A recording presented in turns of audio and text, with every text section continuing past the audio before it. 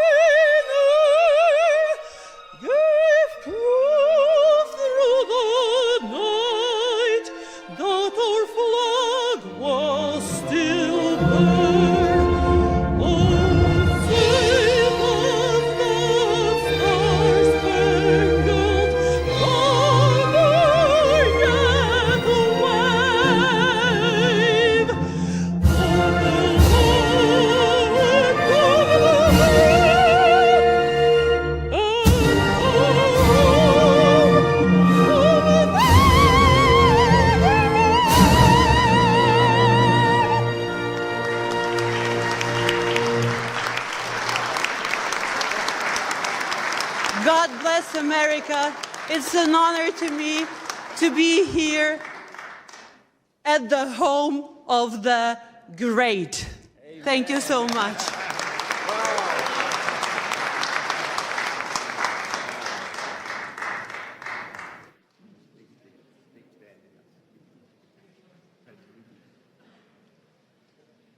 Chief Joseph Riverwind will join us next.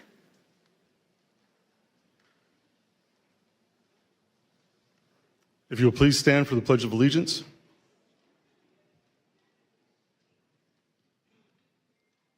I pledge allegiance to the flag of the United States of America and to the republic for which it stands, one nation, under God, indivisible, with liberty and justice for all.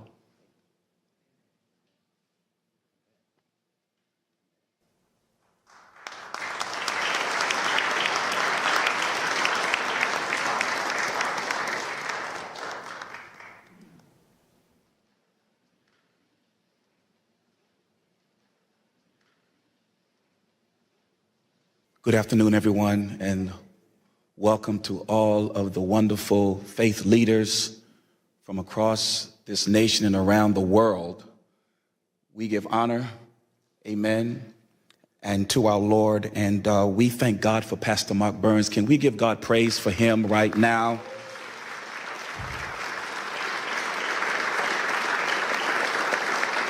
The rise of spiritual diplomats as we pray today. The road of faith is not a road that is sometimes easy to get on.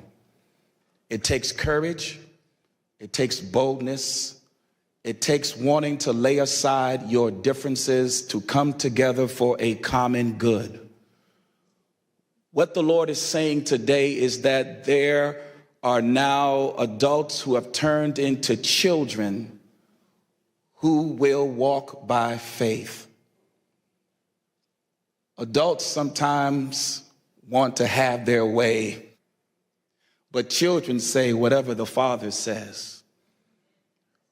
We want us to come together as children of God, to get on this journey together, as Pastor Mark Burns has laid this out, that we need to solve the problems around this world. You are the solutionaries that have come together. Give yourself a hand for being the solutionaries. The psalm says, praise ye the Lord, in Psalms 133, as I pray this scripture. Behold, how good and pleasant it is for brethren to dwell together in unity. It is the precious ointment upon the head that ran down upon the beard, even Aaron's beard that went down to the skirts of his garments, as the dew of Hermon, and as the dew that descended upon the mountains of Zion. For there the Lord commanded the blessing, even life forevermore. So, Father, we come to you now, Lord, as you said in your word. Let this anointing now flow upon this wonderful spiritual diplomat service, that let it flow, oh God, from the head. As Pastor Mark Burns has seen this in his heart, let it flow down, oh God, to every person that is in this room and those that may be watching afar off. Let it flow so that, oh God, everything that is disjointed may come together in the spirit of unity. Let it flow until, oh God, every, oh God, type of defrailment and defragment, anything that cannot be joined together, let it be, oh God, put away and lay it aside so that the true unity can manifest in this room today. Father, we thank you, Lord, for a growing surge, oh God, of faith that is now rising in the hearts of men and women that have come together to solve the problems, oh God, that make for peace around this world. This whole globe needs, oh God, peace. And so therefore, Father, we command the blessing to come now, that every heart, every mind, every soul, every person gathered together here today will now begin to get a divine download because of the anointing. It'll come, and your solutions, your way of doing things will unite with men and women across this globe, and we shall solve the problems of this earth, and this earth will be blessed because of your faith. We thank you now. We thank you, Heavenly Father, that you chose us for such a time as this. Bless Pastor Mark Burns. Keep his heart, oh God, secure and safe in you, and allow these roads that have never met before. Now we are joined together, and the earth will be better for it because of us. We thank you for it now. It's in the name of the God of Abraham, the God of Isaac, and the God of Jacob, in Yeshua HaMashiach, the name of the Lord Jesus Christ, our Lord and Savior. We thank you for it now. It is so, and it is done. Let everyone in this room that touches and agrees say amen.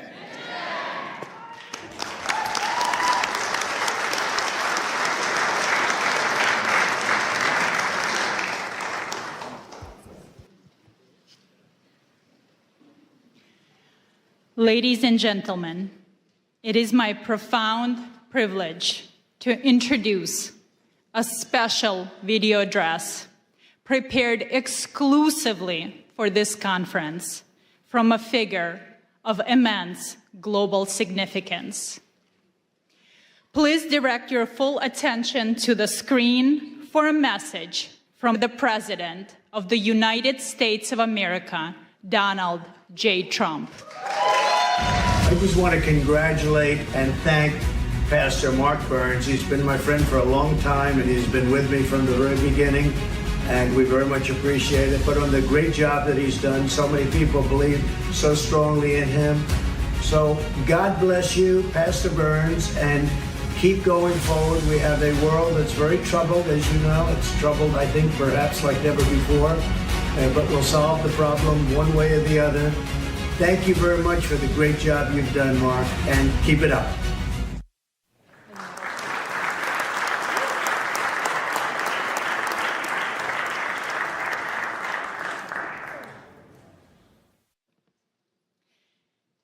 It is now my distinct privilege to introduce our host and the leader of the International Interfaith Conference, United in Liberty, the Rise of Spiritual Diplomats, Pastor Mark Burns.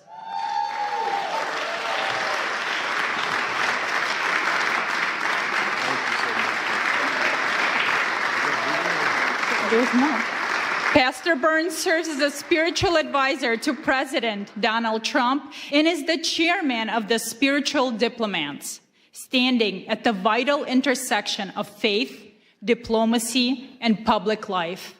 He's also the founder of the Harvest Praise and Worship Center and the co-founder of the Now television network, extending his influence across faith, media, and global engagement. Pastor Burns boldly promotes unity and justice. Through quiet diplomacy and principled leadership, he engages in spaces where traditional politics often cannot reach, building bridges, fostering reconciliation, and advancing peace. Pastor Burns. I love you. Wow, wow. Well, you may be seated, First of all, thank you all so much to all of you faith leaders that are here. Can you just give yourself a really big hand clap? I can't hear nobody. Now, I say this everywhere I go, whether I'm at the synagogue or whether I'm at the mosque. I say this everywhere. Can we pretend for a brief moment that you're at a Black Baptist church in South Carolina and just open your mouth? To all of you wonderful, wonderful leaders from around the world, it blesses me so much to see you that are here. To ALLATRA and to Creative Society and to all of the wonderful volunteers from around the world that has helped make this happen. I just believe that we are truly the answer to ending true wars in this world and bringing world peace. You that are in this room right now, your voice matters. And I believe that in a society where we are breaking down barriers, in a society where division walls are being drawn up, it is we, the faith leaders of this world, that don't carry weapons, we carry wisdom. We don't carry policies, we care about people. And that's why we are here today. It is so important to me that you gather this in your heart, in your spirit. I don't care what your faith is. I know that regardless of what you believe, we stand in unity on peace and love. We are the advocates to speak for the voiceless. If you agree, say yes to that. If you agree, shout yes to that. We are here in our nation's capital to declare to the world, we would not be silent. We would not be moved by the divisions of this world, but we will stand for the voiceless. We will stand for those that need an advocate. We will work together to let the whole world know that there are more of us who desire peace in this world than those that desire power. Are you with me? Say yes to that. And so you will hear from some great men of faith, women of faith, influencers from all over the world. I pray that you stay all the way to the end because you do not want to miss not one word. But not only that, we will have a commissioning and pinning ceremony of new spiritual diplomats that will declare to the world, I will make a vow to stand for the voiceless and stand for those that need an advocate to speak for them. Are you a spiritual diplomat? That's the question you need to be asking yourself. Are you willing to go to the leaders of the world? Are you willing to bring a ceasefire in conflict zones around the world? Are you willing to go to the front lines? Are you willing to speak to those on the local level, the state level, the national level, or the international level? Are you willing to be an advocate for those that need your voice? regardless of your faith, you are a global leader. Your voice matters. We have dignitaries from all over the world that are here. And so it is time that faith and public life come together like never before. And we formulate an army of spiritual diplomats that would go behind the scenes, that will speak to the kings of the world, reminding them that why they have the power that's been given to them by the people. That power that's been bestowed upon them is not so that they may be empowered or rich, but they may use this power to speak to those that are less and to raise up those that need a helping hand. That's why you're here today. And together with all the faiths that are coming from around the world, this is what the world should look like. We are the true representation of human life and human dignity. This is a charge that you will receive today, to be a true spiritual diplomat. That you would go to your Muslim brother, you would go to your Jewish brother, you would go to your Christian brother, whatever the faith is, your Hindu brother, your Buddhist brother, whatever your faith is, regardless of what you believe or how you pray, you would stand on the fact that we are united in peace and in unity and in love. That's why you're here.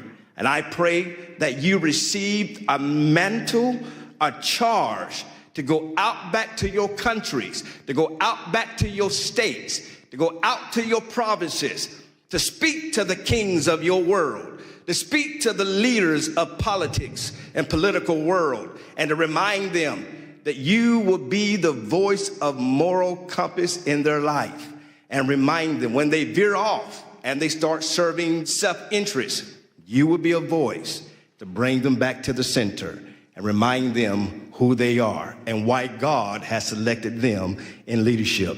Let's bring peace to the world. Let's end the conflicts of the world. There's so much more that we're going to be doing together. This is not just a meeting. I need you to understand me clearly. If you're here just to be one of the number, if you're here just to take pictures, we don't need you nor want you. But if you truly here to roll up your sleeves and become the pit bulls of the world and remind the leaders that you will not be silent, you will not be moved, but you will stand for those that are lost. You will lead the marches where there may need to be marches led. You will speak up for those that are being killed viciously. You would not be just keyboard warriors, but you would advocate for those that desperately need your leadership. If you agree with me, say yes to that. So that's why you're here. We're uniting the world together. And we started right here in our nation's capital. God bless you. Thank you all so much. There's much more to come. Please, please, stay to the end. You want to be commissioned. You want to be commissioned as a true spiritual diplomat, where you receive one of these spiritual diplomat pins that you wear with pride, that you're telling the world, I am a leader you could call on. I am a leader that will stand in the gap. I will always fight for those that need a voice and a helping hand. God bless you. Thank you all so much.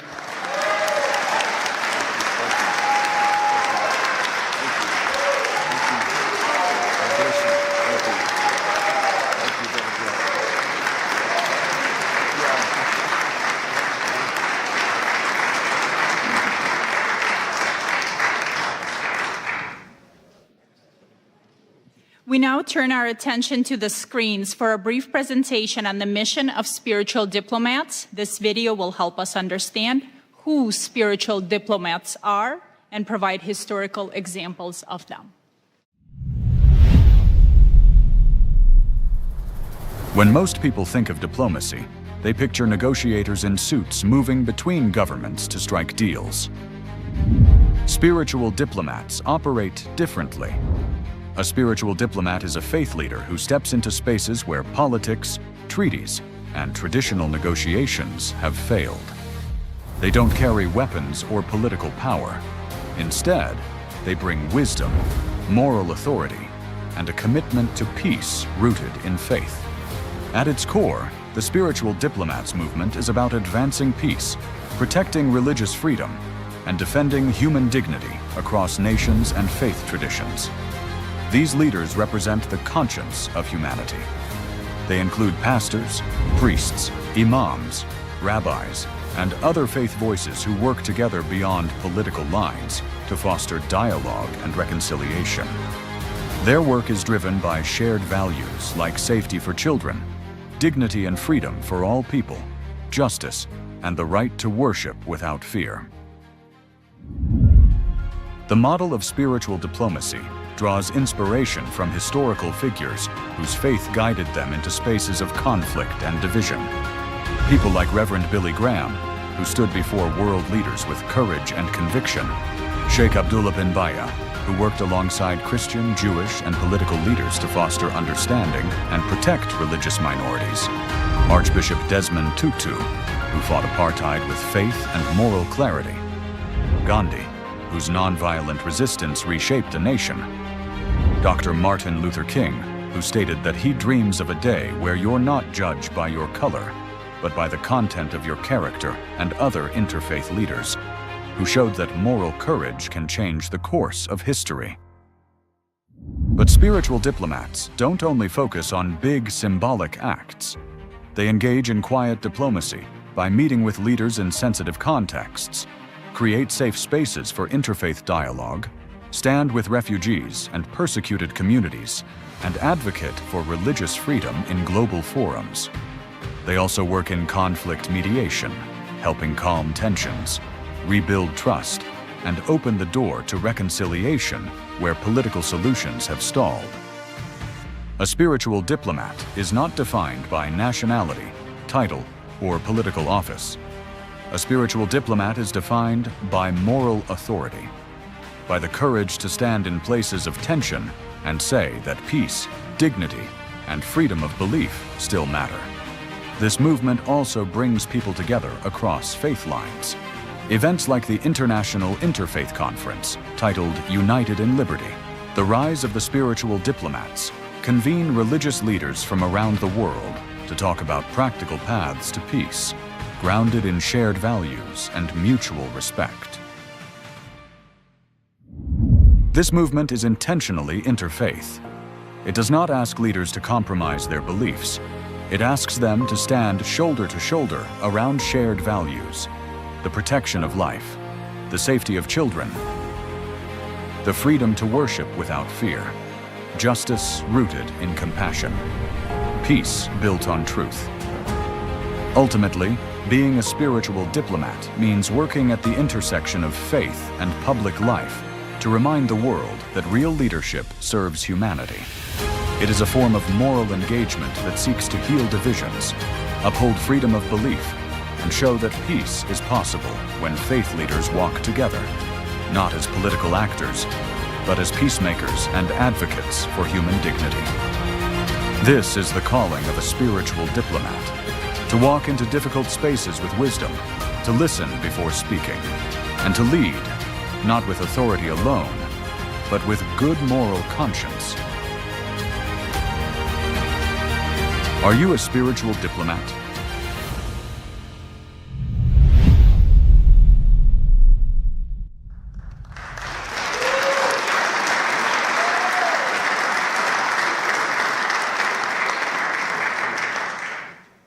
Traveling to us from Europe, we welcome George Simeon, President of the Alliance for the Union of Romanians, a courageous freedom fighter and defender of Christian rights. He brings a vital presentation on faith at the crossroads. He speaks to us today on how Romania's spiritual resilience offsets a lesson for a divided world.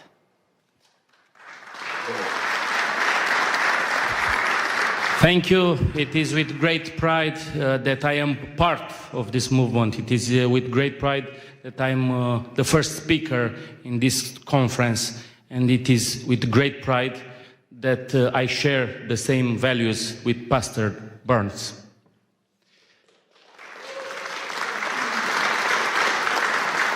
We come from Romania, a country where until recently You could have been jailed and punished for your belief. A country where the horrible experiment of communism tried to promote atheism. And the key to world peace, the key to global understanding, the key to prosperity is through God, is through faith, is through spiritual diplomats. We are here in Washington with a big delegation of members of the European Parliament and the Romanian Parliament, over 40 diplomats who are here to speak about a horrific attack on human dignity. In Romania, the elections have been annulled. In Romania, democracy has been annulled by wicked people who have no faith, no God, and do not like President Donald Trump. I am sure that all of us gathered here today think about world peace. I am sure that, like Pastor Burns advocated, we must find a solution for peace in Ukraine. I am sure that in Gaza, we must adopt the Trump solution for peace. And in the Middle East, I was speaking with Rabbi Duvi Honig earlier. There are so many rabbis here in this interfaith dialogue. We must bring peace. And we are here in Washington, an example of democracy and world peace. You have a great leader for at least 3 more years. And we must follow on the footsteps on Donald Trump for our nations, for our religions. Thank you, great friend. Thank you for what you are doing. And count on us, on the Romanian people, for world peace and for spiritual diplomats.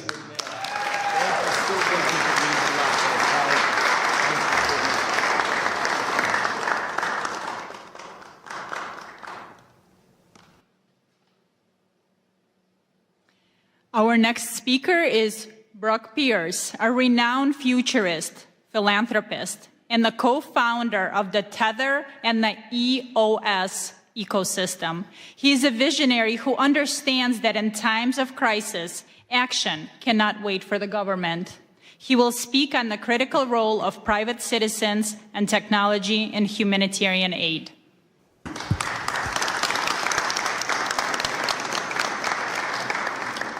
Well, what an honor and a privilege it is to be here with all of you today. And, specific thanks to Pastor Mark Burns, who I've had the great pleasure of working with on a number of initiatives. And this is as exciting as any of them because it is global in nature.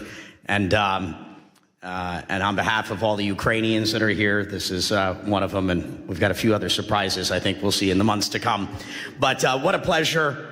I think it's worth talking, for a moment about the world, as it is right now. The world is changing rapidly. Technology has been creating uncertainty about what is our role, who am I, why am I here? And so there's a lot of fear in the world.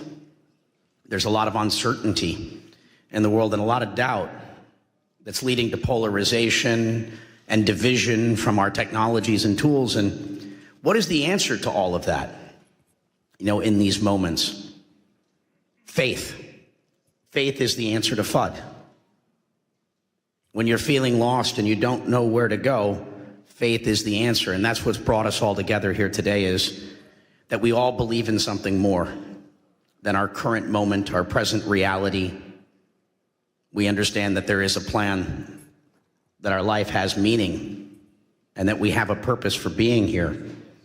And we just have to step into that, right? We have to say yes to being the spiritual diplomats, those of us that are so blessed and appointed to be in a position to engage with the leaders of the world and speak up, to use those connections and our voices to make that impact, in the world.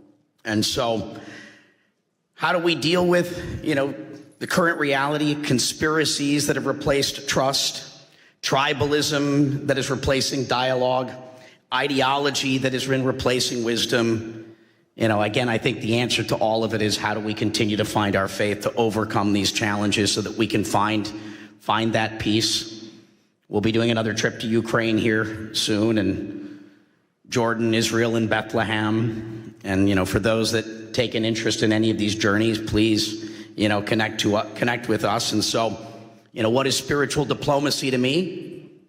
It's the ability to engage with those nations and cultures and people through their deepest source of meaning, belief and identity, where it's not just about power, policy, and pressure, but it's those things that transcend our typical negotiations and bringing it back to purpose, bringing it back to dignity, that narrative and moral authority. One nation under God, right? And that's what we're all here for. So I'm so grateful to be able to speak and share this time with all of you and continue to do this, perform this great work in the world together. God bless all of you, and thank you for your presence and participation in this great work.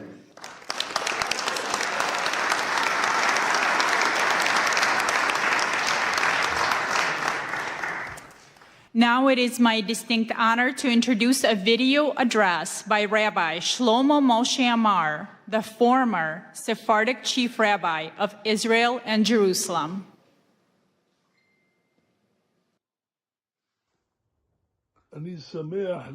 I am happy to bless the attendees of the International Interfaith Conference in the capital city, Washington, in the United States, which comes to share opinions and exchange views between religious leaders in order to increase love, brotherhood, and peace among the nations.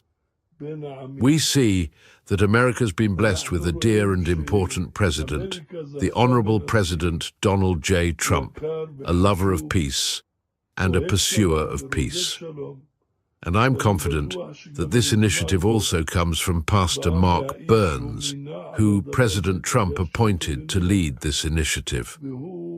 I met Pastor Mark Burns in New York, and his entire goal is to increase friendship and brotherhood among nations. This is a very, very blessed thing, to bring about understanding that will prevent wars and prevent great troubles and will increase good life among people, among religions, and among nations. May it be God's will that the blessing of the Lord rests upon you. Do correct things for the good of the entire universe and all inhabitants of the world. And may we hear and be heralded with good news, peace, and blessing. Amen. Amen.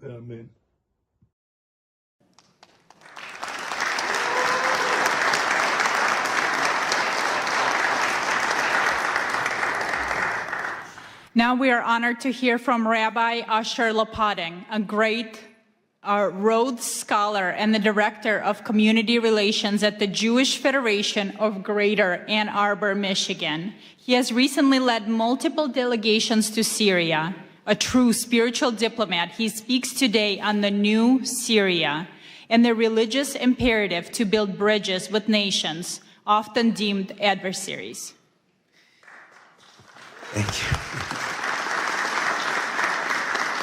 Thank you so much. It is such an honor to be presenting at this International Interfaith Conference of Spiritual Diplomats, United in Liberty. My deep gratitude to Pastor Mark Burns and all the organizers and participants.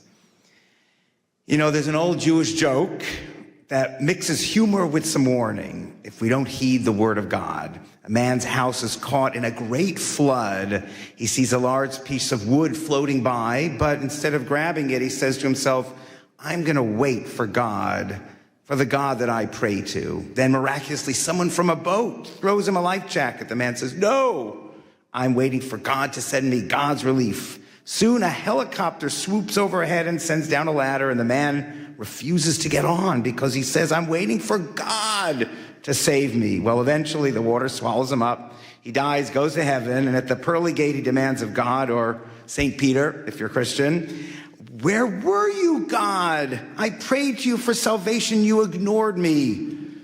And God, or St. Peter, says, who do you think sent the wood? Who sent the boat? Who sent the helicopter? Well, the lesson is that God sometimes sends us the greatest of opportunities, and it is our important responsibility to seize them and not ignore them. And I feel that the new Syria is a great opportunity for America, for the Middle East, and for the Jewish state of Israel. But it takes someone with vision like our great President of the United States to realize what an opportunity it is.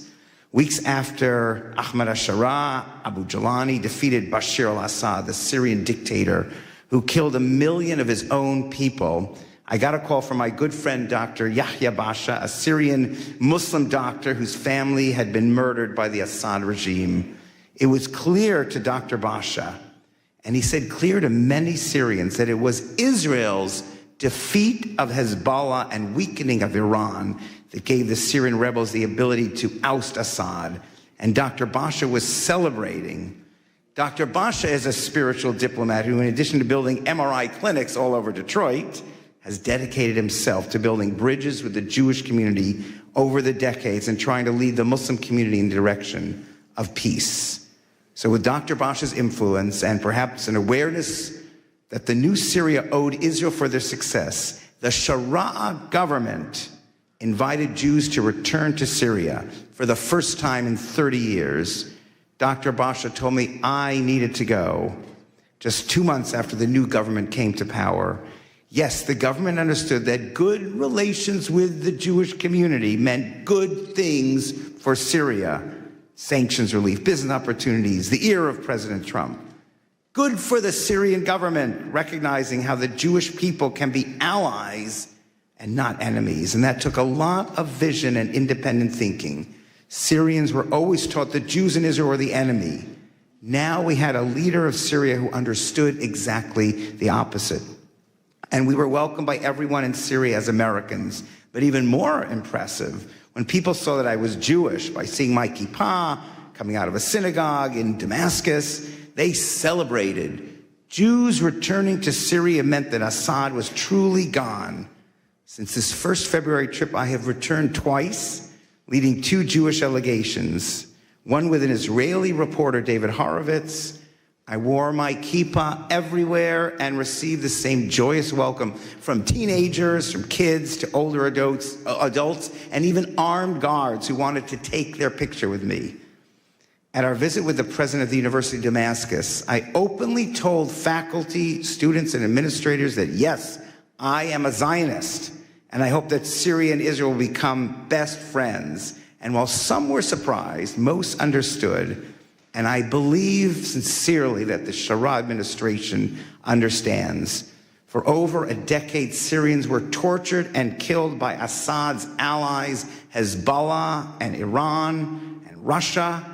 And Hezbollah alone killed tens of thousands of Syrians. So now Syria and its leadership understand that those who obsess with destroying Israel and America, Hezbollah, Iran, ISIS, Houthis, they are not friends. They are enemies of the new Syria, just as they are enemies of Israel and America. So after 3 trips, meeting with the Minister of the Muslim Waqf, the Minister of the Economy and Labor and Social Affairs, and many, many in the Foreign Office, I now am invited 2 more times to bring Jewish leaders, business leaders, and rabbis. And I can say with faith that a strong, unified Syria can be a great ally of America and Israel. God bless President Donald Trump for seeing this early on when he met with Sharia in May. And now, as a strong supporter of Israel, I ask Israel to understand this. I believe God is sending America and Israel the wood, the boat, the helicopter. Israel has to figure out how to use all these opportunities while maintaining security. But I believe having a strong, unified Syria can be the best allies for Israel's security against its greatest enemies. Part of being a spiritual diplomat is seeing diplomacy and building unlikely bridges and breaking down old, outdated divisions and seeing that all, as the pastor said, as holy work accomplished by trusting in God to guide us into crucial opportunities, to the boat, to the helicopter. At these times, I think of the courage that it took for the great Martin Luther King to join with rabbis and Jewish leaders to fight together. Folks with different religions and backgrounds, but united in spirit and understanding and a respect for all human beings created in God's image. That is the courage needed to follow everything we see in the new Syria and Israel. And with America's blessing and hard work, Israel, Syria, America, and all those who love and want peace can be the greatest of friends and allies to prevail together against the forces against peace that surround both countries in the ultimate victory of light over darkness. Thank you.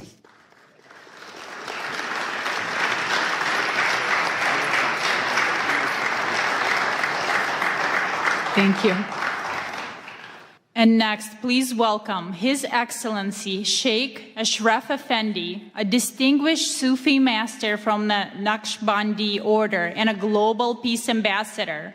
Sheikh Effendi came here all the way from Germany. He brings us wisdom from the Sufi tradition on the theme, "In God We Trust," emphasizing the key role of rope of God and divine blessing. And we will have a translator. Thank you very much. Assalamu alaikum wa rahmatullahi wa barakatuhu. Möget ihr alle im Namen des Herrn gesegnet, gegrüßt und von seinem Lichte geführt sein. In the name of Allah, the most gracious, the most merciful. In the name of the Lord, may you be greeted and blessed and guided by His light forever. Zweifellos ist dies eine himmlische Zusammenkunft und das Werk göttlicher Inspiration. This is a divine meeting and standing under divine inspiration of God. Und so wie Allah, der Herr, alle Welten und alle Seelen es wollte, haben wir so eine heilige Zusammenkunft hier zusammengefunden. And as God wanted, guiding all the beings on this planet, we have found our way here to this meeting. Ewiger Dank sei dem Herrn der Welten sowie den Organisatoren, die diese göttliche Inspiration realisiert haben. Immense gratitude to the organizers of this event and the volunteers that are here and everyone today invited. Wir werden uns noch später bei Ihnen bedanken, ausführlich bedanken noch. Doch wir haben jetzt nicht die Zeit. Bevor die rote Karte gezeigt wird, müssen wir zum Thema kommen. At a later point, we will express our gratitude to the organizers in more detail and with the appreciation they deserve, but now our time is running out. Wie wahr, bei allen Friedensveranstaltungen zuvor haben wir noch nie so eine Hoffnung gehegt wie bei dieser. Truly, at all previous peace events, we have never had as much hope as we do at this one.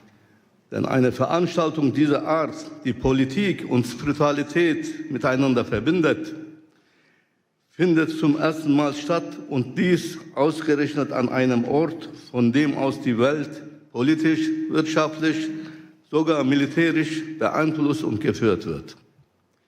For an event of this kind, which combines politics and spirituality, is taking place for the very first time. And this, of all places, in a location from which the world is influenced and controlled politically, economically, and even militarily. So wie wir es verstanden haben, geht es um die Freiheit des Glaubens und um die Zusammenarbeit von Politik und Spiritualität. As we understand it, this here is about freedom of belief and about the cooperation of politics and spirituality. Oh ihr Edlen, was denkt ihr? Wie können wir die religiösen Führer, spirituelle Autoritäten oder Diplomaten dazu beitragen, die Freiheit des Glaubens und eine Zusammenarbeit mit der politischen Führung zu realisieren? So what do you think? How can we, the religious leaders, spiritual authorities and diplomats, contribute to realizing freedom of faith and cooperation with political leaders? Müssten wir dafür nicht zuerst selbst in unsere eigenen Reihen die Ketten des Extremismus sprengen und unseren Glauben von jedem Extremismus befreien? Don't we have first to break the chains of extremism ourselves within our own ranks and free our faith from all extremism? Wie wahr, Keine Glaubensgemeinschaft ist frei von Extremismus, dem Satansvirus. Truly, no religious community is free from extremism, the virus of Satan. Wie können wir als Menschen des Glaubens dann Frieden und Glaubensfreiheit schaffen unter den Geschöpfen der Menschen? How can we, as people of faith, create peace and freedom of belief among the Lord's creatures? Um Extremismus im eigenen Glauben zu bekämpfen, müssen wir selbst, also wir, die Vertreter unseres Glaubens, konsequent an den goldenen Regeln, dem göttlichen Kodex festhalten.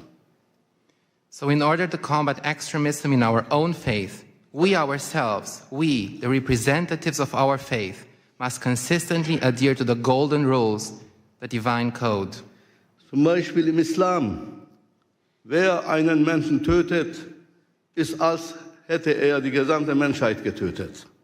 For instance, in Islam, whoever kills a human being is as if he has killed all of humanity.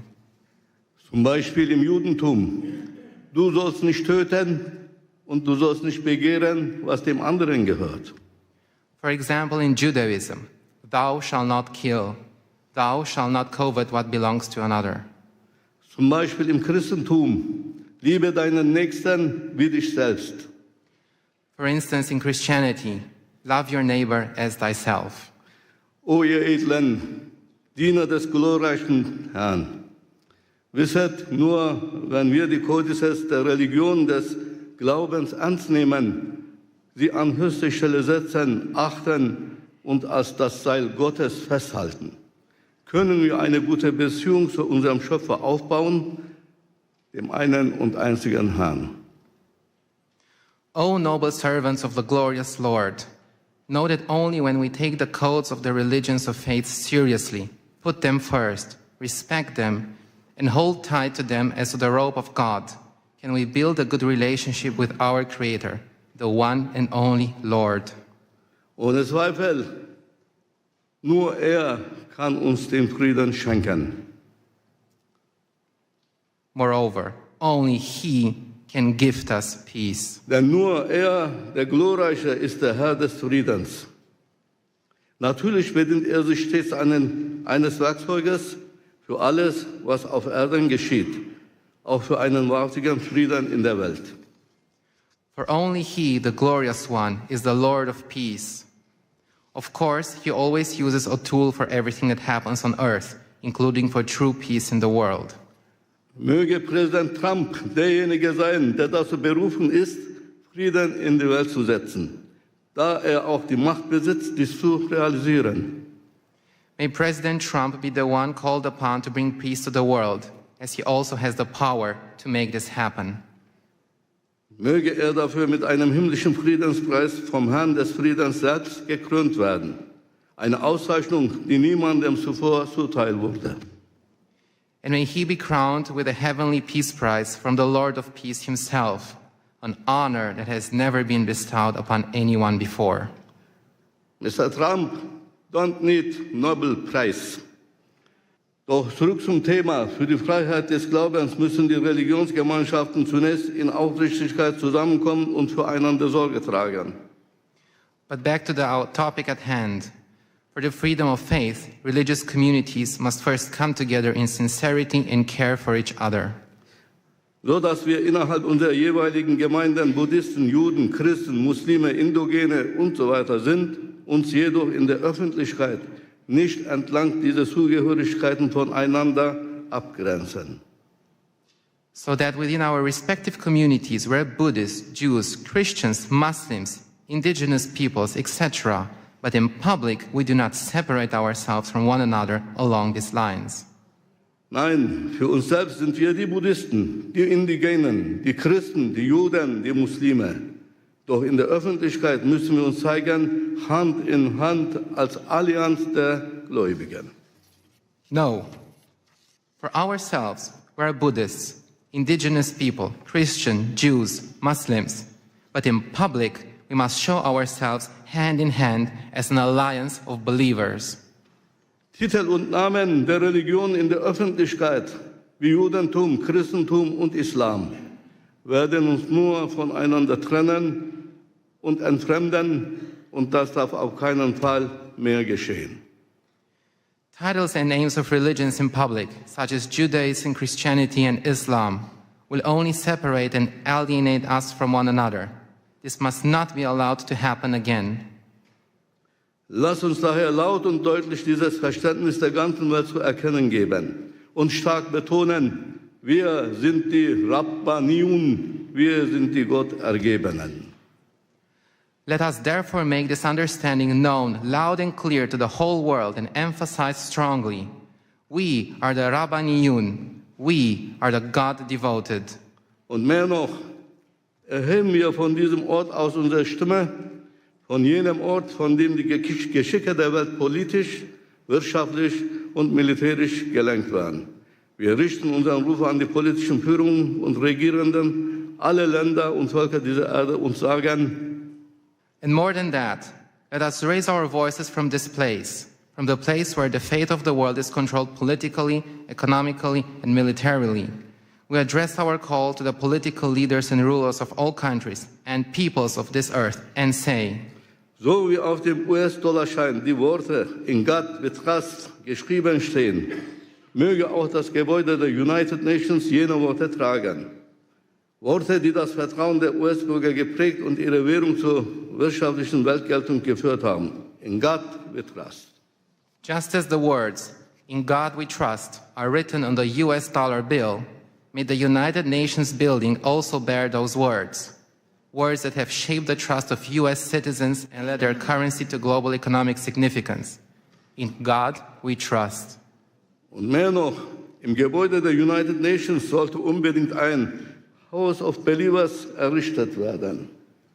Ein Ort, an dem die religiösen und spirituellen Autoritäten der Welt als vereinte Gemeinschaft der Gläubigen zusammenkommen, um bei den Entscheidungen über die Zukunft der Menschheit mit der politischen Führung, mit geistiger Stimme der Menschheit mitzuwirken.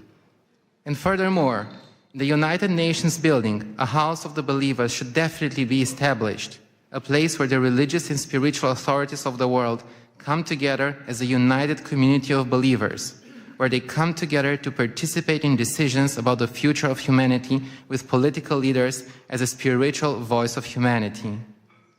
Denn wir haben gesehen, dass Politik allein nicht ausreicht für Frieden und für eine glückliche Menschheit. For we have seen that politics alone is not enough for peace and for a happy humanity. Wenn die Politik der Körper der Menschheit ist, so ist der Glaube die Seele der Menschheit.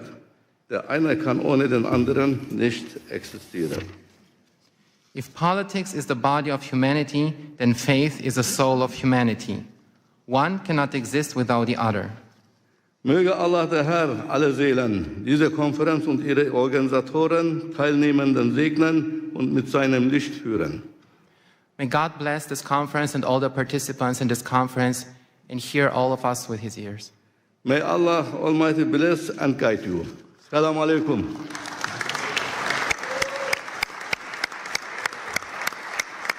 Thank you very much.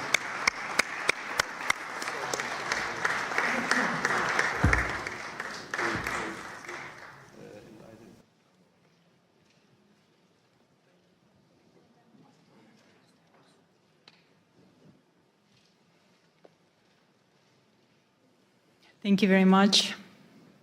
I'm pleased to introduce Rabbi Duvi Honig, founder and CEO of the Orthodox Jewish Chamber of Commerce. He has dedicated his life to uniting communities through economic cooperation. Today, he speaks on commerce as common ground, exploring how business can protect religious freedom and democratic integrity.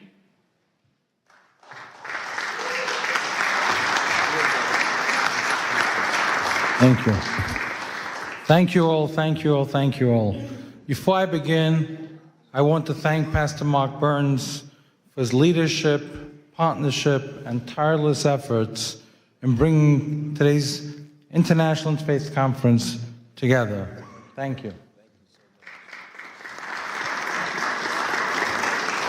I skimmed through the topics, and I want to tell you, Pastor, that they couldn't have been more on target, and my short remarks are going to include all three of them: religious persecution, children protection, and spiritual diplomacy.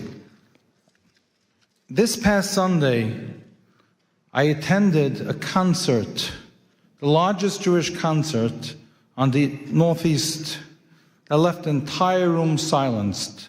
Alon Hill, a 24-year-old pianist, kidnapped from the Nova Music Festival on October 7th and held in Hamas tunnels surrounded by complete darkness without seeing sunlight for 505 days, told us that the only thing, Pastor, that kept him sane and alive was saying Shema Yisrael every day. Then he sat at the piano in the auditorium and played Shema Yisrael. There was not a dry eye in the room. That moment says everything. Freedom alone does not bring happiness, purpose, or light. Faith does. When faith is pushed aside, even free societies become confused and hollow. We are seeing the consequences today. The woke movement over the past decade or so, and let's not forget what happened to women's rights, has tried to erase religion from public life. They ridicule moral boundaries and punish those who openly live by their faiths and basic truths, leaving a generation on anchor, divided and increasingly hostile to one another, all in the name of democracy. That means all us religious leaders, we were absolute with the woke movement because we kept the Shabbat. We didn't want to go to work, so we had to file those briefs to protect religion. Christians on Sunday, all those things.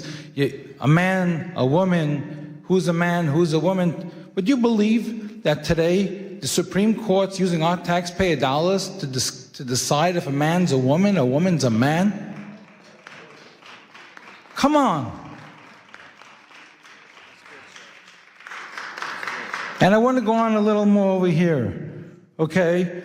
The woke movement, anti-Semitism, confusion, anger, is not how it was during the Holocaust. It's very different. We have simple, confused children in the next generation. Imagine if you're told two men are your parent. Imagine if you taught, follow the science, follow the biology, follow science. Okay, I'm following it. COVID, follow science. Okay, I'm following it. So how could you tell me in school that a man's a woman and a woman's a man? That brings inner anger. That brings frustration. That brings confusion to the next generation. That destroys our country, our nation, our values. They are hijacking democracy. We are here today to claim it back. Thank you, Pastor. We owe gratitude to President Donald Trump for taking a clear stand against the woke movement. And we all know the lack of stories, people saying he's abusing women. He's the one who's standing up to protect women. There's another issue I want to discuss, and I'm over here, by the way, I'm not wearing any gloves. I'm here, I told the pastor when he spoke, whoever's here for pictures, please leave. You know, we're not here for that. We want takeaways. We want to discuss topics that empower us. We want to discuss topics that empower us all together as faith leaders, that we could stand together and represent our communities without being intimidated or threatened when we speak up, because that happens way too often. And this is a topic that I want to bring up and work with everyone together with Pastor. Too often, political faith-based liaisons and appointees by the government specifically abused authority entrusted to them. Instead of compassion, there's silence when we reach out to them for help. Instead of dialogue, there's intimidation. Dovi, if you make this public, and you speak up and you complain to President Trump that I didn't include the Jewish communities in Nassau County or Rockland County or 770, the Chabad community reached out to me for over a year. The Jewish liaison didn't respond to him. And I have a whole list of the biggest communities. And then I have a tweet from President Donald Trump who said that Lakewood, New Jersey, where I reside, is the #1 supporter of him, the Orthodox community.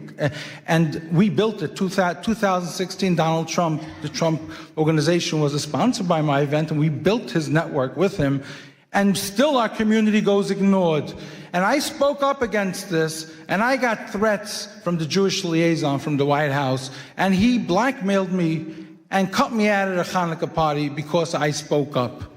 And I am calling him out. Resign. We need to speak up and have people represent the president who represents the president's interests. People who stand by empowering faith-based leaders, not intimidating faith-based leaders. When we stand together like this, our different divisions, different departments, in the White House, in government, and I was threatened by state when I endorsed Lee Zeldin.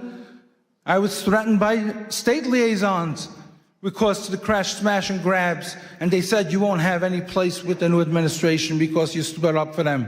When I called out President Biden's team for hosting a hate-based summit, blaming it on the Jews, blaming it on Jersey City, blaming it on Rockland County attacks, blaming it on anti-Semitism, but not including one Orthodox Jew, I called them out for it, and the White House took a fight with me, and the Jewish liaison cut me out then as well because I spoke up for what's right. But I work with the other liaisons, I work with the government, I work with the administration itself, and I'm able to help community leaders day in, day out because I'm above them. But it's those communities who reach out to me that I have to bypass on their behalf that we have to speak out for. On another note, in a multi-billion-dollar economic stimulation creating thousands of jobs in the U.S., New Jersey will host FIFA 2026. And we, the Orthodox Jewish Chamber of Commerce, are taking the lead, working with the new administration in New Jersey to form. And I met with the Lieutenant Governor. He came to my JBIZ Expo, and we had a meeting for a half hour about this. And he's also a pastor. He wanted to be here today, but he was just sworn in, and he couldn't make it. I spoke to him about forming a FIFA faith-based committee, using the world's largest sporting platform to bring people closer together, promote respect across faiths and cultures, and unite rather than divide. Not like Europe. We're going to set over here in the United States, we're going to set that tone that sports unites people, doesn't divide people. I want to pause from personal note. Today, January 22nd, is my birthday.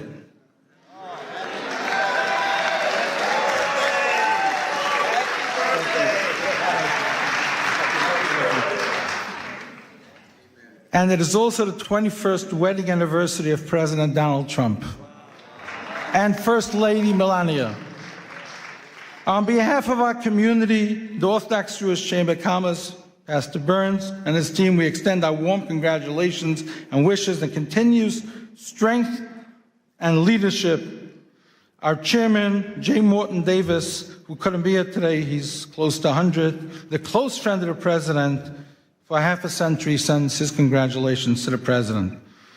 And final, I also want to announce today, as the founder of the Morris Katz Foundation, together with my partners, Alan Dershowitz, Elon Carr, former U.S. Special Envoy and Monitor to Combat Anti-Semitism and CEO of IAC today, Malcolm Homeline, Mayor Izzy Spitzer of New Square, and the Morris Katz Foundation Committee, that we, the Jewish community, have nominated President Donald Trump for the Morris Katz Presidential Legacy Award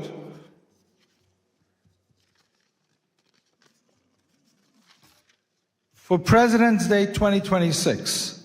Morris Katz was a Holocaust survivor, twice Guinness World Record holder, who spent 6 years painting every U.S. president in old master style with millions of postcards sold from him, never to take freedom or leadership for granted as a Holocaust survivor inspired by Kennedy's assassination to show appreciation to our president.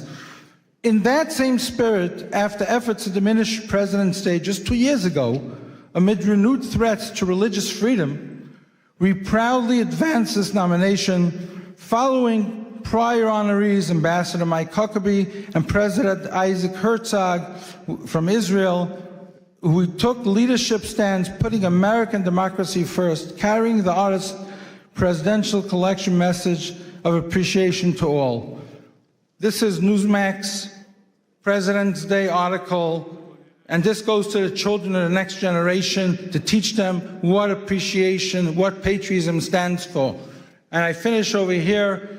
It's called Educating the Next Generation. If we don't know what President's Day stands for, if we don't know what President Trump is doing today, and we just build with hate coming from the woke movement, good luck to the next generation. Thank you, Pastor Burns, for your leadership. Thank you to your team. Thank you to all. And I am going to hand you this to hand to the President, put on his table.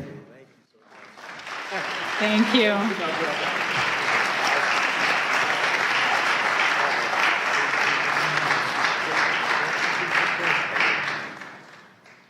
Our next distinguished speaker is Sir Professor Dr. Gabriel Paupe Andreoli, President of the Institute for Advanced Studies and Cooperation and an ethical AI leader affiliated with the Vatican.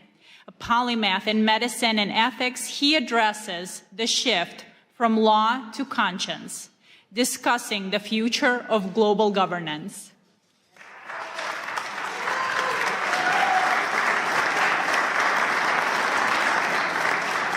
It's a true honor to be here, and I wanted to thank ALLATRA and Pastor Burns for inviting me. I had the good fortune of having them at the Vatican, at the Pontifical Academy of Science a few months ago, and it was a great honor, and I think united we stand. And also I brought a little present for you. So it's a rosary from the Holy Father. It's been blessed, and you know, so I wanted to take this little time to give it to you. Man, thank you. Wow. Holiness. So the Holy Father is always with us and in our heart. Wow. Thank you. So much. Thank you. What is that? So special. Wow. I'm going to try to read this, and because I think it's important. We're standing in a threshold of a new era, and I need your help. We all need to stay together. So esteemed spiritual leaders and diplomats, ladies and gentlemen, we're living in a time of extraordinary paradox. Never before has humanity possessed such technological power, scientific knowledge, and global connectivity. Yet never we face such a systemic fragility, polarization, and planetary risk. This paradox reveals something essential. The central challenge of our time is no longer technological, but political, constitutional, and ethical architecture. At WEF in Davos yesterday, leaders have spoken of the essential need for a new world order, and it was about time. We've been working on it for the last few years. In recent days, I was at the Vatican seeking guidance from His Eminence, Cardinal Pietro Parolin, Secretary of State of the Holy See, and we reflected on a question that is at once urgent and hopeful. How can humanity move beyond fragmented effort and begin to shape a shared constitutional pathway for peace, for human dignity, and for regeneration of our Mother Earth?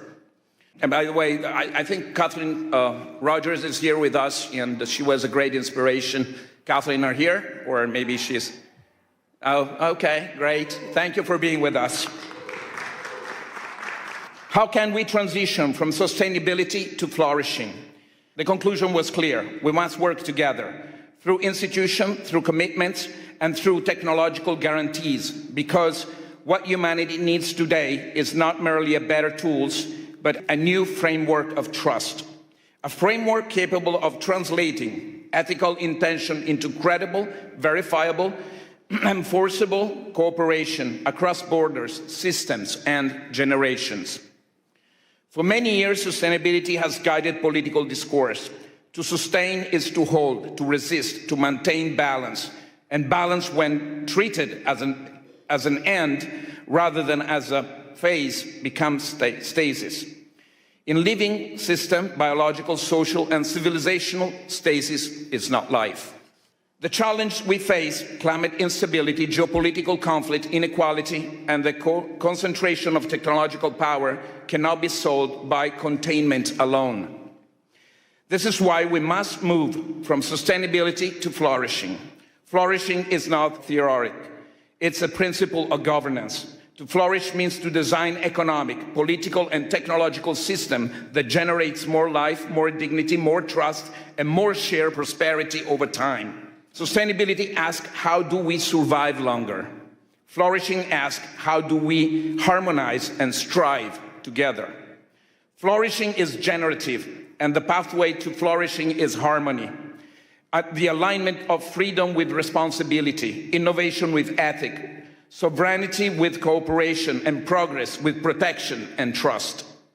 For the first time in human history, the vision is no longer confined to moral aspiration. We now possess the technological platform capable of making it real. An enabling infrastructure that allows ethics to move from intention to implementation, ethical systemic intelligence, supporting decision making while preserving human accountability and dignity. The centralized blockchain system ensuring transparency, trust, and international integrity beyond centralized power. Quantum and post-quantum science, strengthening security and transforming state strategy, because in an interconnected world, domination produces instability, while cooperation generates anti-fragility. So, for the first time in human history, finally, the convergence of changes is the very logic of power. It allows us for the first time to envision a world federation of states grounded in guarantees, constitutional framework. Not a global government, not an empire, but a federation of guarantees, limits to power, protection of rights, constitutional safeguard for dignity, peace, harmony, and the regeneration of our leadership and relationship with the earth. Peace has to be a strategic infrastructure. For too long, peace has been treated as a moral aspiration or a diplomatic outcome, but peace has failed repeatedly because it lacked the institutional and economic infrastructure. Almost there, don't cry. War remained profitable because peace was structurally weak, too dependent on personalities, too vulnerable to manipulation, too exposed to capture of institutions. That equation can now change. In the regenerative paradigm, peace becomes economically advantageous, strategically stabilizing, technically innovative, and socially resilient. Cooperation scales better than conflict. Trust multiplies economic and social value faster than fear. Regenerative systems outperform extract ones. In this model, peace is not only ethical, it's strategically and economically superior. But this transformation requires a decisive evolution of governments. Ethics must move from aspiration to architecture. It must be embedded by design. Ethical IE is not decoration, it's a safeguard. Decentralization is not ideology, it's institutional anti-fragility. Guarantees constitutionalism is not theory, it's a protection against systemic abuse of power. Without ethics, technology accelerates inequality and instability. With ethics, technology becomes an engine for flourishing. We're building a platform for scientific technological diplomacy, a space for spiritual dialogue beyond ideology, constitutional and policy proposals aligned with emerging technologies and practical frameworks where peace is treated as a system, not as a slogan. Not ideology, but governance. Not utopia, but institutional design. Not theory, but action. A constitution is not merely a text. A constitution is a shared commitment to the future.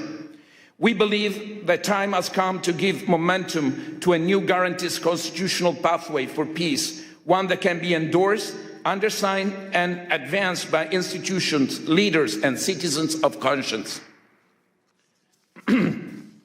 I therefore invite you all to engage, to follow this work, to contribute to it, to undersign it, and encourage others to do the same, because the future is no longer something we merely debate. It is something we are now responsible to design together through policy, law, technology, and leadership. We started. Let us embrace as a spiritual leader. We can. Let us build what is structured, safeguard, and regenerative for all of us and our children and future. Thank you all.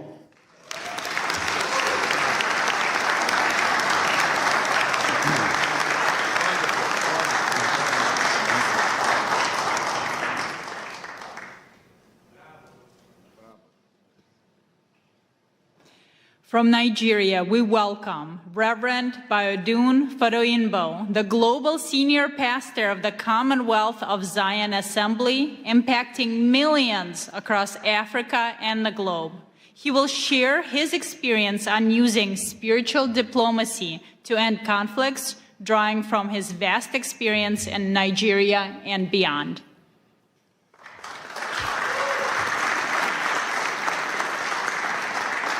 Good afternoon. Such a joy to be here all the way from Africa. And I really appreciate Pastor Mark Burns for this privilege to speak with you. I want to thank you for this privilege, and I want us to know that it's very important for us to be here. And we are here because, not just because we've been invited here, but because God has brought us together and given us the kind of influence and affluence that we have to influence our world and to help our community and to experience peace. I want you to know that the world is looking not for leaders, not for speakers, but those who will broker peace all over the world. In this age where a sentence from a faith leader can shape hearts, move markets, and also topple government. I'm not a diplomat by training, but I have witnessed negotiation where treaties have failed. But I've seen prayers accomplish what political pressure could not do. This is not a call to replace politics with religion. But religion does not compete, but it completes diplomacy. We speak not of ourselves, but we need to know that we are messengers of God. I have been a pastor for 27 years. I found out that faith leaders are the only people that speak for 1 hour plus, and nobody stands up to say, excuse me, I want to contribute. Even in the court of law, people can say, my Lord, I want to speak. But in religious gatherings, religious leaders just speak and influence people. Their words are looked upon as the words of God. With this authority and this place of authority that God has given to us, we need to learn how to influence people. Because sometimes the way we speak, let's be honest, we speak from the place of tradition, we have authority, we have legitimacy of community, we have moral gravitas that secular institutions often forget. I want you to know that God has called us a call to forgiveness. A teaching of forgiveness can end blood feud. A sermon of dignity can inspire human rights movement. We remember the words of Archbishop Desmond Tutu. Even though it was not violent, even through his messages, he dismantled apartheid through his messages. We remember Pope John Paul II, whose simple appeal, war never again, echoed through Poland and beyond. We also remember sermons the baptized ethnic cleansing, and the casual dehumanization that turned neighbors into enemies. The weight of our words are measured not in their eloquence, but we must consider the consequences of our words. Today, our world suffers from dialogue deficit. We talk at each other, but not to each other. Faith leaders must understand their position and where God has placed them. So what does responsibility look like? Number one, we must, first of all, know that we stand for truth instead of triumph. We must understand that the role is not to win arguments, but to seek wisdom. Secondly, we must understand that courage must be displayed over convenience. We need to confront intolerance within our own communities and call for peace at all times. We must know that we've been positioned to influence. Our words carry weight. Our words carry weight beyond. We must see microphone not as a trophy, but we must see it as a means of influence to influence people to broker peace in our society. I want to round off by telling us about something that happened at during the Central African Republic Civil War, when Muslims and Christians were slaughtering each other. One imam and one pastor made a pact. They stood at the checkpoint between warring neighborhoods, joined hands together, and they said the first bullet to be fired must pass through the imam and the pastor. For 18 months, they stood there and they held hands together. But for 18 months, no one fired a bullet. Eventually, others joined them. Their words carried weight, not because they had power, but because they had the courage to stake their lives on their conviction. Words carry weight. Your words carry weight too. The question is not whether you speak, it's not whether you will speak, but whether you will speak in the ways that will heal rather than divide. Will you reach the voiceless rather than just the powerful? Will you use your position to heal your community, heal your country, and avoid the differences in the religion and make sure that we heal our world? This is something we need to stand up to, and our lives will not remain the same. God bless our world.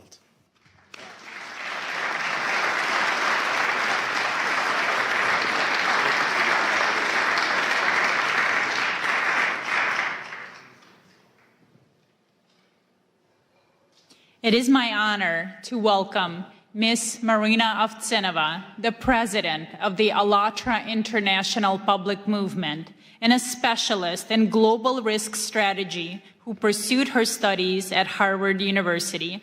She will present on human values as the foundation of global security, introducing the international experience of the Universal Grain Project. Thank you so much, Olga. Hello, dear friends. It's a great honor for me to welcome you here at this hall and at this landmark event. I believe the very fact that representatives from different religions, different cultures, different nationality, different worldviews are here today, that means a lot. That means we're right now in the middle of creating a great change in this world. And with a deep gratitude, I would like to acknowledge that today's conference became possible because of the meaningful collaboration between Pastor Mark Burns, his global initiative, Spiritual Diplomacy, and the ALLATRA International Public Movement. I will give you a brief introduction about the ALLATRA. This is an international volunteer-based alliance of scientists, experts, and professionals from more than 180 countries, dedicated to study climate, geodynamic, and environmental risks. We strive to advocate scientific awareness, promote multilateral cooperation, and addressing global existential challenges, and of course, protecting human rights and religious freedom as the fundamental freedoms. We are firmly convinced that spiritual diplomacy has the power to shape the kind of world that deep down every single person longs for, a world that is safe, prosperous, and just. A world where human life comes first, and the spiritual diplomacy represents the real opportunity for all of humanity to overcome this current crisis. And we have solid evidence that we presented to you today that humanity is deeply seeking spiritual diplomacy as the force capable of transforming our world. Back in 2017, we initiated a large-scale international social research project called the Universal Grain. We defined the goal of this project as following: to identify the scientifically sustainable, the fundamental values shared by all people on the earth, regardless of their religion, nationality, social status, political affiliation, in order to find unshakable foundation for understanding among all of humanity. The result of this extensive research was the documentary film, The Universal Grain: Life, What Unites Us All. An international team of thousands of ALLATRA volunteers work on its creation, including reporters, camera operators, and of course translators. An unprecedented global public survey was conducted. Our volunteers went basically everywhere, into the streets of major cities, and they also traveled to the remote settlement of indigenous community. They spoke with a leading expert across scientific discipline, with representatives of different religion tradition, with community and the ethnic leaders also, as well with the public figures and politicians. Around the world, we ask people one simple question: what unites all people on the planet, regardless of their religion, political views, skin color, or place of residence? Then, of course, we had to sit down and analyze thousands of responses. And what emerged was a holistic pictures. People in every culture aspire to the same thing: peace, safety, justice, and the opportunity to live a dignified life. This is the universal grain that lies at the foundation of all world religions and humanistic teachings. Why is this knowledge important today? Because we are living in an era of global climate and geodynamic and environmental change. The challenges facing our planet know no borders. Nature does not ask which religion we follow or what kind of passport you have, right? In the face of growing threats, we are all simply people, residents of one shared home, the Earth.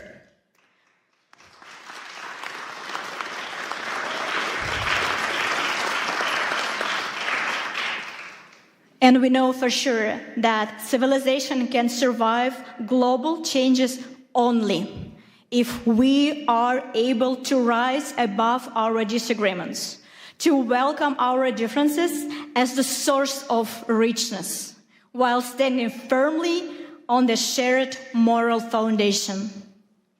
And now, I would like to invite you to watch a short video segment. It is only a small section from the vast collection of interviews gathered during this project. But you will see it provides how much we all have in common. Let's watch it.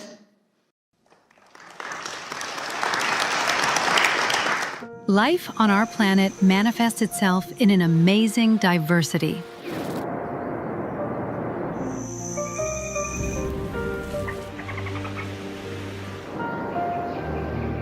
Likewise, human civilization demonstrates an equally impressive variety of cultures, traditions, and religious beliefs that have been forming over centuries. This kind of rich heritage reflects various approaches to understanding human values and people's life in society.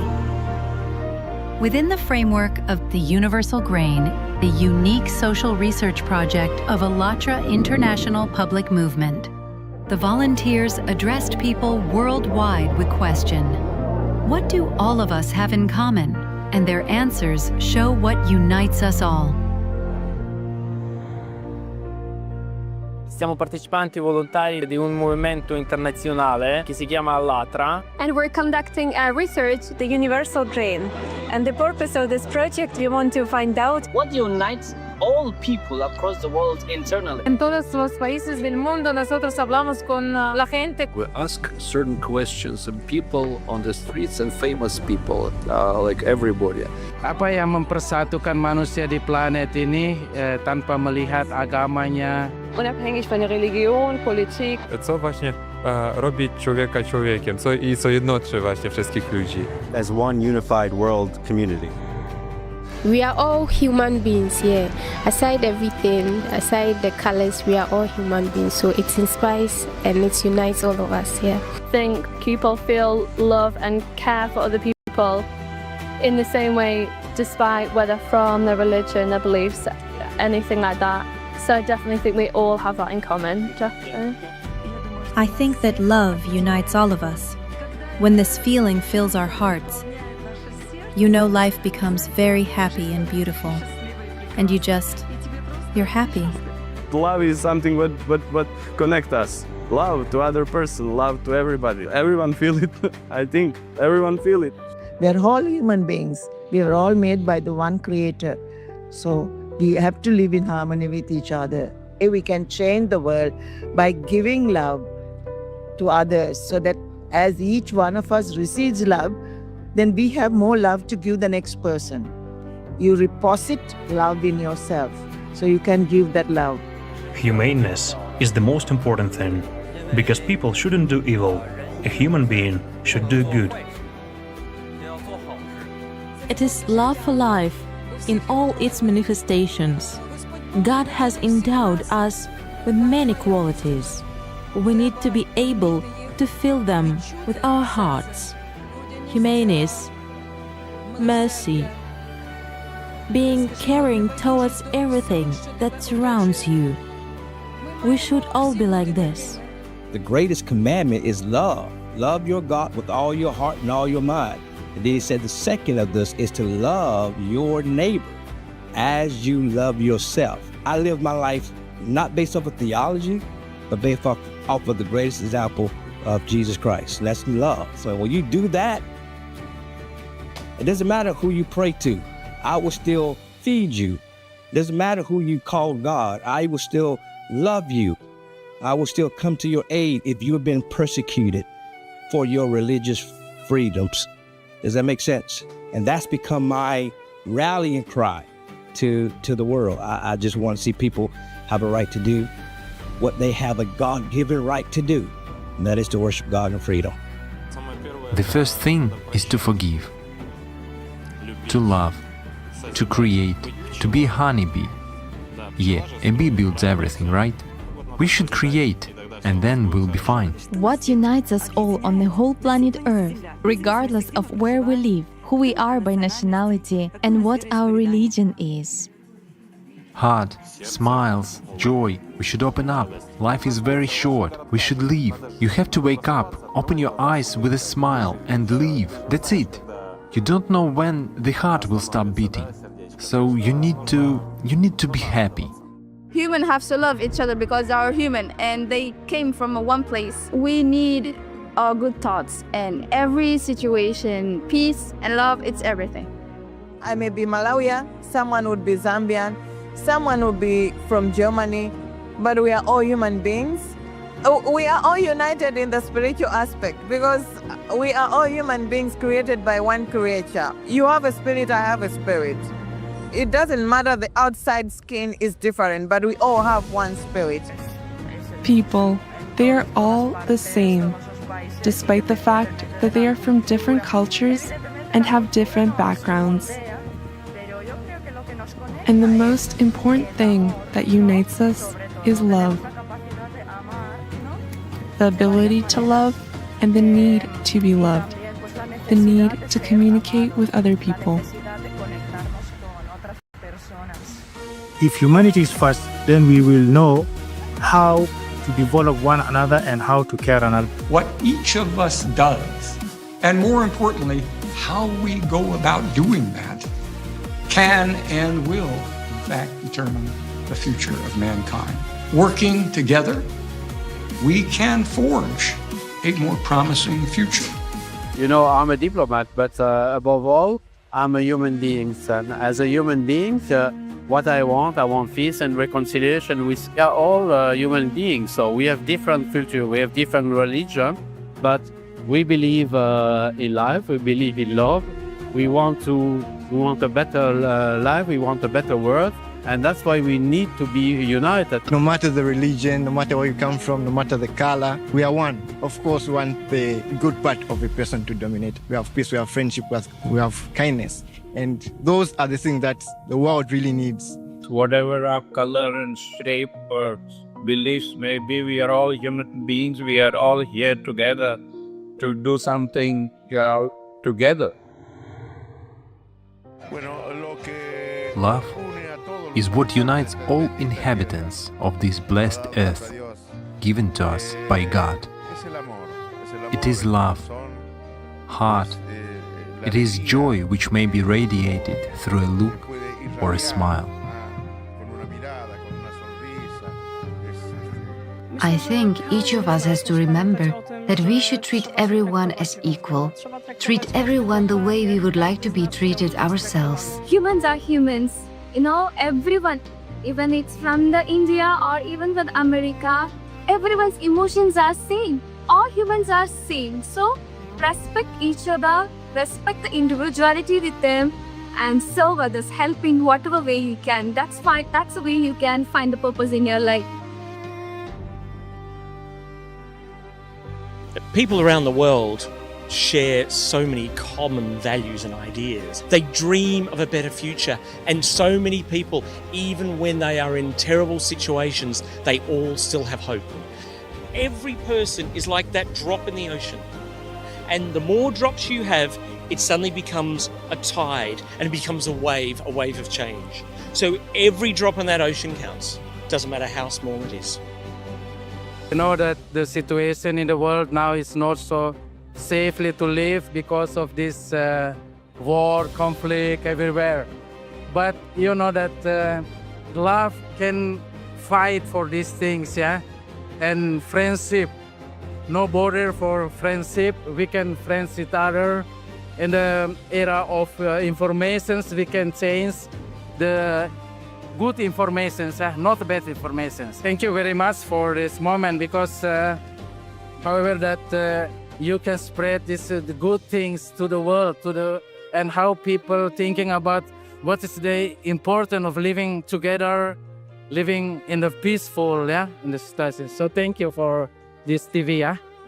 So conversations and purposeful conversations, meaningful conversations like these will set a thought process in society, and they get to understand more about what are we looking for in this life, and bridging yourself, connecting yourself with the world around you.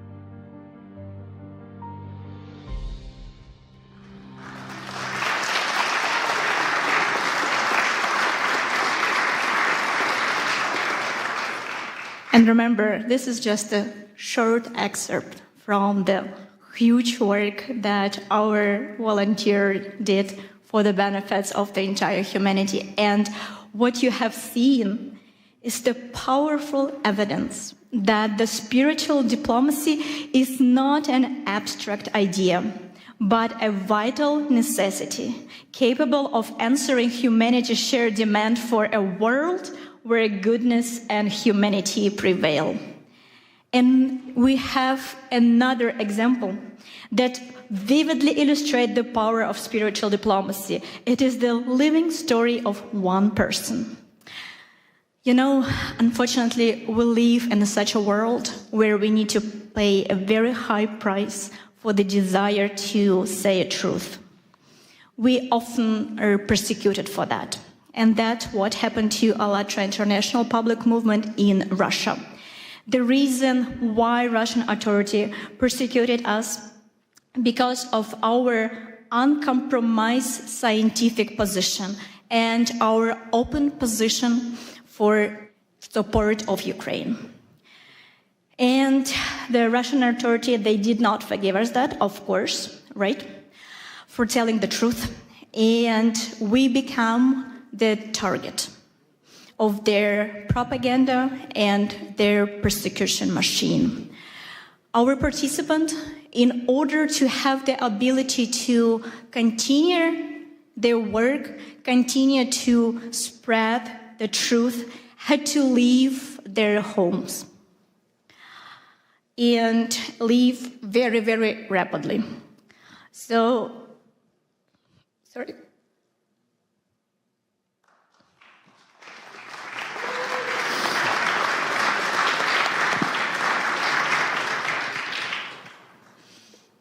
Among them who left the country was one remarkable young woman.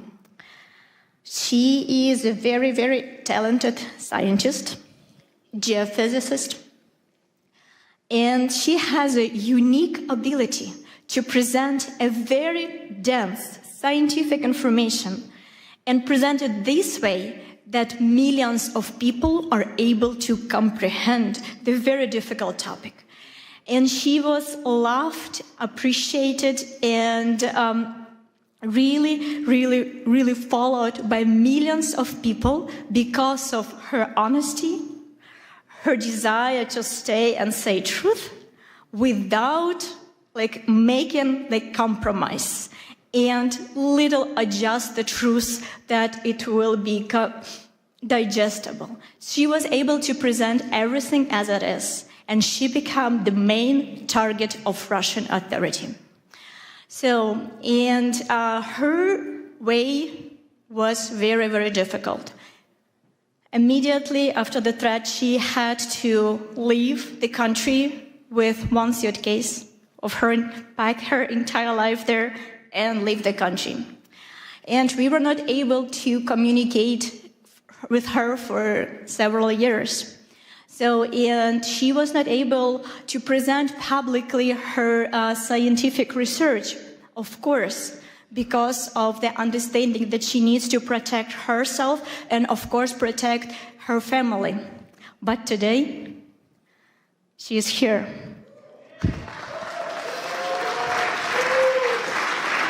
And this is one of the victory of spiritual diplomacy. And she is here because she wants to express her gratitude to Pastor Burns because of his support, his guidance. She is here to present him personally with the book that she wrote about Pastor Mark Burns. Ladies and gentlemen, please welcome Елизавета Кромова.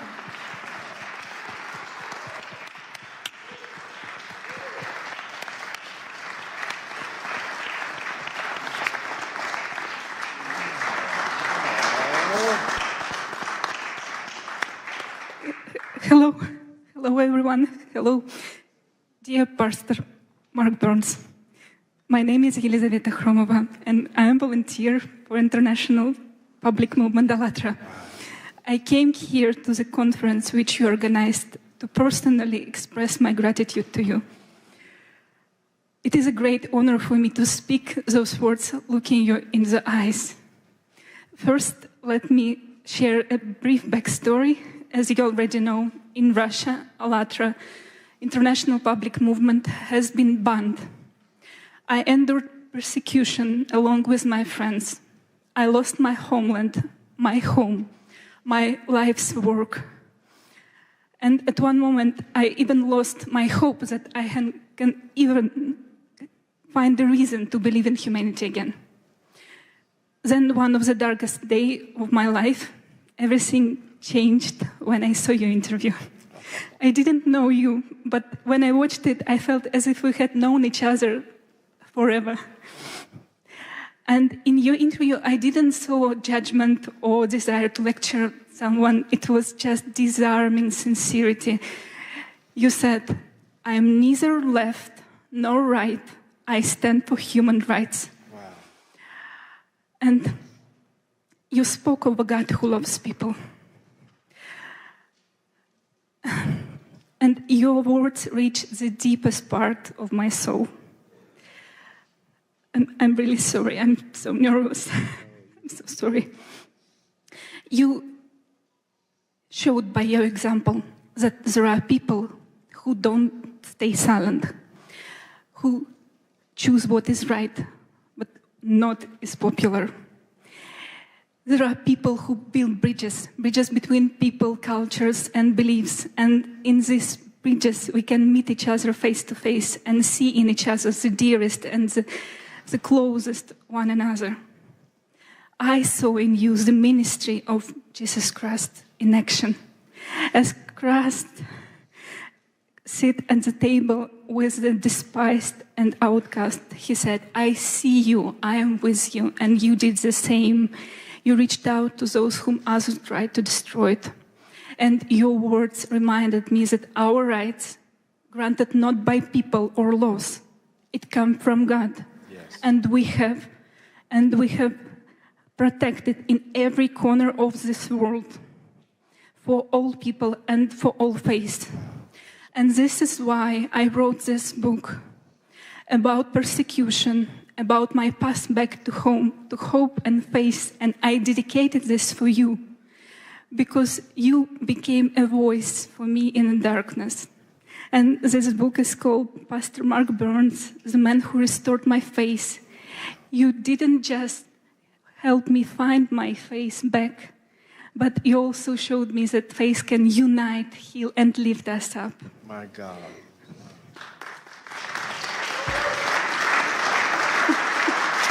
Thank you.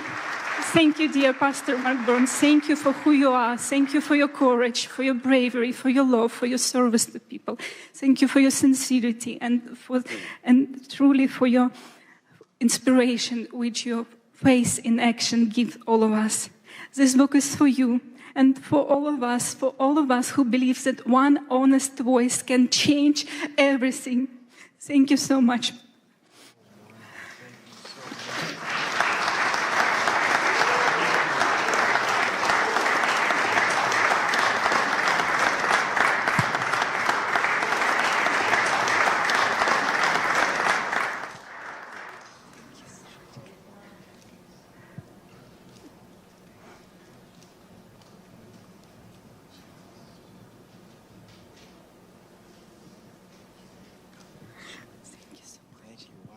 Give her a wonderful hand clap. Wow.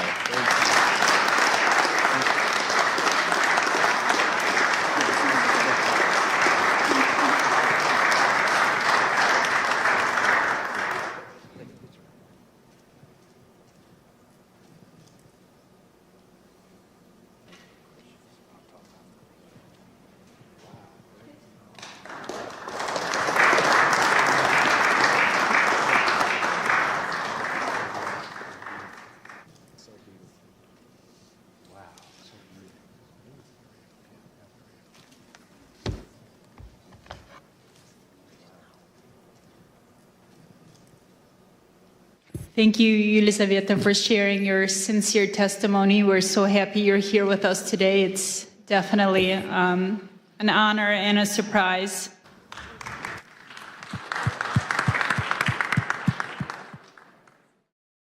Ladies and gentlemen, we are starting. Thank you so much.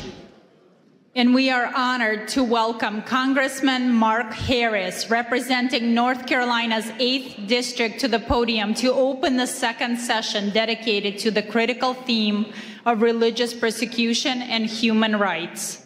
Mark Harris is a former senior pastor and a dedicated public servant. He will speak to us on the absolute necessity of safeguarding the rights of all people to practice their faith without fear. Congressman?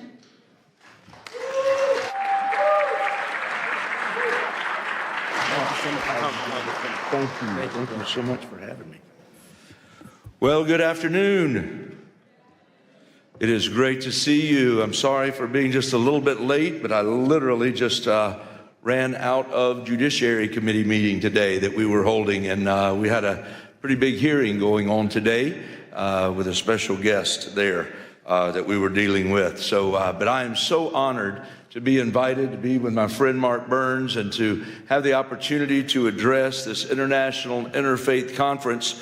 Listen, I'm excited today because under the Republican trifecta led by President Trump, faith is back in America and it's making a powerful difference. From day one of this administration, the president drew a clear line. Anti-Christian bigotry has no place in our federal government. Go ahead, give that a hand.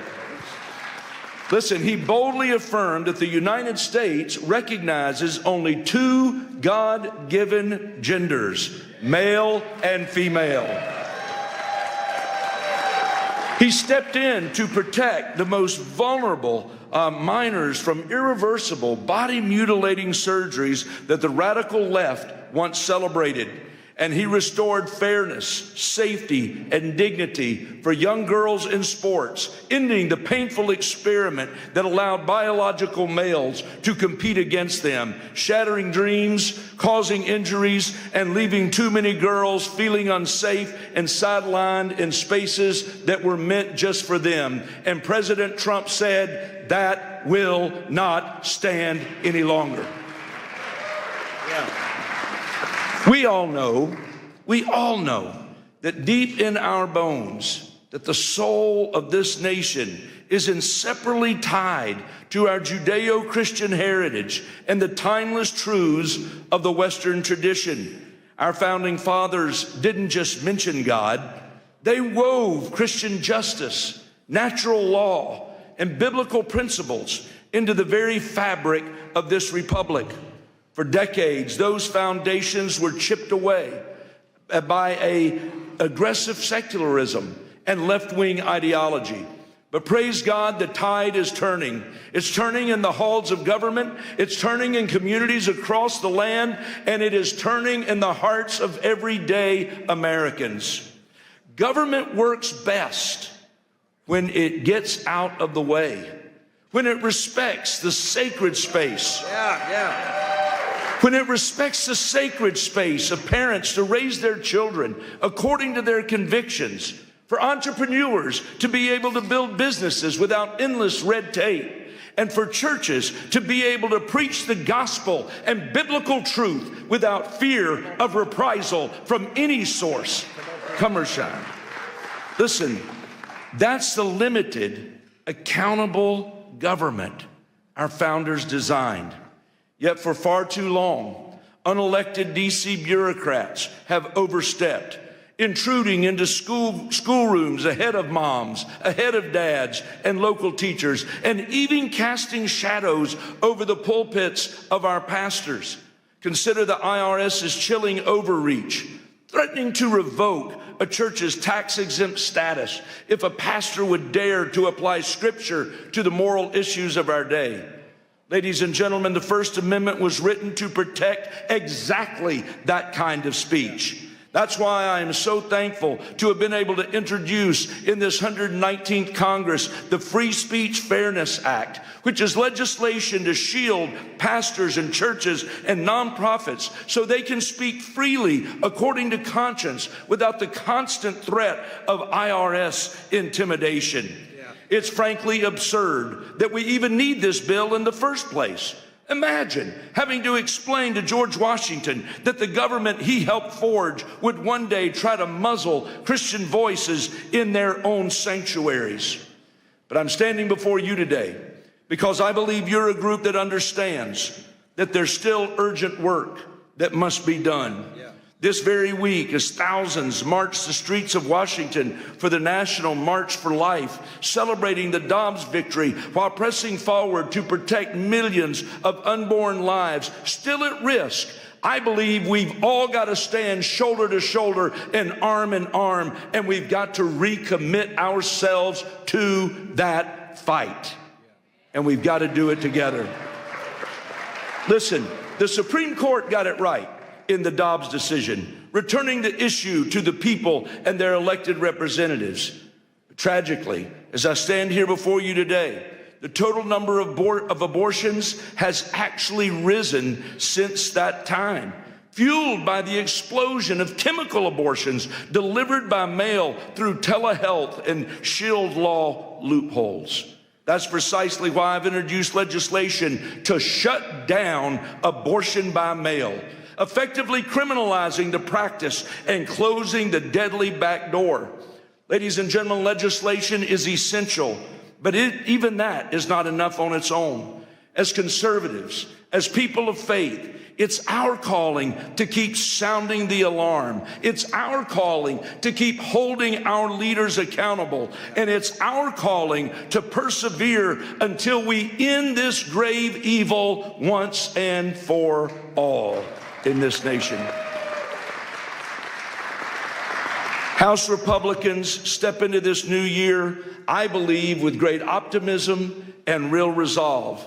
We're committed to restoring peace and safety in our communities. We're committed to securing a hopeful future for our children. And we're committed to lifting America back to respected leadership on the global stage. So as I come to you this afternoon, I just want to humbly ask something of you. Please lift us up in prayer. Lift us up in prayer that we in Congress will not grow weary, that we will not stumble. But as Hebrews 12 exhorts us, that we will run the race with endurance, the race that is set before us, looking to Jesus, the author and perfecter of our faith. Thank you, and may God bless you, and may God bless the United States of America today. You're sent here to fight, so let's fight, fight, fight until we get it done. God bless you. That was good. Thank you. That was powerful, brother. Appreciate it, man. Amen. Pleasure to be with you. Ladies and gentlemen, please welcome Mr. Matt Schlapp, Chairman of the American Conservative Union and a pivotal figure in American political strategy. As a leader who has guided the conservative movement globally, he addresses the critical intersection of faith, freedom, and political action.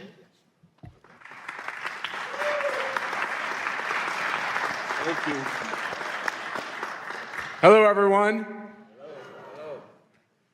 That congressman could talk. That was good. He's not as good as Gus Bilirakis, but you'll hear from Gus soon, I'm sure. Thank you all. Thanks for letting me be with you today. Have you guys ever heard of CPAC? How many of you here today are not from America? Could you raise your hand? It's a lot of people. Welcome to a great country. Welcome to a restored America, where you can walk down the streets and be safe, that you can wear a yarmulke and be safe, that you can have a Bible in your hand and be safe. This is the America that we have to recapture. It's actually the America that we have to refound. Our founding principles, we were taught recently in the last 25 years that our founding principles are hateful, racist, overly religious, too Christian, and we've been feeding our children a constant diet of anti-patriotism and hatred of their own country, and we wonder why America is so divided. And we now have CPAC events in over 12 countries and 5 continents. So if we're not in your country, we're near your country. And what we're seeing is common themes in all these countries. In each one of our countries, we see the problems of the basic persecution of religious freedom, the persecution of political speech, and we wonder where it's all coming from. And then many of us were watching the World Economic Forum in Davos, and we can see that maybe that's where a lot of it is coming from, or coming from the UN, or coming from these global institutions, which know better. They have more fancy degrees than most of us have. They're trying to tell you that your values are old-fashioned and counterproductive. And the most wonderful thing about Donald Trump's victory, kind of like resuscitation, revitalization, there's another R word we could use, political resurrection, it gave hope to all of us. We have a renewed sense that it's okay to live the life that God put us on this earth to live. But I think our time is short.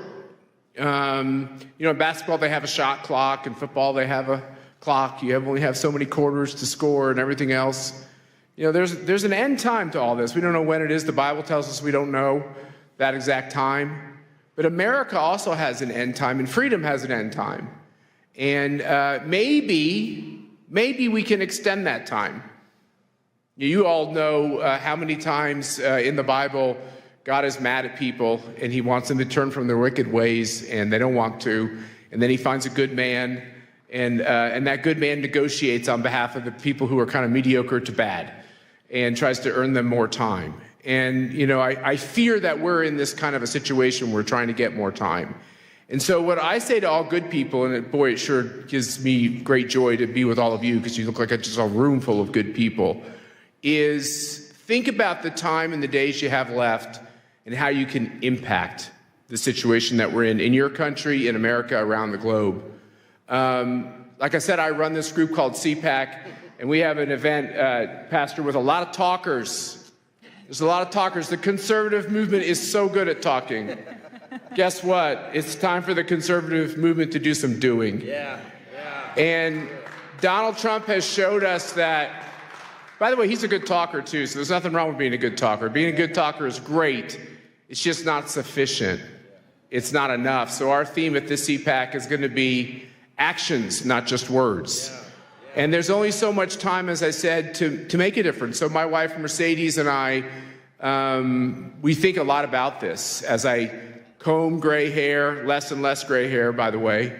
And as I watch my kids who used to be little, now they're like all getting old and even doing things like getting married and such, I realize that time goes fast. And all of us have to rededicate ourselves to our purpose, to our reason. Why are we here? Why have we been put on this earth at this time in history? It can't be an accident. There are no accidents with the creatures that God puts on this earth. It's for a purpose. And I think all of us are trying to work together to figure out what that purpose is for ourselves or to execute on that purpose. And we know that we're stronger when we do it together. And so what you have from all of us at CPAC, and I have two of my colleagues here who are with me today. Stand up, guys. Where are you? There we go, Spencer, Ernesto. They're doing great work. I feel like a grandpa at the office because everyone's so young, but they're the non-woke kind of young people we have in the CPAC office, which is great. But we decided to dedicate ourselves to a couple of important lines of action. The first thing is we believe passionately in your freedoms. You have the right to practice your religion, not practice a religion, practice the religion you want. You have that right. There's something so special and sacred. I think that's the most foundational right that God gave us. And we see both this freedom of religion and freedom of political expression, both of them, under attack. We just did a review of all the countries on the globe on political speech. There are some countries where you can be put to death for simply saying something against the leader of the country. Think about that. You can be put to death for that. Look at what's happening in Western Europe, where you can be put in prison if you put up a Facebook posting that's overly pro-Jesus. Think about that. This is what's going on in quote-unquote the civilized world. We look at religious freedom and the persecution of Christians and the rise of anti-Semitism in Western democracies. I'm using air quotes for a lot of these things. It's disgusting that millions and millions and millions of Christians are being persecuted, many losing their lives, being slaughtered in countries. And you wonder, like, how could we have this kind of evil and chaos? And why are so many Christians believe that, like, that's a kind of like a made-up hoax that's not really happening? Well, it is really happening. The videos and the photos are real. You talk to the pastors that come from these countries, it's real. There's the persecution and the martyrdom through the blood, but then there's the martyrdom through the persecution in the sense that if you're too bold in your faith, you can't get the job or you can't get into the school. Or that's what we're seeing growing and growing and growing, and sadly in my own country here in America and in other Western democracies. And I want you to know that I believe you do have a friend in President Trump and the Trump administration on these issues. I believe you have a friend in Mike Johnson, who's the Speaker of the House, who's a very good man on all these issues. We have a lot of great people who are trying to make a difference. But as far as CPAC is concerned, we're going to be in these countries. We're going to be confronting these regimes. We started up a new center to end communism. How about we just end communism? Aren't you tired of fighting communism? Let's end communism.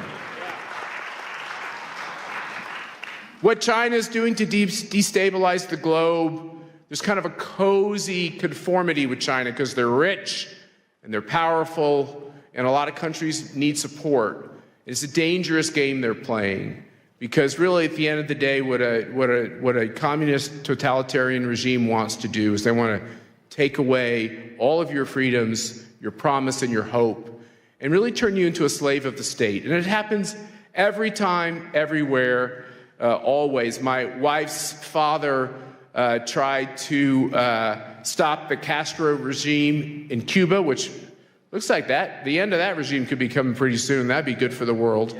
And you have people like Jimmy Lai, who was arrested in Hong Kong, who simply wanted freedom for the people of Hong Kong. What you're seeing around the globe is really disgusting. And what we're going to do is take our voice, our team, our message, confront all these regimes. It's amazing. I don't think those of us who believe in freedom have all the money. I don't think we have all the power, but man, sometimes we look like we do. And I think we got to be like bears. Bears in the forest, sometimes they growl, or like the little dog that barks really loud because they're really little and they got to bark loud so you think they're bigger. We have to recapture this idea that if God puts you on this earth for a purpose, and the purpose is now, why would he put you on earth for this purpose to just be humiliated and lose? Why did Donald Trump get off that canvas? Was it to lose that race? No, I think he got off that canvas with the help of angels to win that race and to give people hope all over the world. And I think we're in the same position. I think the reason why it seems like all the money against us and all the power is against us, and that it's an impossible fight, the reason why we have to look at that every day is because of one simple thing. We are small, he will be large. He will have the victory. We just have to ask for it, and we have to be true to it. And that's the moment that we're in. We have to believe that God put people on this earth to prosper and have freedom, right, and to live their purpose. And that it's our job right now in these dark times to make sure that that can continue. So that is our motto. It's about action. The action is now. You all are welcome. We have to get out of this idea that the only way conservatives will come together is if you agree on everything I agree with, and you have to sign a piece of paper that says you'll never disagree with me. That's a bad way to build a movement. What we ought to do is say, hey, is there one or two important issues that we agree on? Can you agree that someone should be able to practice their faith as they choose? Yeah. If you do, we should be able to work together. Do you think that people should be able to get in politics and vote for the candidate that they want to? If you believe in that, that's something we can work on together. Do you believe that communism fails every time for every people, always? If you do, we can work on this together. And I think that if we can stitch this together and get out of our orthodoxies and instead focus on our commonalities, I think we can reshape the face of the earth, and I think we're going to do that. And God bless you, and thank you for letting me be with you today. Thank you. Thanks, Pastor. That was awesome. Perfect, brother.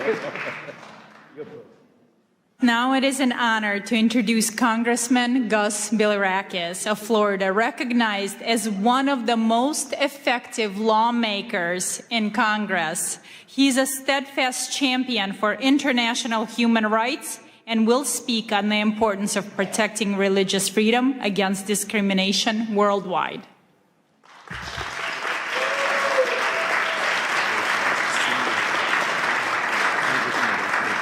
Thank you for having us. Thank you so very much. And I want to thank my good friend Matt. He's so right about these issues. We have a lot of things in common. We have to work together for the good of society, humanity. And you talked about, Matt, you talked about your wife, Mercedes' father, that was probably a political prisoner in Cuba. But this shouldn't happen in our hemisphere. And President Trump is doing something about it.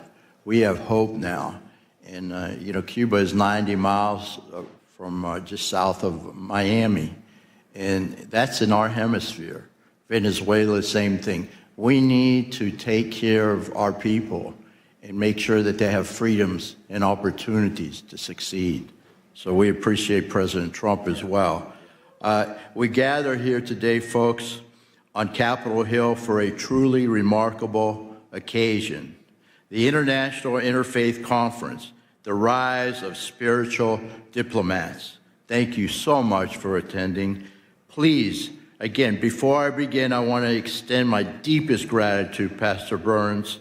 Pastor Burns, thank you for your vision and for your tireless leadership in organizing this great summit.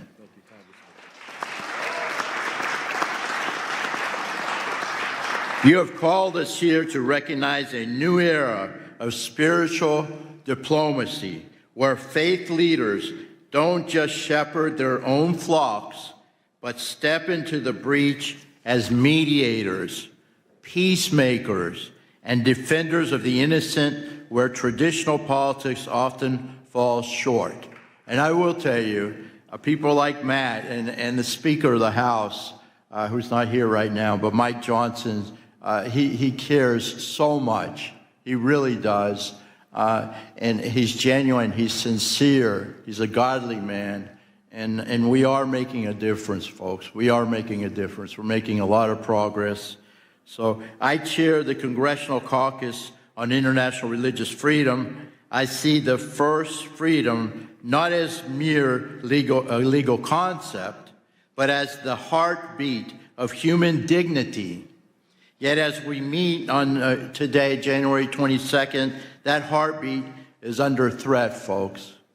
So again, I've got to tell it like it is.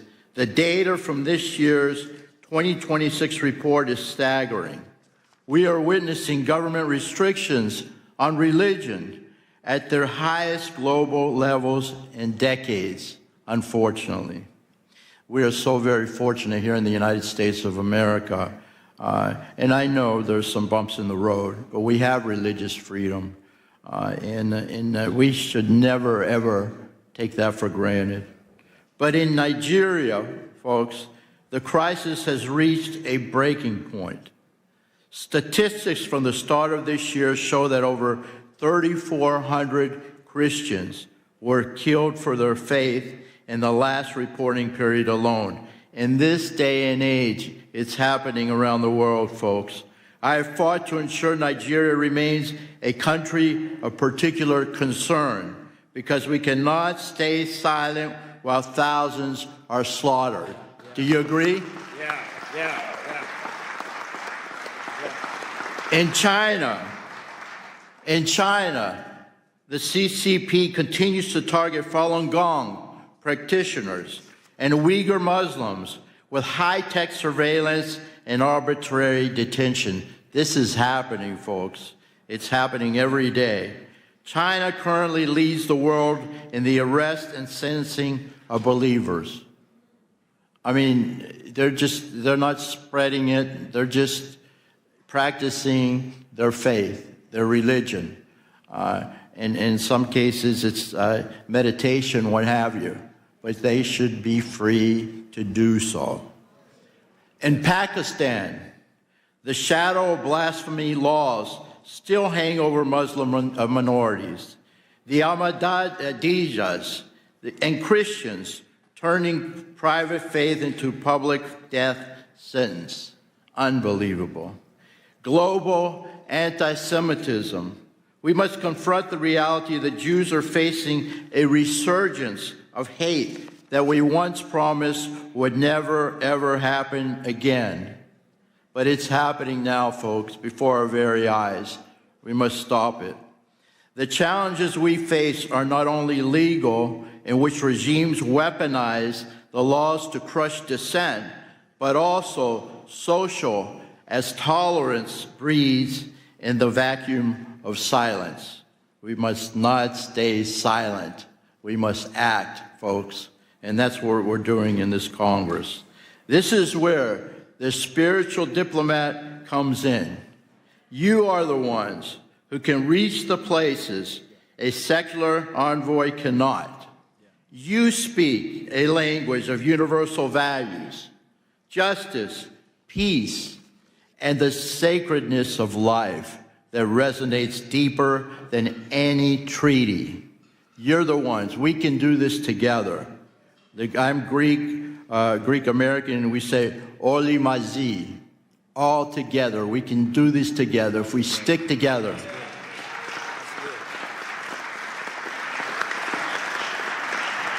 Effective advocacy requires more than just thoughts and prayers, folks. It requires diplomatic engagement with teeth. With teeth, I have to emphasize that.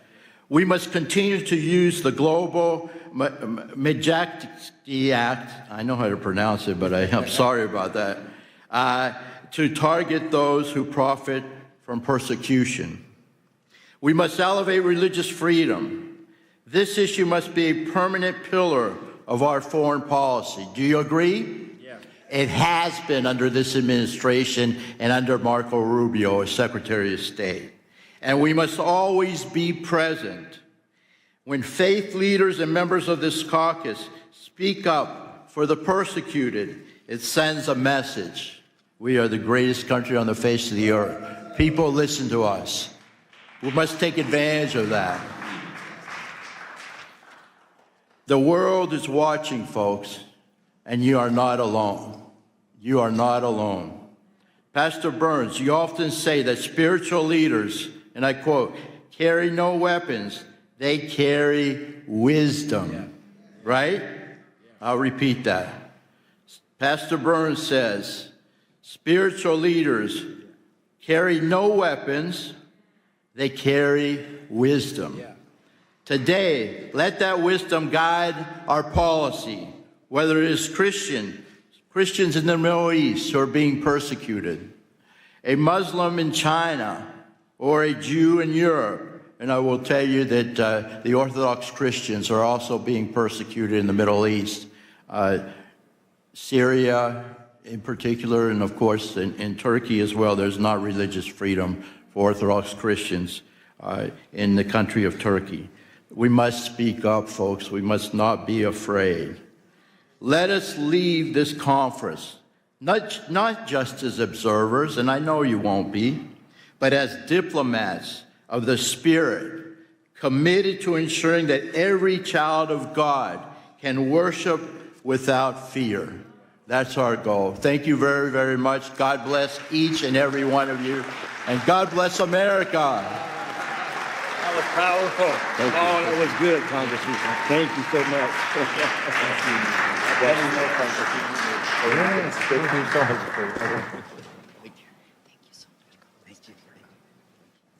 Well, you know, before I'm think I'm about to speak again.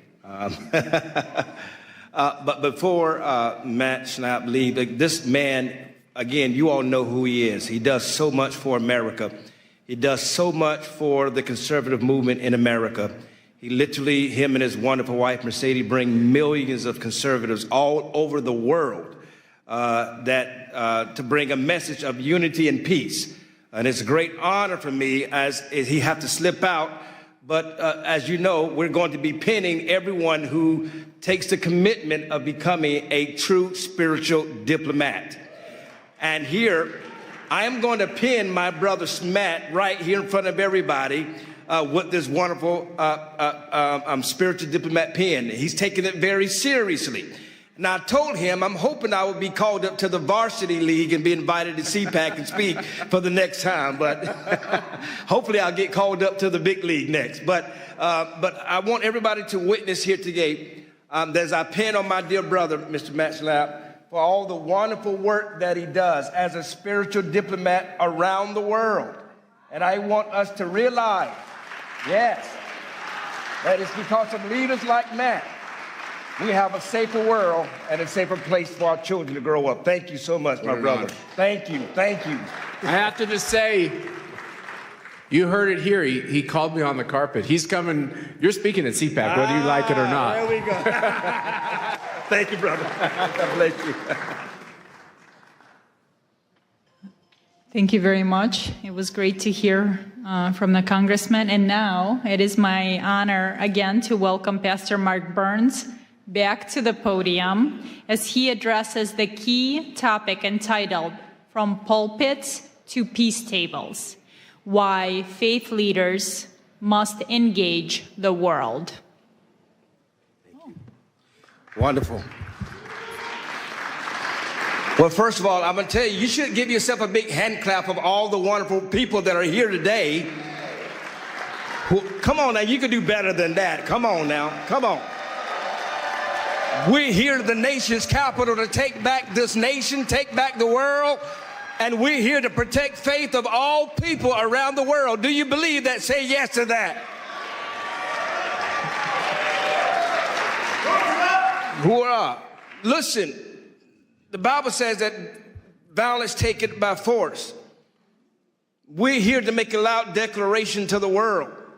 The evil that is happening in Ukraine, the evil that is happening in China, the evil that is happening in Taiwan and Cambodia, the evil that is happening in India and Pakistan, the evil and the wars that are happening all over the world. We can bring an end to this evil. Korea right now is under attack. Right now. People are dying of all faiths. In Nigeria, Christians and Muslims alike are being killed by terrorists. We're the voice that can help bring that. I want to tell you, my brother, I pray that you hear my heart. I pray that you hear my heart. Don't take this pen. We'll do it at the end. So please don't leave. But don't take the vow. You're not vowing to a person. You're not even vowing to an organization. You're vowing that you will be willing to protect the innocent and speak for the voiceless. I can't hear nobody. I can't hear nobody.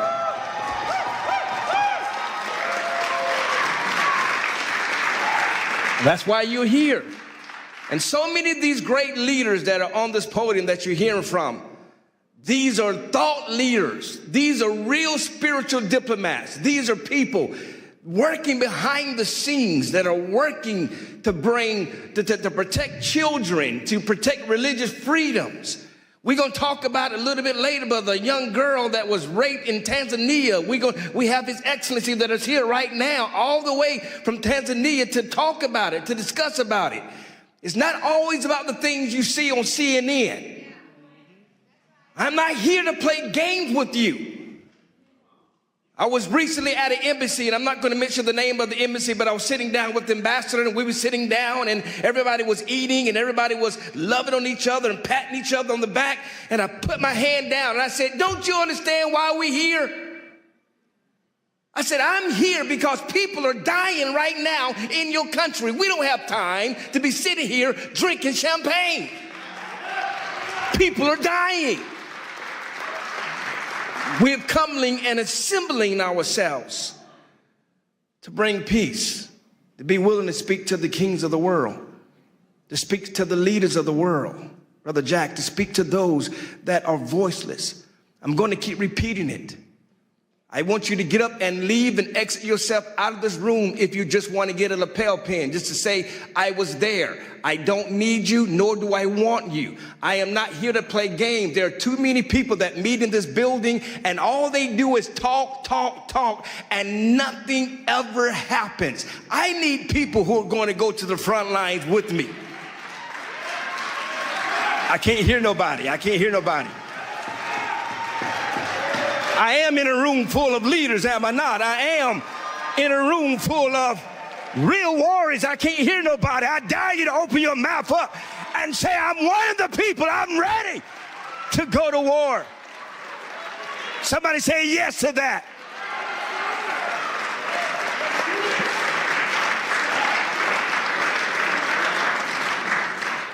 And so I pray that you're not here. Right now, Korea is under attack. Who's going to stand with me?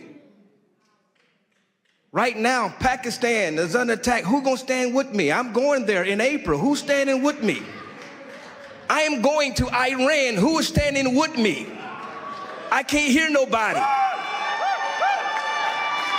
Who is going to stand with me with Ukraine until every bullet and every missile stops, until we bring that war to an end? Who's going to stand with me?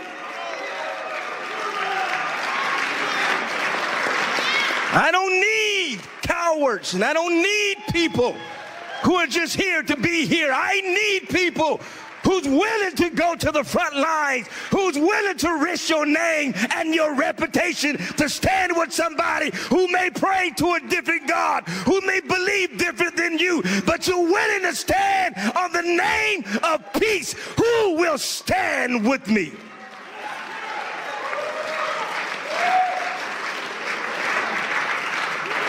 Who will stand with me?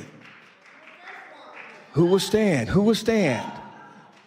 Who will stand? You're going to be charged today. You're going to be charged today. I'm telling you, my Jewish brothers, my Muslim brothers, my Hindu brothers, my all of the faiths, the Buddhists that are here, all of you, the Christian brothers and sisters, all of you that are here, you are going to be charged. Please take it serious, because somebody's life depends on it. Are you hearing me? Tragic that even happened in your own family, happened in your own life. I've studied your story and how you left, how she sung the national anthem, but she was in Russia, and how her husband came under political persecution, and they left Russia, moved to Kyiv with her son, who's standing right there, just to have her husband assassinated in Kyiv. This is the kind of battles that people are facing right now around the world, and yet she flew all the way from Kyiv just to come to sing the American national anthem. That's putting our differences aside and standing as one people, as one voice.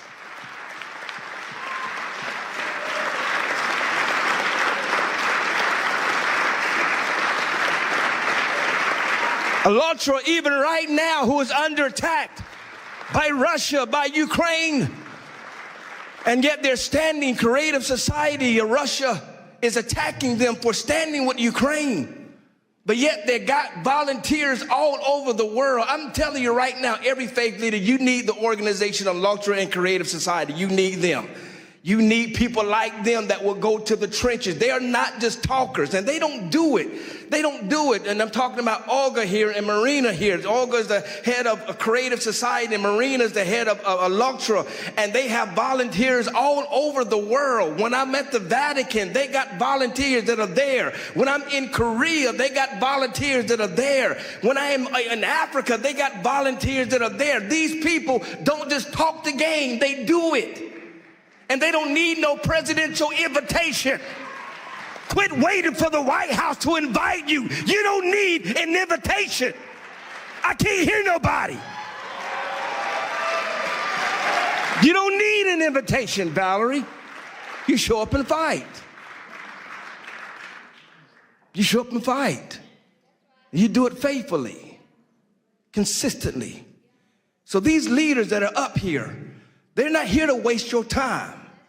They're not here to be famous. We have real serious issues, Marquetta, real serious issues that we're going to solve. And what I'm going to be asking of you is helping us to continue to create this network. We're going to be introducing to you an email and a number that you who are out there around the world to communicate. And it's not just international or national issues. So you hear what I'm telling you. I got an invitation. We're going to Chicago right now. There's mold that is happening in Chicago right now. And we're not going to allow partisan lines, Republicans or Democrats, to block simply by helping people. Are you hearing me? No real Republican was supporting Ukraine until I got there. And I came up with the mindset that I'm going to stand what is right, not what is popular. Are y'all hearing what I'm telling you? I don't care what your faith is. I don't care what you believe. Rabbi Doobie, I'm going to stand for what is right and not what is popular. Are you hearing me? And so we got battles all over the world, desperately needing people to come and remind them that help is on the way, that you're not by yourself. I'm not here to give you some political rah-rah speech. I thank the president for sending me the video. Thank you, Mr. President. He's in Davos and he stopped and he sent me a video to tell everybody he's supporting what we're doing. But that's not what I'm living for. We've got to get to the point where that spiritual diplomacy lasts beyond whoever's president. Because there are rape victims that need us. There are drug addicts that need us. There are religious people that are dying for practicing their faith that need us. Who's willing to go speak to the kings of the world? Who's willing to risk their reputations? Are you hearing what I'm telling you? And so I pray that you receive what I'm telling you. I want this movement to continue to grow and grow bigger. We're planning to do this again in 6 months at Mar-a-Lago at the president's house. And we're going to bring it even bigger and even greater. Then we're going to G20. We're going to do a wonderful event at G20. Amen. We're going to take over Miami. And then we're going to go to Qatar. And then we're going to the Vatican. We're taking this all over the world to bring peace. I believe we're going to have a spiritual diplomacy right there in Tehran, in Iran. We're going to do it right there in Iran and show the world that we won't allow evil to win. Y'all not talking back to me. We won't allow evil to win. We will stand for what is right and not what is popular. Somebody say yes to that. We're going to go to North Korea. We're going to knock down the wall. We're going to get to Kim Jong-un. We're going to tell the world that we are here to faith, that we will not have enemies in the name of faith. Are y'all hear what I'm telling you? If you're playing politics, leave me alone. Don't get a picture with me. Think I'm playing with you. I'm not. I'm not. I don't got nothing to lose. You don't understand how I got here. I didn't get here by sucking up to nobody. The president calls me his pit bull for a reason, so I'm not here to impress you. Are y'all hearing what I'm telling you?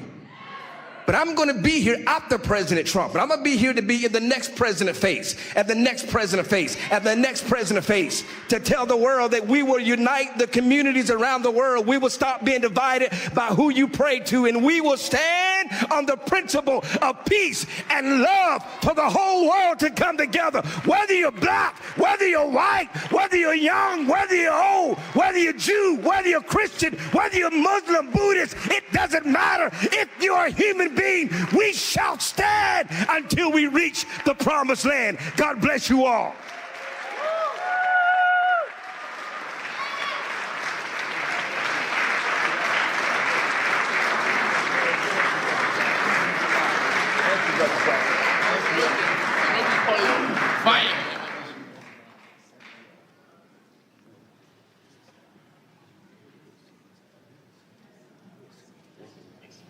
Thank you, Pastor Mark Burns. Wow, who's going to follow that speech? We are honored to hear from Rabbi Eli Abadi, medical doctor, a senior spiritual leader and member of the Council of Sephardic Sages. He speaks on building bridges of faith and peace in a post-Accords world, examining how the Abraham Accords have opened new paths for coexistence in the Gulf. Rabbi?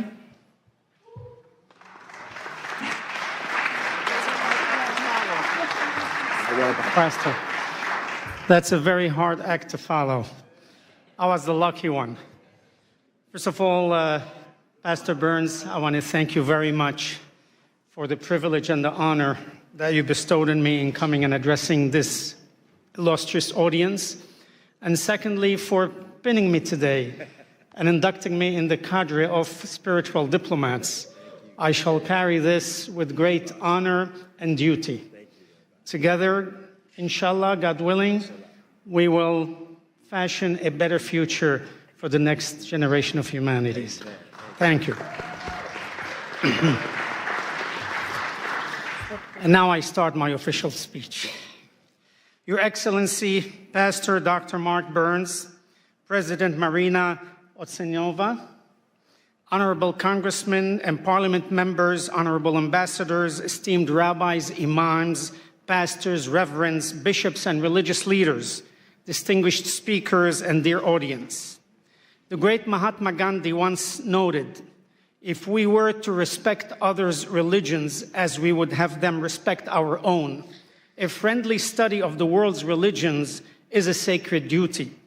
We are gathered here today as global faith, political, and thought leaders from many areas of human endeavors to find a path toward a peaceful coexistence between all religions, nations, and all people, especially the world's three Abrahamic religions, Judaism, Christianity, and Islam, and few others. As Edmund Burke said, religion is essentially the art and theory of remaking of humanity. And therefore, we as leaders ought to embark in remaking mankind to cherish, protect, and foment a peaceful coexistence. As the United Nations Manifesto on the Culture of Peace stated, we must learn to use one another's religious belief as ways to connect, not as reasons for conflict. For 800 years, Judaism, Christianity, and Islam were inextricably intertwined in medieval Spain, the era of convivencia. Each had a common ancestry, similar values, and holy scriptures. As Genesis 42:13 states, we are all brothers, children of one Father. Living together side by side in Spain, very often in close quarters, the people of these religions flourished. They naturally found a way of understanding and respect for each other's culture, bringing forth an enlightened culture. Thus, the seed of Renaissance had been planted. Remarkable individuals of different faiths made lasting contributions to civilization. However, and unfortunately, gradually over the next 3 centuries, large forces vying for power gave way to puritanical judgments, absolutism, and religious extremism. Ultimately, these exclusive policies and the conflict they unleashed extinguished the shared learning that had flourished. The fragile unity between the 3 faiths was lost. Up until these days, these conflicts still exist in many areas in the world that we must end and return to the days of old. In the area of faith, Jews, Christians, and Muslims believe that God made a covenant with Abraham. It was to keep faith in one God and to worship him and to teach the practice of worship to his children down through the generations. In return, God would preserve, protect, and multiply the children of Abraham. This covenant became the legacy or trust for the children of Abraham to continue. Abraham's offspring would become great nations. And as stated in Genesis 17:4, the Lord said to Abraham, "Herewith my covenant with you, and you shall be the father of many nations." The people of these nations are now called Jews, Christians, and Muslims. We are all monotheists. We all believe in one God, the creator of all that is, in the universe and on earth. As leaders, we are enjoined by our faiths to find path toward a peaceful coexistence between all religions and all people. Therefore, in order to establish a channel of communication and cooperation on an international level, we must continually ask of ourselves what we insist from our own people, the acceptance of diversity in religions. First, as leader, we must lead by example and communicate to our people that peace is a basic human right. Scriptures in Leviticus 19:18 teach us to love thy neighbor as thyself. It is a directive that teaches each one of us here today to love one another through peace, acceptance, and understanding. Second, as each of us takes enormous pride in our own religious history, culture, and strength, so too must we pride ourselves on the level of understanding and tolerance our people have of other religions and cultures. As we encourage our people's pride in our own religions, we must castigate our congregations should intolerance and ignorance of other religions and cultures arises. Third, it is our responsibility to guide our people towards looking for the inestimable value of peace and not in conflict. Yes, the world is made up of different races, colors, ethnicities, religions, and political ideology. However, the seeds of peace begin to grow when people of all faiths and backgrounds are encouraged to communicate, tolerate, accept, and ultimately love each other. Today, ordinary people from all three faiths share a deep desire for peace and justice, and from many other faiths, not just these three. They all aspire to seek to encourage a model friendship and respect for each other. We as leaders of our respective faiths and people do also share a deep desire for peace and justice. We will work towards it, and we pledge our time, efforts, and wherewithal to the implementation of being spiritual diplomats between people, nations, and religions. Our aim should be threefold. One, to stand together should any of our communities suffer harassment or attack. Two, to respond together to events, local or global, which have an impact on the relationships between all of us. And three, to overcome some of the misrepresentation, demonization, stereotyping, prejudice, and lack of awareness in the world through an ongoing educational process that teaches peace and respect for each religion, ethnicity, race, and nationality with a goal of a peaceful and respectful coexistence. It is time to take the initiative without waiting for more ignorance, hatred, and war to occur. It's time to actively bring peace where there is conflict. It is time to seek the good instead of evil, hope instead of despair, and love instead of hatred. It is time to allow our love of God and respect for His covenant to protect and multiply the children of Abraham, to materialize into a worldwide covenant of peace and protection for all of humanity. Given the many examples in history, as well as some conflicts which are so recent that they continue to take place as we speak, they demonstrate the need for leaders to speak out and preach against religious intolerance, ethnic persecution, and race superiority. The core of these conflicts stem from the idea that one's religion, ethnicity, and race is the superior one, giving a person or group of people the religious duty to impose their religion on others under penalty of death, or to persecute other ethnicities and nationalities. Terminology such as infidels or heretics ought to be eliminated from our vocabulary. Using these words allow the zealots to attack, persecute, force conversions, and even kill anyone who has been branded as such. As leaders, we ought to condemn the use of this terminology. Equally as important, we need to teach that religion and religious values can and should be transmitted only through love, acceptance, and tolerance. Religion can only be appreciated if transmitted peacefully and with religion, while teaching our own people how religion can bring harmony, peace, and understanding. On 5 occasions in the Bible, 1 in Leviticus, 3 in Ezekiel, and 1 in Nehemiah, each state that the religious statutes given by the Almighty are, quote, so mankind can live through them. And our sages in the Talmud expound on this announcement, saying specifically that by obeying the religious statutes, we are to live through them and not to die through them. In Psalm 34:15, King David exhorts us to search for peace and pursue it. Our sages in Ethics of the Father state, be from the disciples of Aaron, the high priest, love peace, pursue peace, and love your fellow human. Each of us here today as leaders, we must make that commitment to encourage our people to pursue peace and love one another. All of us here, Christian, Muslims, Buddhists, Hindus, and others, can effect change by planting the seed of true peace amongst us and our co-religionists, we can come to the reconciliation of our people. Oseh shalom bimromav, hu berachamav ya'aseh shalom aleinu, v'al amo Yisrael ve'imru amen. He who makes peace in his high heavens, may he in his mercy bring peace upon us and upon his entire nation, and let us say amen. Peace be unto you. Assalamu alaikum. Shalom aleichem. May God bless us with this endeavor. Thank you, and God bless you. Have a beautiful night, Rabbi. Thank you for that powerful speech. Hey, we're just getting started.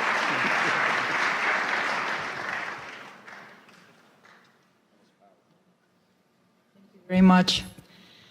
Returning to the podium is Ms. Marina Ovtsinova, President of ALLATRA International Public Movement, bringing her expertise in counterterrorism and global security. She addresses a grave threat to democracy, from stigmatization to repression, focusing on the danger of anti-cultism. Thank you so much. It's a really big pleasure to have the opportunity to address you once again. Thank you so much for that, Pastor Burns. And the energy in this room feels really huge, right? It feels like a really strong. And it's because we all, every single person in the room, we gathered to defend human freedom. A person's dignity. We all, every single person here understands what that means. And we're here to protect the right to believe, to speak the truth, and to live without fear. These freedoms are the very fundamental on which true security in human society is built. But we need to acknowledge something very clear.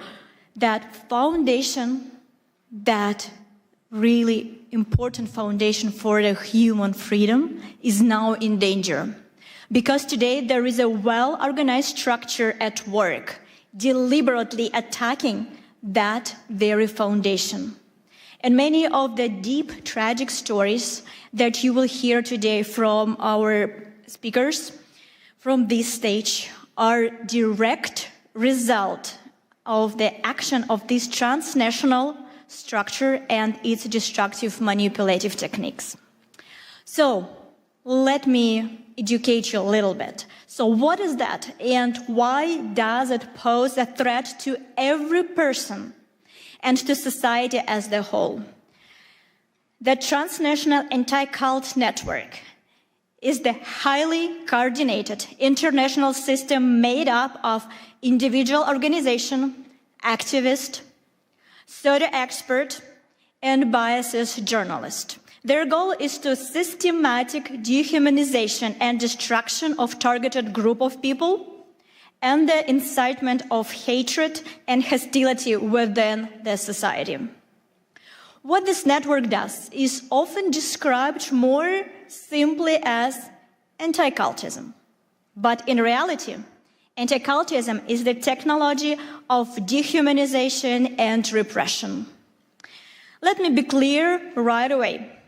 The anti-cult network can target absolutely any group, not just religious one. They can target social organization, hobby club, or even political party. And no matter who they choose, anti-cult agents follow the same well-practiced playbook. First, they slap the label on the targeted group in the media, calling them sect, cult, or simply dangerous group. Then, the step number 2, they launched an aggressive media campaign to smear that group using fake discriminations, false testimonies, and distorted information. Through these dirty media campaigns, they dehumanize the people in the targeted group. They strip them out of their humanity. And as a result, those exposed to this manipulation stop seeing the targeted group as equal, as neighbors, as co-workers, as parents, as children, or fellow citizens. Instead, they begin to treat them as outsider or enemy.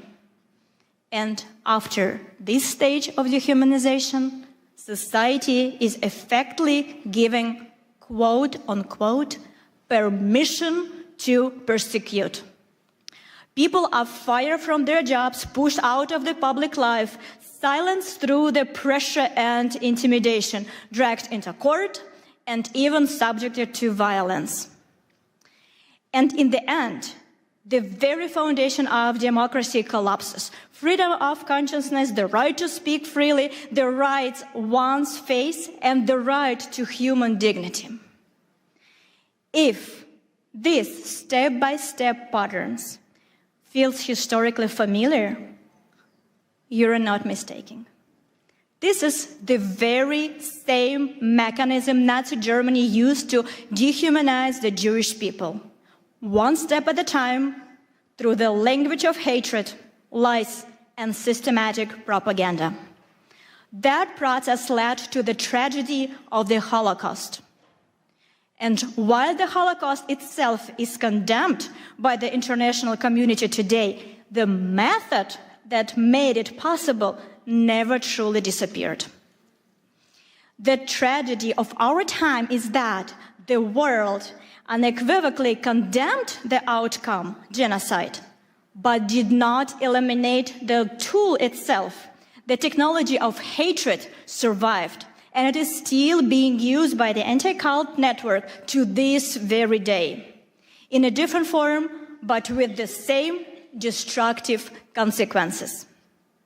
This is why the use of anti-cult tactic always, without exception, leads to real violence, from persecution and repression to mass killing, forced organ harvesting, assassination attempts against political leaders, and school shootings. Today, you will hear the real stories, lived life experience that reveal the brutal reality of anti-cultism. These are testimonies from those whose friends become a victim of forced organ harvesting and were killed simply because they held different beliefs. These are the story of mothers whose sons died in the school shooting. These are the voices of people whose loved ones are being held in prison right now under harsh conditions simply because they practice a different faith. And our international movement has practical experience with how the anti-cult mechanism fuels hatred. Many of you ask me about the persecution that I mentioned in the first speech. So let me give you that story. So beginning in 2015, a coordinated, discrediting campaign was launched against the ALLATRA movement in the Russian Federation. It was carried out by the anti-cult network and coordinated directly by the FSB, the Federal Security Service of Russia. The reason we became a target was simple. We tried on a scientific level to warn the world about the geodynamic risk associated with the possible activation of the Siberian magma plume located on the Russian territory. A potential eruption would threaten not only Russia, but the entire world. Our warnings were ignored. The economic interests of powerful groups profiteering from Siberia's natural resources matter more than human lives and safety. As a result, a network, anti-cult experts, and structures affiliated with FSB was deployed against us. Their mission was to destroy our reputation and drown out the very substance of our scientific warning. In the end, the ALLATRA movement was labeled in Russia first as undesirable organization and later than extremist, in part because of our support to Ukraine also. In Russia, anti-cult actors use their full arsenal against us.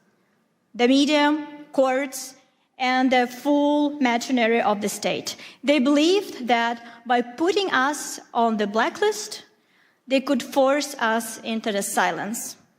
But they were wrong. We began to speak even louder. We studied their method in the smallest details. We made them public. We exposed the structure of their network, their roles, their connection, their channels through which they spread their narrative and their real motives. And we brought it to the world's attention. We proved that this Russian anti-cult infrastructure of hate has already been exported to China, Korea, Africa, Europe, and the United States. We traced how the pressure that began in Russia becomes a source of persecution around the world through publication, through the analysis, through the same talking points appeared in different countries as if copied from the very same subject and pasted in a different country. We also discovered that within the ranks of anti-cultists, pathological cruelty and sadism thrive. This is the matter of deep moral decay. And there are strong reasons to suspect their involvement in human trafficking and crimes against children. One of these stories we will share today with you. It is a real case that will show you the true brutal face of anti-cultism. You need to understand that anti-cultism is the global assembly line of crimes against humanity. It runs on the same playbook everywhere, and we have exposed it for what it truly is. Anti-cultism strikes at the most basic rights: freedom of religion, freedom of speech, independent media, the right to a fair trial, and the principle of the presumption of innocence.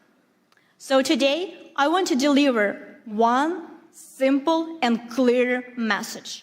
As long as anti-cultism exists in this world, true democracy and human freedom are impossible. And if we do not eradicate anti-cultism as the phenomenon, we will not be able to secure a future, safe future, prosperous future for our children. And I would like to note a particular that you, dear Pastor Burns, play a special role in the countering the destructive anti-cultism. Through your spiritual diplomacy initiative, you are uniting leaders of different countries, different religions, different worldviews, who have stepped forward to defend human dignity and freedom of conscience and the right to live with dignity. And we all know, and we can say it, that you, Pastor Burns, act as the true leader. You build unity where others saw division. You give a voice back to those who are being pushed into silence. And you offer protection to those who are in need, who cannot protect themselves. And it's because that initiative, like yours, extremely important right now. And we understand that thanks to you and this initiative, humanity will inevitably prevail. And for all our participants of ALLATRA International Public Movement, it is a great honor to stand shoulder to shoulder to you.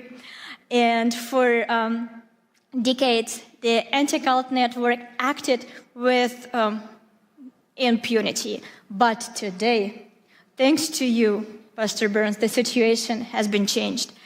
And we can say with the full responsibility and confidence, for a final victory, only one thing is still missing: the unity of everybody, especially the unity of those who who has been targeted by that group.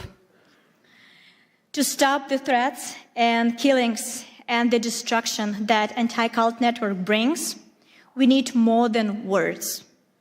We need decisive action. We need a coalition of mutual protection, international and interfaith. The principle must be simple and shared by all. An attack on one group is an alarm for everyone. Instead of indifference, let them deal with it themselves. We must stand and unwaveringly solidarity. We will defend them because tomorrow someone could come for any one of us. If everyone who has been targeted by the anti-cult network and harmed by its manipulation unites to expose its criminal activities and publicly expose how the anti-cultism works, we will inevitably achieve justice and prevent new tragedies for sure. There is an age-old and very accurate metaphor. I'm pretty sure you all know that. But please, think one more time with me when I will cite this word. How we can use it, what we can take home. We all know that it is very, very easy to break a single twig. It takes almost no effort. But if we gather all twigs together into one bundle, it becomes stronger. Not because each twig has become stronger, but because they are together. And that is exactly how we must act right now. Each of us may believe in our own way. Each of us can continue doing what we are doing. We're all leaders. We all have our missions. But together, by protecting our future, our children from this organization, by standing for rights, for freedom of religion, for freedom of choice, for freedom of your thoughts, your action. So we definitely can change this world. Because by the end of the day, our strength is in unity. Thank you so much.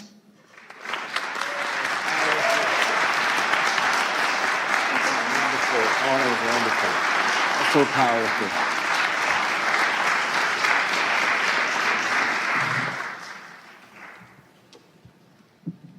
Thank you, Marina, for that sobering analysis and for making it clear that as long as transnational anti-cult network exists, democracy and freedom are impossible.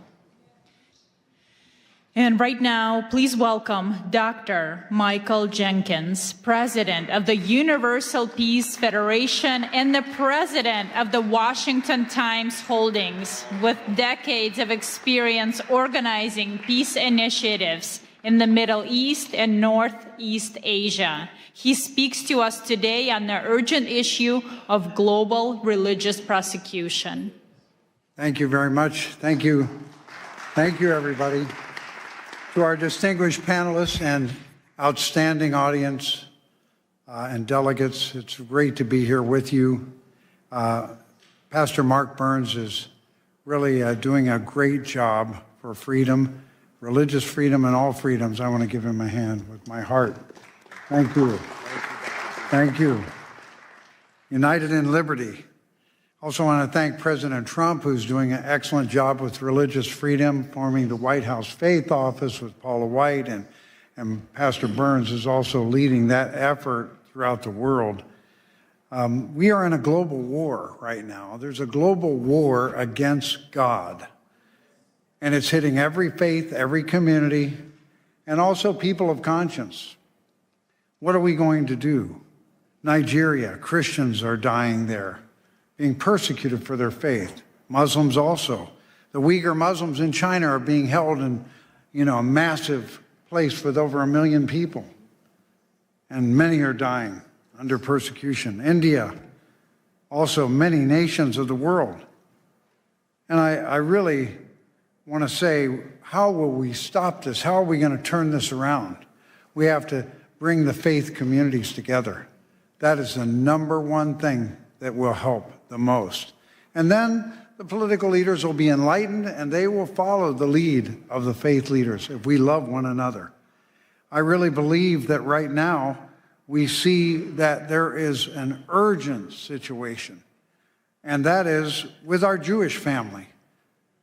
I met my brother, Rabbi, and I would like to have a moment of silent prayer for our Jewish family right now, just a moment of silent prayer, peace for all Jewish people everywhere. Amen, amen. And for all God's people, and also for all people of conscience. So I would say to this, peace, shalom, assalamu alaikum, shanti, shanti. We can win when we come together. We are meant to be together.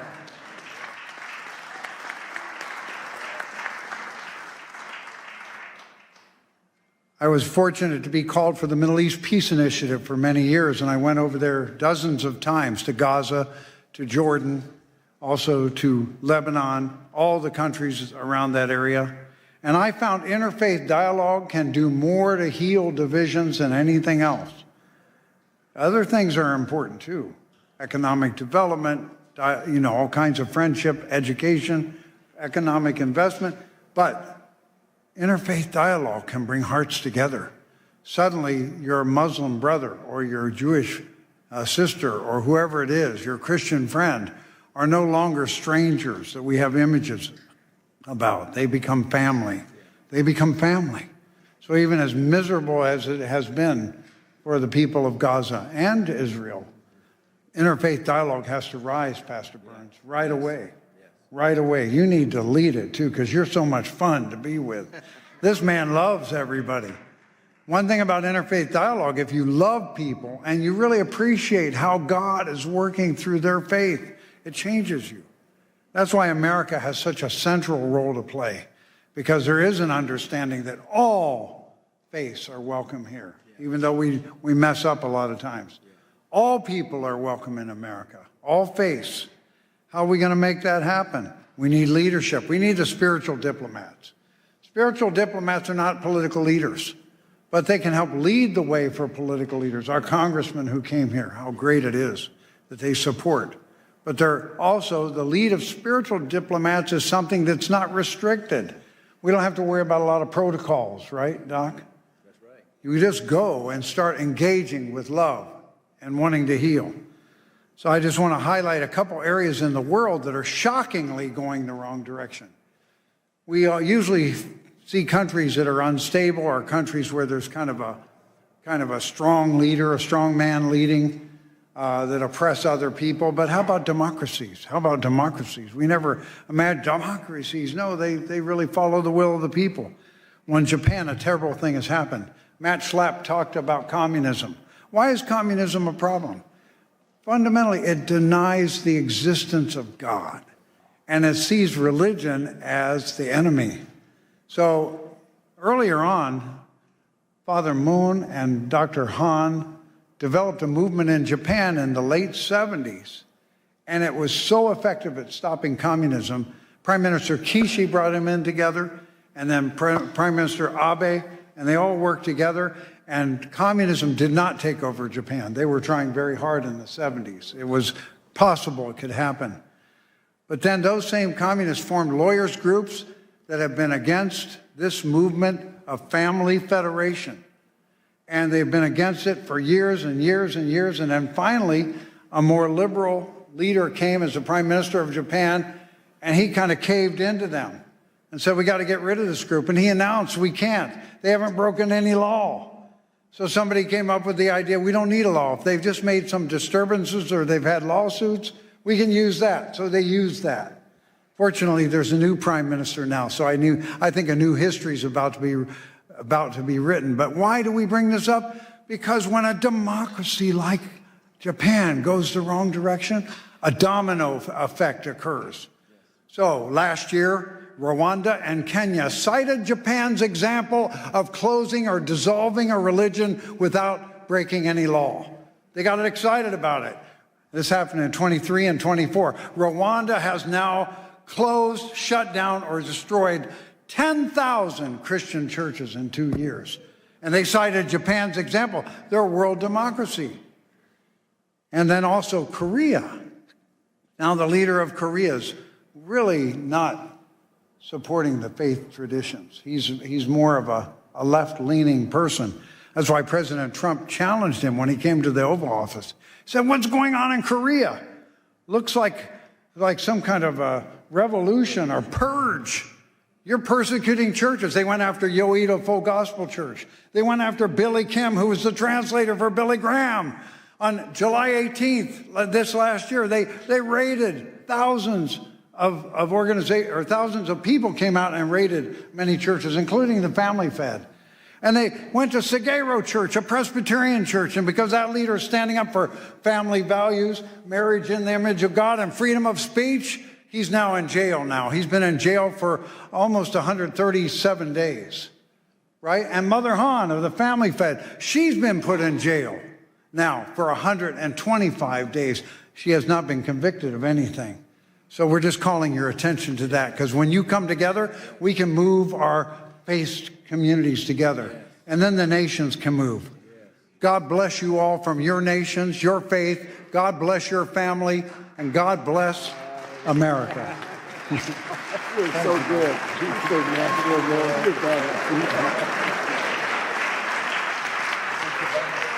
Thank you.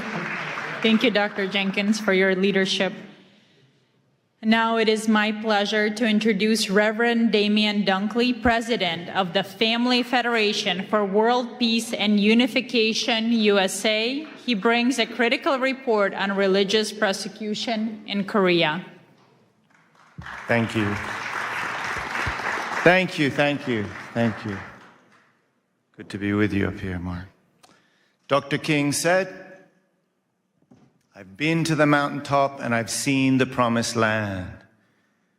So leaders can see the way, leaders can lead the way, but we can't leave them alone. We need to stand together. We cannot watch from the sidelines. So, Pastor Mark Burns, thank you. Thank you for convening this room. Thank you for bringing us together. Your courage and clarity, the President's pit bull, yeah, that's just maybe one thing you are. The image, as you spoke, came to mind of those, those huge logs they used to use in the medieval times to break down palace doors. That kind of power, your word brings that kind of power. So, I mean, get out of the way.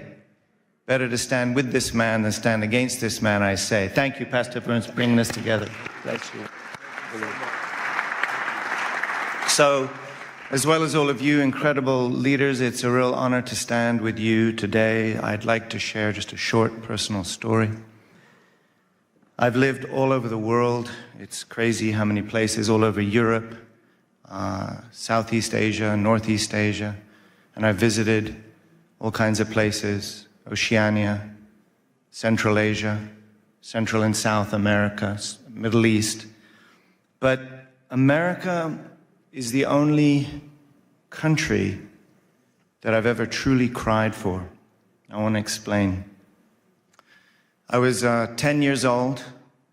This isn't that dramatic a story, but I was 10 years old.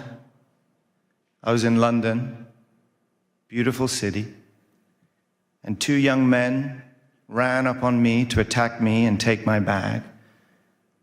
And I wrestled round and around. I wrestled with them, and I stood my ground. But on the way home, I cried. I wasn't crying because I was all bruised up or because they took my bag, because they did not. I was crying for something deeper. And I couldn't quite put my finger on it, but I knew it was something to do with America, my first home. It was something that you couldn't see. It wasn't McDonald's or whatever, they got all of that in London too. It was something intangible, something invisible that back then I didn't know what it was, but I know what it is today. Even at 10, I could sense that freedom in America and freedom, even in Europe, is not the same thing.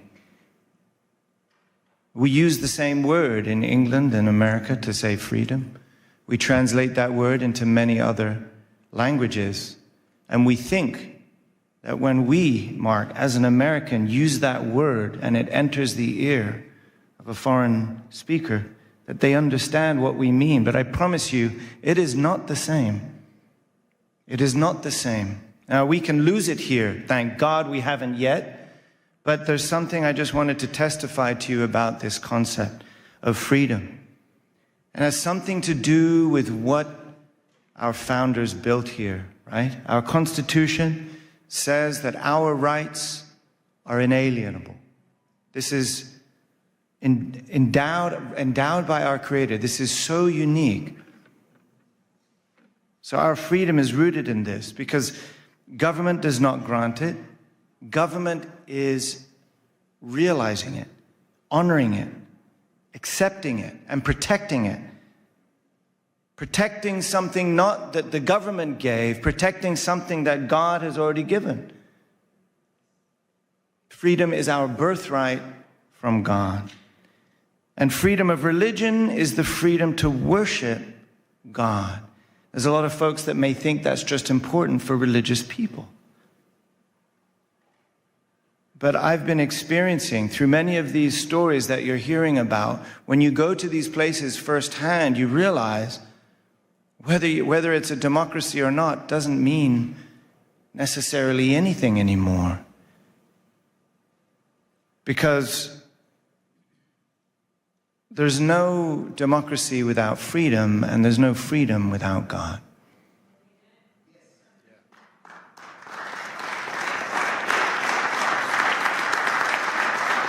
I really believe God invested in this nation, not just for these people, but to be a shelter for all religions and all people.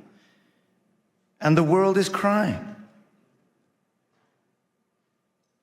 Liberty is everyone's birthright, which is why America must stand to protect and serve the freedom and liberty of all people on the planet. I believe that by putting God first.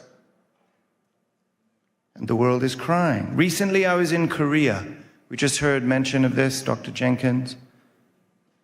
And I experienced something I never expected to. It's a free and democratic country, a place I never expected that I would need to feel like I got to look over my shoulder before I say something. And many of you may know this feeling. I never thought I would feel that in Korea. Honestly, I started to kind of feel that right here in America until recently. I visited Dr. Han, the Mother of Peace, in a detention center in Seoul. I visited Pastor Son Hyun-bo in a detention center in Busan together with my brother, Pastor Mark Burns. Thank you for standing up for freedom in Korea and all over the world. Thank you. We saw them together. We saw them in their miserable prison garb. Hemmed in on all sides by cement walls. Cut from the world. Reduced to their most humble essence. But what struck me in both cases was the testimony of the guards. They recognize their loving character. They recognize their spiritual authority. And these detainees had already earned great respect through their daily actions. Those cells do not stop their spirits. Those cells do not stop their light from shining and influencing the entire world. Amen? So why are they imprisoned? Dr. Han, the Mother of Peace, is turning 83 in a couple of days. A great-great-grandmother, 8 decades of serving, living for God, living for humanity, sacrificing for peace. Not even a single parking ticket. So why? Why 1,000 police investigators like stormtroopers raiding her home and spiritual campus, throwing all of her personal things around her bedroom, looking for something they still haven't found. And like we heard, over 3-4 months in a jail cell. She'll be there for her birthday, as she was there for Christmas. Why? Perhaps the only threat that she poses is that of being an inconvenient faith. A faith that reminds the powerful that their power is not above God. This is what makes America great, actually. The state is not saying, we grant you your freedom because you are a child of God. The state is saying, you already have your freedom because you are a child of God, and we cannot stop that. It is not the government that gives you your freedom. And that is the difference that I'm feeling even in democracies around the world. So we know this isn't just about 1 or 2 churches. There's a global war on God. And that's why I'm just drawing our attention to this unique taste of freedom, rooted in religious freedom right here in America. We need to protect it right here in America for the sake of not just America, but for the sake of the world. That is why we're coming together. Religious freedom is America's greatest treasure. And if we lose it, it's not just lost here. It will affect the planet, I promise you. So, to defend American democracy against godless dictatorships, this is what Dr. Hahn reminded us why we've been working in America, why founding the Washington Times, to protect American democracy against godless dictatorships, against communism, and to restore the original virtue and value of the family, the moral spine and backbone of this nation, and to remind everyone that we're not just one nation under God, we're one family under God. When America attends God, it becomes the beacon of freedom and liberty, the light and hope to the world. We cannot leave one another alone on that mountaintop, Mark. We'll only be able to defend liberty when we rise up together, when we stand up together, when we work together, just like those sticks we're talking about, right? That is why it has been an honor to stand together with you here today. Thank you so much. Let's do this. Where are we going next? You're so powerful. Such a nice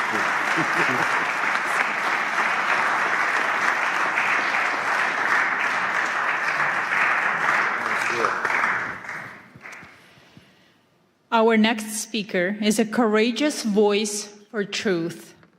Ms. Janice Trey, board chair of the Epoch Times and NTD TV, a survivor of forced labor herself. She understands the machinery of the repression firsthand. She addresses a vital connection in her speech. Information freedom is crucial for religious freedom, highlighting the systematic persecution of Falun Gong practitioners. Ms. Janice Trey.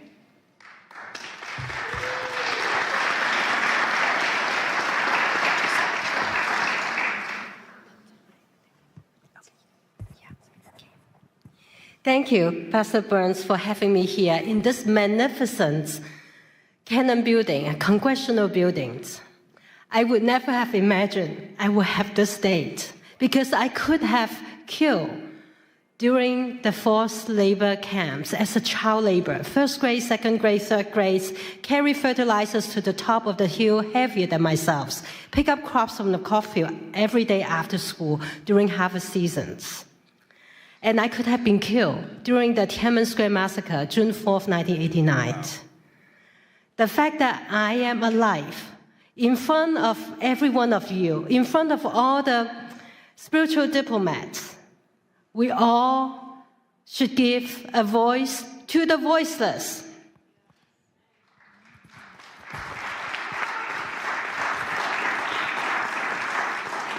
Next slide, please.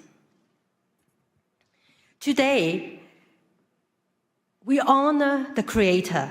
We speak for the voiceless, to share life-saving actions, to unite as spiritual diplomats, to end communism once and for all, to counter information censorship, to restore humanity's freedom to connect with the divine. For 5,000 years, China was a land of the divine. But since 1949, the atheist communist regime has sought to erase faith, eliminate God with communism. And since 1999, 70 to 100 million people practicing a peaceful meditations have been brutally persecuted. And even the crimes against humanity, forced organ harvesting, was being used as an instrument for religious persecution, and it still goes on today. Next page. The repression does not stop at China's border. Under Xi Jinping's order, transnational repression has spread globally through subversion, deceptions, unrestricted warfare, and the erosion of moral and religious traditions abroad. Chinese Communist Party's propaganda, misinformation, disinformations have been amplified through coordinated online campaigns, films, legacy media. Next slide. Let me give you an example. New York Times reporter Nicole Hong published over 10 articles in a short 8-month period attacking Shen Yun. Without disclosing her father worked for the United Front Works Organization, that is the Chinese Communist Party's spy organization overseas. And Nicole Hong and New York Times misleading articles were artificially amplified by thousands of inauthentic social media accounts appearing to be widely read, even make it to be most read New York Times articles in election year 2024. You know that cannot be true. But that is how information warfare operates. Next slide. What New York Times recycling the propaganda of the Chinese Communist Party on Shen Yun. What is Shen Yun? Shen Yun is the beauty of divine beings dancing. Shen Yun brings to life 5,000 years of China's divine traditional culture, nearly destroyed by the past several decades of Communist Party rule. Shen Yun Performing Arts is actually a U.S. company based in New York, founded 20 years ago. It's the fastest growing, successful American companies, and with 8 touring companies reaching over 20 countries, 200 cities every year, and it has inspired more than 10 million audience members. If you haven't seen it, go see it yourself. It's so beautiful and inspiring that you may feel connected to the divine. Next slide. Shen Yun also tells the true story of the peaceful civil resistance by as many as 100 million people. They are persecuted simply by living the universal principles of truthfulness, compassion, and forbearance. Why? Next slide. This spiritual practice includes 5 gentle exercises and meditations. Falun Gong is practiced in over 110 countries, recognized by tens of thousands of proclamations around the world for its significant health benefits, spiritual clarity. And its founder, Mr. Li Hongzhi, has been nominated for Nobel Peace Prize 4 times. Next slide. The Chinese Communist Party responds with defamation, torture, killing, because truth exposes lies, compassion reveals brutality, faith defies tyranny. Falun Gong practitioners lead a very healthy and disciplined lives because they don't drink, they don't smoke. The Chinese Communist Party see them as the targets for organ transplants, benefits by killing them on demand. When humans become spare parts, the moral red line has been crossed. We must do something. We must do something now. First, next slide, call on the United States senators to co-sponsor and pass Senate Bill 817, which censors perpetrators of forced organ harvesting and mandates the State Departments to report on China's practice, which Secretary Rubio are ready to enact that. We're just waiting for Senate bill to pass A17. And the companion bill in the House, 1540, has already passed unanimously. By calling your senators or calling someone who knows the senators, you could save lives. You can stop the crimes against humanity that is taking place every second, every minute, every hour. Second, next slide. We need a secure communication tool, and I'd like to introduce you to the most advanced, most secure tool for all the freedom fighters and for all the spiritual diplomats. Our brothers and sisters in closed societies need a secure tool. All of us here need a secure tool. Everybody watching it online need a secure tool. And this tool is more secure than the standard security setting of Zoom, of Microsoft Teams, or Google Meet. And it is all four functions in one platform. You can do video conferencing, you can do messaging, you can do file sharing, you can do calling, all in one tool called SafeMeet. You can go to safemeet.us to download or download it from App Store in Apple's or Google phone. And it operates on its own private server networks. It's not on any of the big tech clouds. So you will not be subject to those cyber attacks that are often experienced by the big tech. And SafeMeet uses the encryption technology that's trusted by NATO, NASA, German Department of Defense, French Interior Departments, and the United Kingdom's National Health Services. It's all free. This is a gift to humanity. It's a gift so that we can all communicate safely, and it can handle thousands and thousands together. Like a conference like this, we could have hosted on SafeMeet. It's not limited to Signal, only have 50 people. Third, next slide, uphold the freedoms of the press by subscribing to the Epoch Times or the NTT TVs, which we have 4 satellites broadcast into China, and plus over-the-air and cables. We've been providing uncensored information in and out of closed societies. Despite all the suppressions by big tech, including demonetizations, including all the suppressions, for 25 years, we never bend down because we are nonprofits. We want to provide truth reporting to you. We are based on the principles of truth, tradition, and hope. Many of our readers and viewers learned about the pandemic in December 2019, a few months before the rest of the world know about pandemics. And they changed the return flights and avoided the lockdowns, whereas their relatives and colleagues will perish in China, never return home. You never know when timely information saves lives. So sign up Epoch Times and NET. Epoch Times, 9 commentaries of the Communist Party, as of yesterday, has inspired 457,255,926 people, renounced the Chinese Communist Party and its affiliated organization, the Youth League and the Young Pioneers. The specter of communism ruining our world exposes how communism suppresses faith and corrodes humanity by destroying culture and moralities. Last but not least, the 4th action, if you have not seen Shen Yun, go check it out.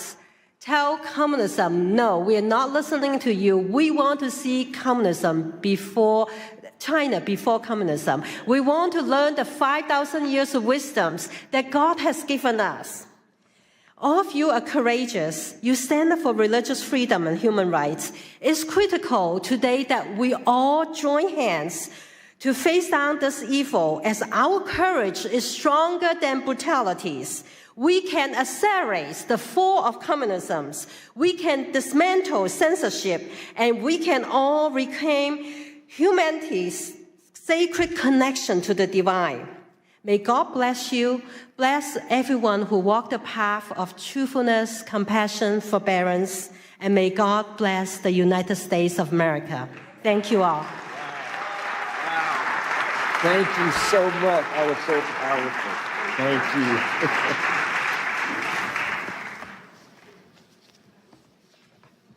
Thank you. Next, I'm honored to introduce Ms. Rushan Abbas, founder and executive director of the Campaign for Uyghurs. With her own sister unjustly imprisoned by the CCP, her advocacy is personal and unrelenting.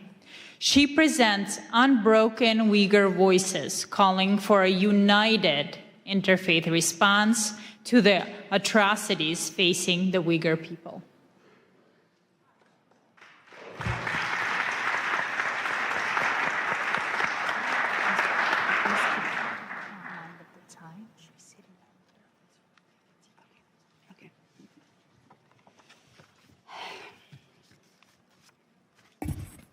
Assalamu alaikum.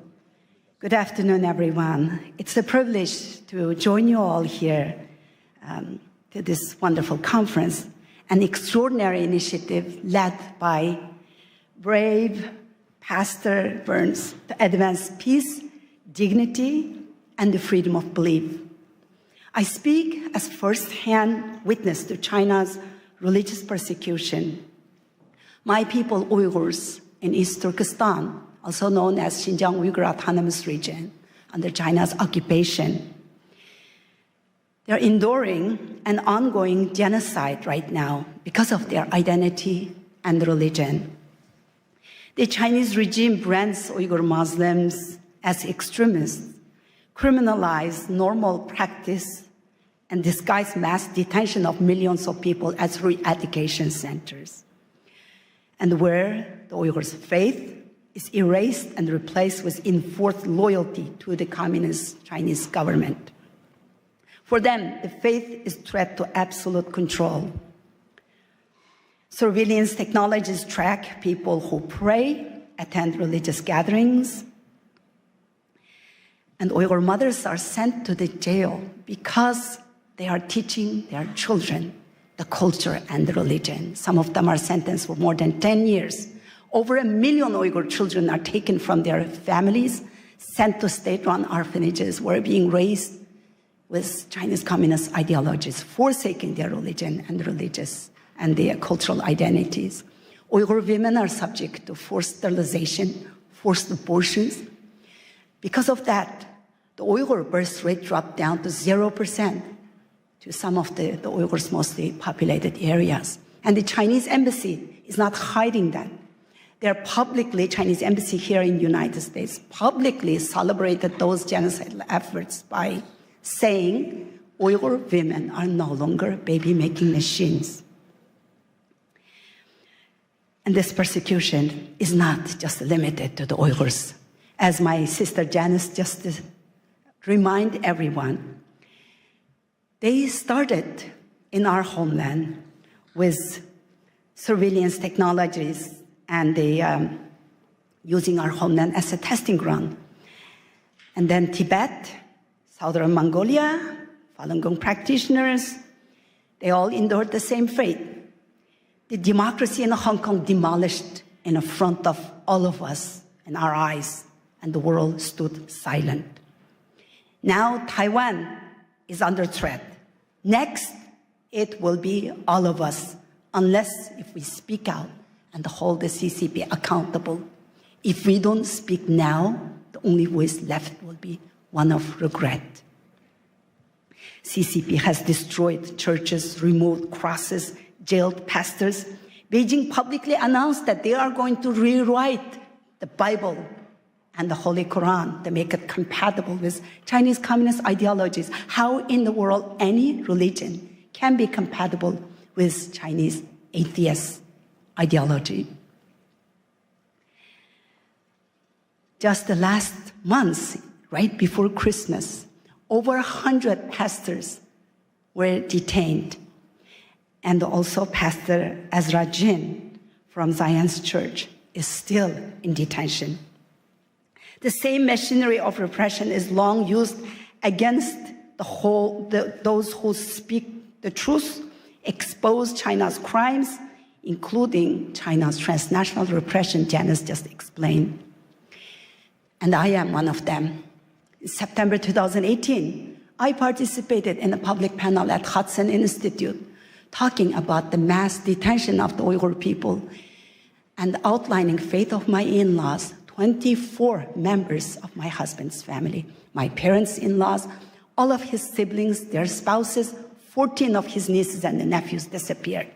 And when I talked about that, as an American citizen, practicing my freedom of speech in the land of the free, in Washington, they took my sister, a retired medical doctor, non-political person, just an ordinary mother and grandmother living peaceful life. They took her just 5 days after my speech to punish me. She's still in jail. 7.5 years, she's still in jail. So the Chinese government wanted to silence me and intimidate me. And what I did was I was working as the International Business Development Director, and I took lunch break when I did that speech. But then I quit my job. I became a full-time activist now. And last 7.5 years, I'm traveling around the world exposing China's crimes. Thank you.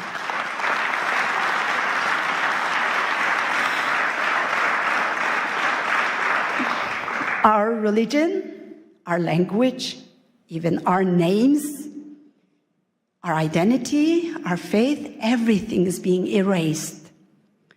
And that's why I'm so grateful today for Pastor Burns to giving me this platform and all these wonderful people, all the staff who made this great conference available for me, providing me this platform. It's not just giving me the voice, but you are giving millions of Uyghurs, 20 million Uyghur Muslims a voice here at this platform. So thank you so much. The CCP has protected the system of total control. I know I'm short on time. Just give me 2 minutes, I'll be finished. The CCP has perfected the system of total control in my homeland, and they're exporting it to the authoritarian regimes worldwide. They have the vision, strategy, and the means to spread the system of oppression far beyond its borders, undermining national security and eroding democratic foundation that your parents, your grandparents worked so hard to build and to defend. This is not just the Uyghur issue anymore. It's China's war on faith, war on freedom and the democracy, war on the women and the children, and a war on humanity itself. We stand at the turning point here. Silence is the oxygen for the tyranny. Unless we hold China accountable, it will be your children and the grandchildren who will pay the consequences of an illiberal world. Our faith, our hope, our courage, and the support for each other, and all of you here, is what we have left to fight onwards. And do not allow China to make this genocide a profitable venture with forced Uyghur labor. Your cotton, your tomatoes, the parts of your car that you drive, and everything you use is made by Uyghur slaves. Blood, sweat, and the tears. The shirt on your back could have made by my sister, Dr. Gulshan Abbas. Our faith should let us speak out for the Uyghurs. I thank the couple of the doctors here mentioning the Uyghurs. I really appreciate the people who are bringing the Uyghur issue up, and I am so grateful for Pastor Burns. Freedom survives only when we stand together against those who would destroy it. We are all responsible for what happens next. Thank you. Thank you. I want to give this book to Pastor Burns. so much. We stand with you and your sister. Thank you so much. Sorry. Thank you. Next, I would like to introduce a delegation from Ukraine, Vitaly Arlov, co-founder of Ukrainian Week in Washington, D.C., and Alexander Ilash, Ukrainian Week in Washington, D.C. Committee, founder and chairman of Share Your Bread with the Hungry One charity in Ukraine. Good afternoon, everyone. It's a pleasure to be with you, and we just arrived yesterday to be here at this very important event, and we heard a lot about Ukraine today. A lot of those of you who support Ukraine and who really concerned, and we really believe that spiritual diplomacy, this very important subject, and this is what we all have to be united for, to do and to change the world together. Thanks to Pastor Mark, who has been with us in Ukraine not once, and who really stays strong for Ukraine and for peace and for just peace in Ukraine. Thank you, Pastor Mark, for what you're doing for our country. Yeah, Pastor Mark, thank you very much for your support Ukraine, visiting Ukraine. Thank you for your passion. Сьогодні ми хочемо пару слів сказати саме за духовні причини тої страшної війни. And while we're here, we would love to share with you just a couple of words about spiritual reasons for that horrific war in our country. Бо агресія Росії проти України має духовні причини. Because we deeply believe that there are spiritual reasons for that aggression of Russia against Ukraine. На жаль, слабке лідерство в світі приводить до важких часів. And unfortunately, we all know that a weak leadership bringing a hard and difficult times in humanity, in this world. Легкі часи народжують слабких лідерів. And easy time brings to a weak leadership. Слабке лідерство приводить до важких часів. And a weak leadership brings a hard days and hard years to our важкі часи world. Народжують сильне лідерство. But difficult times bringing to a strong leadership. Але, на жаль, добрі часи знов приводять до слабкого лідерства. And unfortunately, good days and good years bring us to weak leadership again. Ми дуже дякуємо пастору Марку. So we're very much grateful to Pastor Mark. Що він піднімає прапор сильного лідерства, духовного лідерства. That he is the one who raising up on a high level the flag of spiritual diplomacy and spiritual leadership. В Україні, thank you very much. І сьогодні нам потрібне духовне лідерство для того, щоб відверто сказати, що реально відбувається в моїй країні. And today we all need that spiritual leadership to be able to say openly what's going on in my country of Ukraine. Сьогодні кілька міст, які налічують мільйони людей. These days several cities знаходяться під атаками, бомбардуванням російської армії. Cities are being under constant attacks of Russian army. І люди знаходяться без тепла і без електрики. And during these freezing winter days, people are living without electricity, without heating, without water in their houses for weeks. Сьогодні температура в Україні біля нуля по Фаренгейту. And today the temperature in Ukraine is about 0 with Fahrenheit, or minus 15, minus 20 with Celsius. Але Україна стоїть. But you know, despite all these challenges, Ukraine stays strong. Україна історично завжди була християнською країною останні більше ніж 1000 років. Historically, our country has been a Christian nation for over 1000 years. Тисячі місіонерів Україна відправила в Росію, в інші країни. And for those of you who never heard about that, Ukraine has sent thousands of missionaries all over the world. І це свідчить про те, що саме ця війна – це духовна війна. And this is one of the reasons of this spiritual war in our country.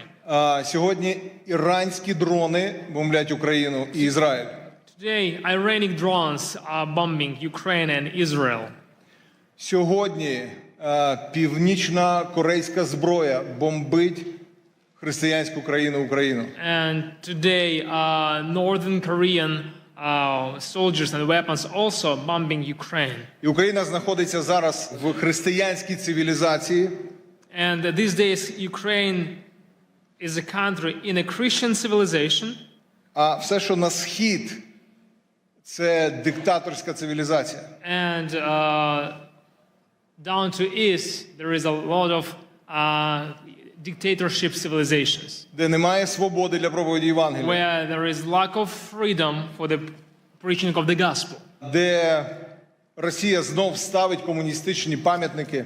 Where in Russia they putting back those communistic monuments. Росія розбомбила 700 церков в Україні. Within this almost 4 years of this war in Ukraine, Russia has targeted and destroyed over 700 temples and church buildings І in деколи Ukraine. цілилась саме в церкву, бо поруч нічого більше не було. And we have a lot of cases when, for sure, we can say that they, for reason, they wanted to target church building because around the church there is nothing. It's just a church building. Next slide, please. В окупованому Мелітополі, окупованому Росією та Мелітополі, вони забрали церковне приміщення. And there is a city of Melitopol in Ukraine with a very nice church building. And І зробили з нього військовий музей російської Russian forces, армії. they occupied and they took over that church building and they made kind of like their military storage there. Росіяни вбили біля 70 пасторів і священиків. And it's over 70 pastors and priests who were killed within these 4 years of this war by Russian soldiers. Половина з них це протестантські євангельські віруючі. And half of those priests were evangelical Christians. Next slide, please. Evangelical pastors and priests. Це один з пасторів, Юрій, я його особисто знаю. This is the picture of Pastor Yuri. I knew him personally. Він прийшов на ранок для того, щоб провести ранкове молитовне служіння. He came to his church building in the morning to lead morning prayer service. Як тільки служіння закінчилось, And right after the service finished, люди розійшлися. And people left the building. І прилетіла російська авіаційна бомба і розбомбила і вбила його. Right after that prayer service, Russian aviabomb was dropped straight to that church building, destroyed the building and killed the pastor. Тому я дуже прошу, щоб ми, духовна дипломатія, повинна називати чорне чорним, а біле білим. And that's why, today here we are talking with you about spiritual diplomacy, and we have to be the people who will call white things white and black things Це black. справжня духовна битва. There in Ukraine we are on the real spiritual warfare. Наступний слайд. Why do I say this? В Україні повна свобода для проповіді Євангелія. Because you have to know that in Ukraine we have full-scale freedom to Пастор preach the Марк gospel. декілька місяців тому молився з президентом Зеленським і з урядовцями в нашій країні. Prayed together with our president and with a lot of parliamentaries, members of parliament, during our national prayer breakfast in Kyiv, in the capital city of our country. We have full-scale freedom to preach the gospel. Російська пропаганда намагається сказати, що в Україні немає свободи. And these days we heard a lot that Russian propaganda tries to say and to deceive people that we don't have freedom for the gospel in Ukraine. Декілька років тому ми зібрали 500 000 людей на центральній вулиці. A few years ago we had a gathering which 500,000 people attended Для того, щоб славити Бога і at the прославляти very Царя Царів. central square in the Kyiv, in the capital of our country. And those people were gathered to praise God and to worship Him. В Україні сьогодні самий більший в Європі молитовний сніданок. And these days we have, every year we have the largest prayer breakfast in Europe. В 90 офісах державних проходять молитовні сніданки і читання Біблії. And during the year we have prayer breakfast in over 90 locations all across Ukraine.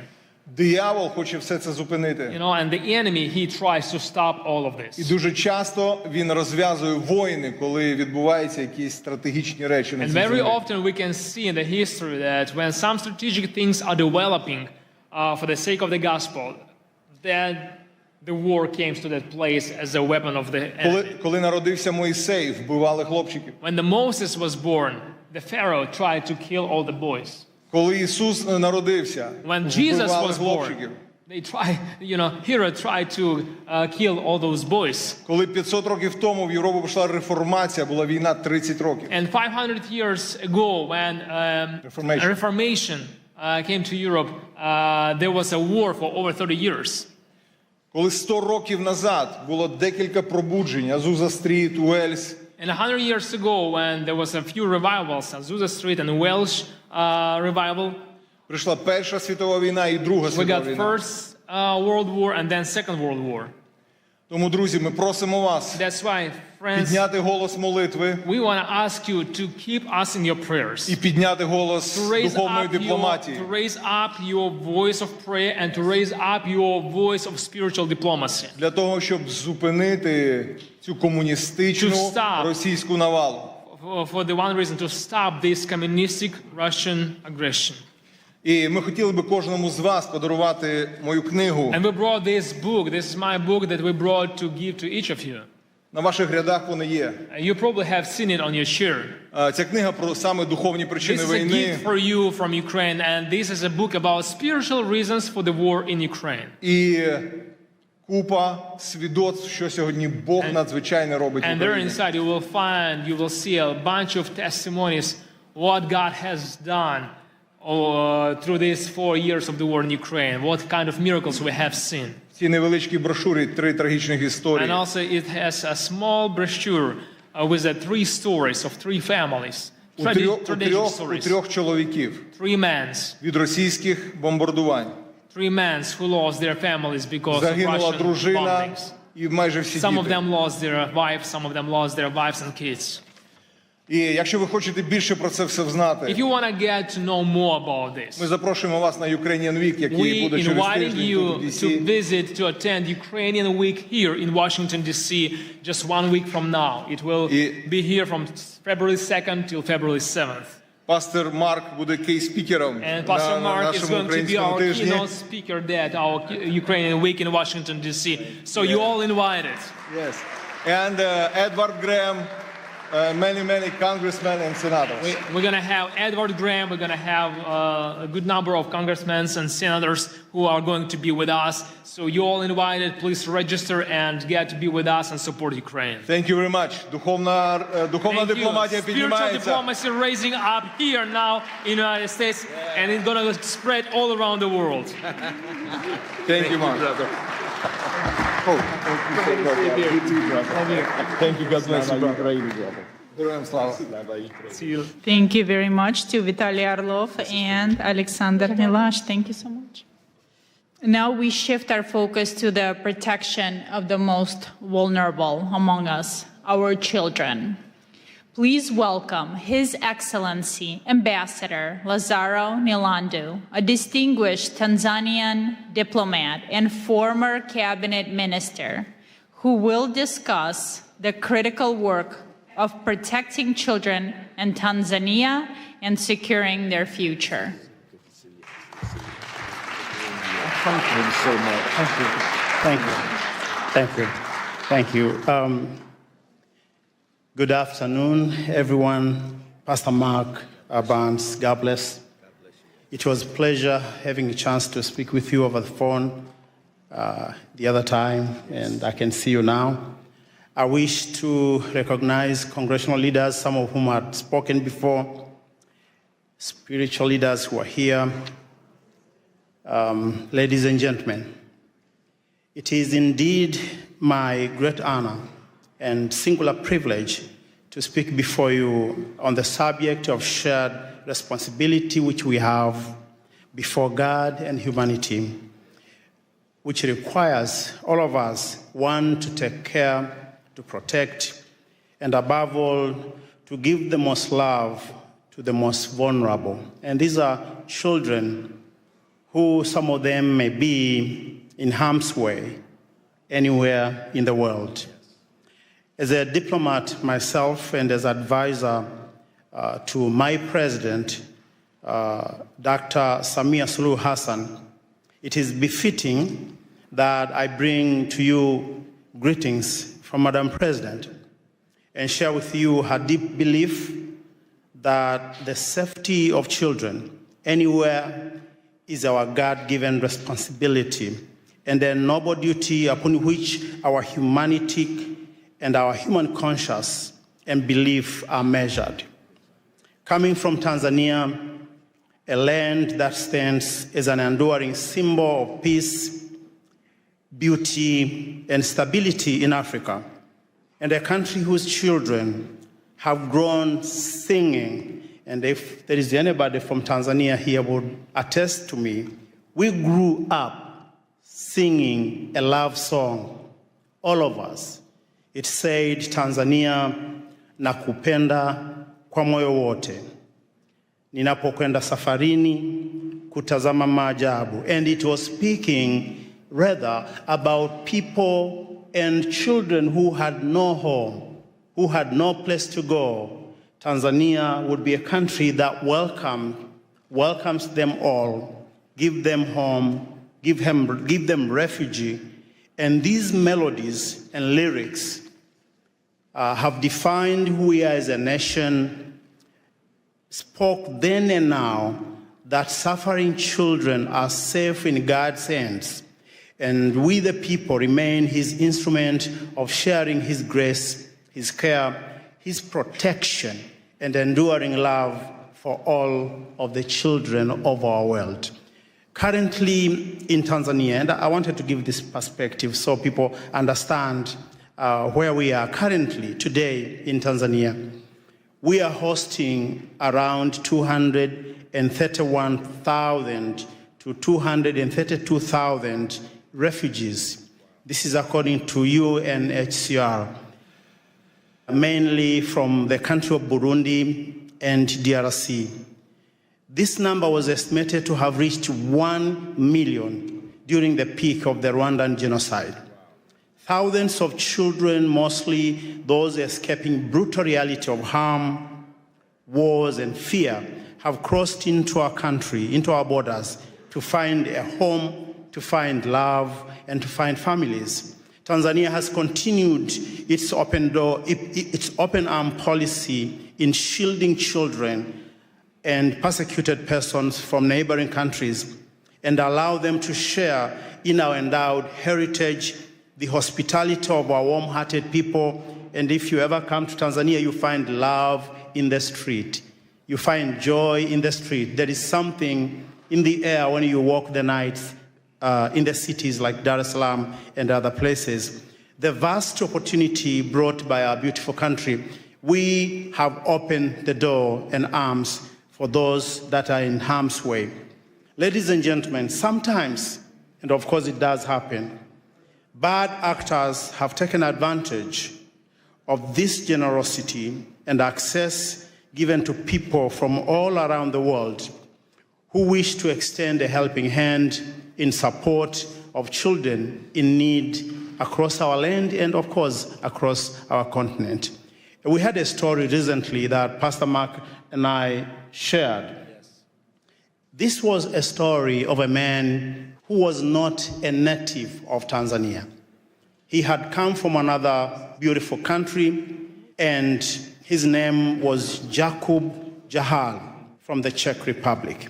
This man, whose infamous actions represents a modern-day cross-border criminal rings targeting children, is alleged to have abused children and misappropriated charity funds meant to support those same children in need in an orphanage somewhere in Moshi, just beneath the beautiful foot of Mount Kilimanjaro.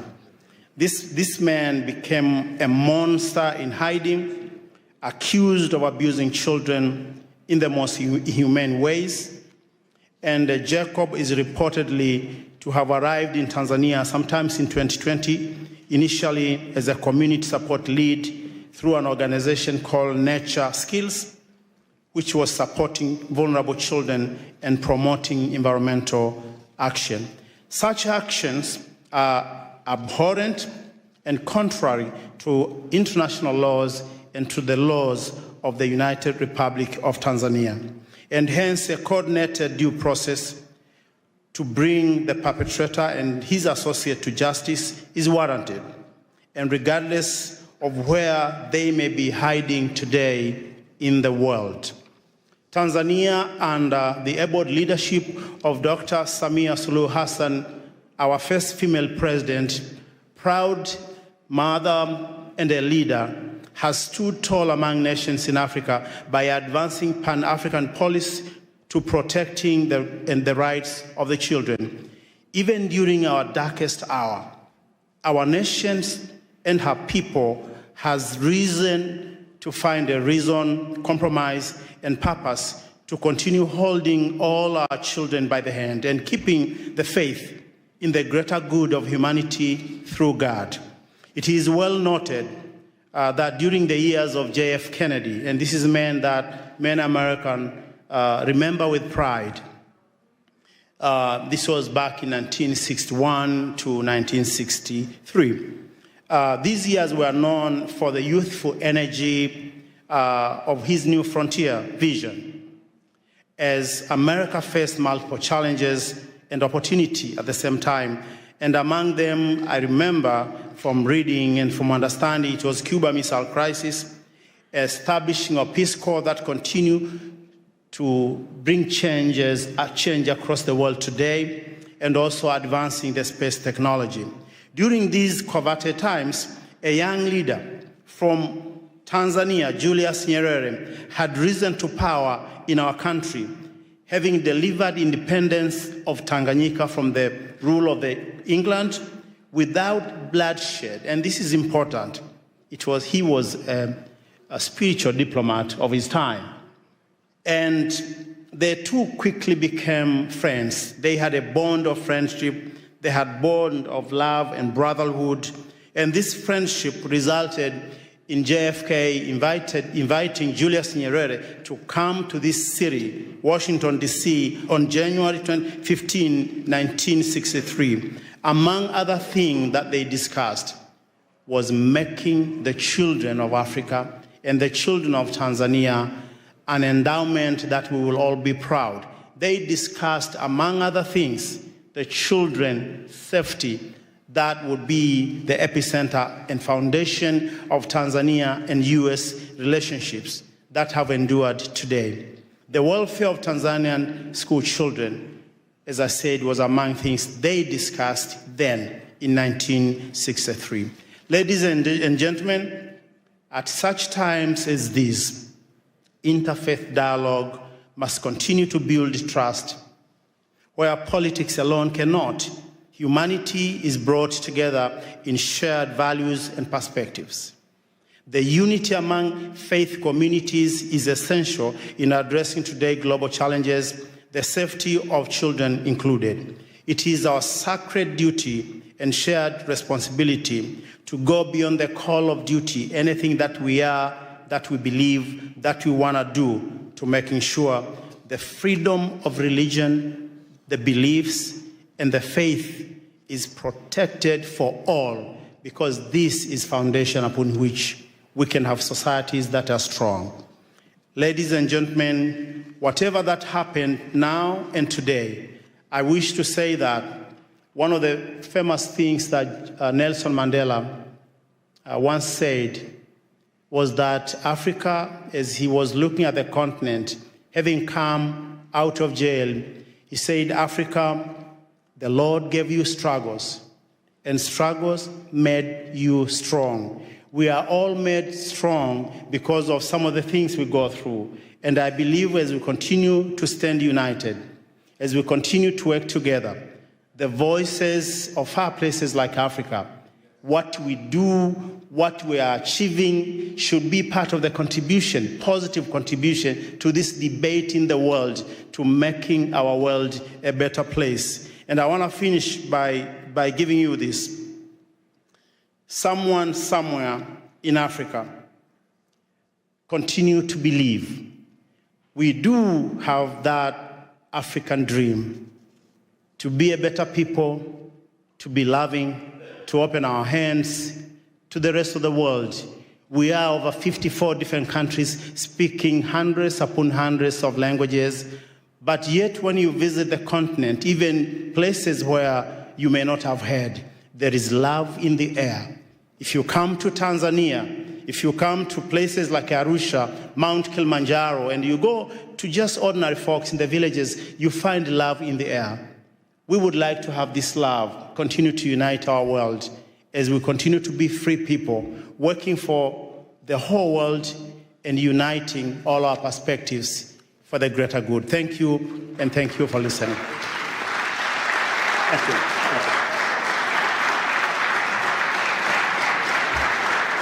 Thank you very much, Your Excellency. Thank you for bringing up the Yacobial case as well, that has allegedly committed the grave crimes against children in Tanzania. That is devastating, and I'm glad you're looking into it. And now it is my pleasure to introduce Congressman Joe Wilson, representing South Carolina's 2nd Congressional District, a long-serving member of the House. He brings extensive experience on national security and foreign affairs, as currently serves as the co-chairman of the U.S. Helsinki Commission, advancing human rights and democratic values around the world. Congressman, it is a pleasure. Thank you. And ladies and gentlemen, and champions, as I look out to see so many champions of religious freedom, I just want to thank you for your success. And indeed, Pastor Dr. Mark Burns has just done such a great job organizing. He also has another identification. He is a friend of somebody named Donald Trump. Aside from that, and so, but the bottom line truly is that I'm grateful to be here, and we're from the same state, South Carolina, and he's from the upstate now. That's where the money is. That's where they make BMWs. But I'm from the lower part of the state, and actually I was born in the holy city of Charleston, South Carolina. And with that in mind, the reason it's called the Holy City is because of the number of churches. And the people living together and serving together. And so we have virtually a church on every corner. And so it's really exciting because most of the churches are from denominations or from people who were expelled or flee from other countries. And so from that, what an example indeed South Carolina, the United States is. And that is, and for example, I grew up in the First Scots Presbyterian Church. And I want you to visit Charleston, the only church in North America with the seal of the Church of Scotland on the front in stained glass. And so the reason the Scots, my ancestors, came is because they were expelled from the villages in Scotland because the landowners realized that they could make more money growing sheep than having people to support. And so they actually expelled the population. And I'm very grateful that my ancestors came to South Carolina. Additionally, also my family is French Huguenot. They too were expelled from France and came to the United States. And I'm really grateful the only functioning French Huguenot church in North America is in Charleston. So please come by and visit. Beautiful church. And the significance of that is our country benefited, again, from having people come to our country to realize freedom and liberty. As I tell you about French Huguenots, I was working with patriotic organization. Somebody that Pastor Burns really appreciates is the Swamp Fox, Francis Marion of the American Revolution. He was a Huguenot. And so I was working to help raise money for a statue here in Washington. And I kept telling people, hey, this is exciting now. We'll finally have a statue to a Huguenot in Washington. After a couple of years, somebody said, Joe, you're wrong. There are statues to a Huguenot in Washington. I said, well, who? George Washington. So hey, who would ever imagine putting all this together, that our country indeed has benefited from religious freedom? And then flash forward, I'm really grateful that in Charleston, South Carolina, at the time of the American Revolution, the largest Jewish population in the New World was in Charleston, South Carolina. That was real news to people from New York City. I'm educating them. And also the first provincial constitution recognized Judaism as a religion was the Provincial Constitution of South Carolina. The first Jewish American elected official was in the Provincial Assembly of South Carolina, and the first Jewish American killed in the Revolution was in Charleston, South Carolina. So that's the environment I grew up in. And then flash forward, I've really had such a great opportunity to work with so many different communities, and in particular, I've been working with the Hindu community. And as a real estate attorney, I worked with Indian Americans buying hotels and motels in the United States, and particularly in South Carolina. And flash forward, they now have a majority of the hotels are owned by Indian Americans. Additionally, the Indian American community, it's 6 million people, of Hindu faith, a substantial number of Christians now, but they are elected to public office. We know that, Governor Nikki Haley. We're really grateful for the success, and then you can see their success. Who would ever imagine FBI Director Kash Patel? And hey, who would imagine the Second Lady of America, Usha Vance? And so the Indian American community has just been so successful. And in particular, I was grateful to be with President Trump in Houston to welcome Prime Minister Modi. And at that welcome program, it was clear, Pastor, that we were with the largest assemblage of millionaires in the history of the world. 40,000 people were there. The per capita income of the Hindu Indian American community is twice that of the average American. And so, again, I cite that as an indication where religious freedom has such importance and can lead to so much. And so I want to thank all of you for what you're doing. I'm proud to wear the pin. And looking at all these positive faces, you're an inspiration. God bless you. Thank you. Thank you, brother. Appreciate you, brother. Thank you. Thank you so much. Thank you very much, Congressman, for stopping by. Thank you for your time. And now let's continue. I'm pleased to introduce Ms. Vicki Reese, the founder of Joy of Mom, a global movement reaching millions of families. She brings the conversation to the heart of the family unit with her topic, Spiritual Diplomacy Begins at Home. She explores how motherhood and compassion are the first steps on the path to peace.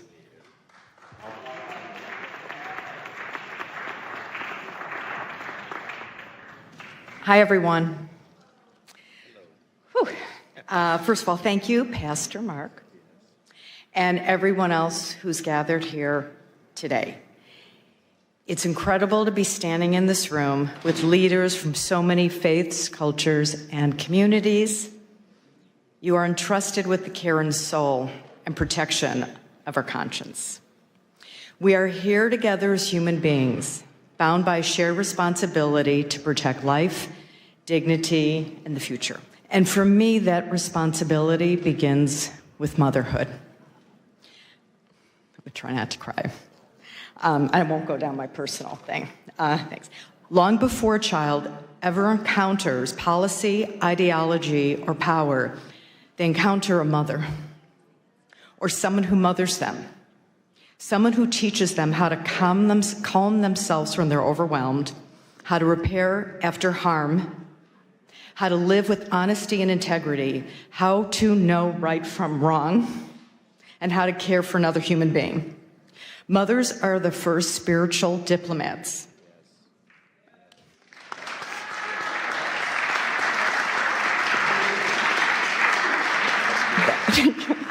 That our children will ever know. I think that was the most important thing I could say out of this. In kitchens, in classrooms, in car rides, in quiet moments, mothers teach empathy, accountability, courage, and compassion in action. They are not soft skills. They are the foundational skills of peace. This is why spiritual diplomacy cannot be separated from maternal wisdom. Because peace is not enforced from the top down, it is formed from the inside out. Wow, that's good. When mothers are supported, heard, and connected, families stabilize. When families stabilize, communities heal. And when communities heal, peace becomes possible, not as an idea, but as a lived reality. Spiritual diplomacy asks us to lead beyond labels and ideology. Motherhood asks us to lead with responsibility. Both are rooted in the same truth. Love is not passive. Love is protective. Love is courageous. And I'm almost done. We are living in a time of extraordinary division. Fear is amplified, trust is eroded, and too often the burden of holding families and communities together falls quietly on mothers, unseen, unsupported, separated by noise, a lot of noise, that tells us we are more divided than we truly are. But when mothers come together across faiths, across cultures, across borders, something powerful happens. They don't argue ideology. They protect children. They restore dignity. They remodel repair instead of revenge. That is spiritual diplomacy in its most human form. This is not about erasing difference. It's about honoring honesty first. It's about choosing wisdom over outrage, compassion over condemnation, responsibility over indifference. Spiritual diplomacy is not soft. And as we know, motherhood is not weak. And conscience is not optional. These are the strongest forces we have. So my hope, my prayer, is that we leave this gathering committed to elevating maternal wisdom as part of the global peace dialogue, committed to seeing mothers not as a support system, but as a foundation, committed to standing for what is right, even when it is difficult, committed to remembering that every child everywhere deserves to grow up in a world shaped by care, courage, and conscience. May history say that when the world needed healers, we showed up. May it say that when peace felt fragile, we chose to protect it. And may it say that love, lived boldly and practiced daily, became the bridge that carried us forward.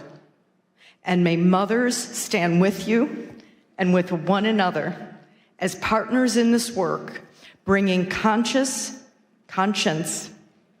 courage, and care to the future we're building together. I have one quick note. Okay? In a few moments, you're about to meet Scarlett Lewis shortly, and you'll hear her incredibly moving story and journey. And as part of today's commitment to peace, we're deeply honored to share the joy Mom will be bringing Choose Love from classrooms into homes and families, embedding peace and choosing love over fear into live daily practice for moms and children. And we're also going to be part of your beautiful ecosystem and help bring this message home everywhere in the world. Thank you and bless you all. That was so good. Oh my God, you did such a wonderful job. Our next speaker has a truly extraordinary background.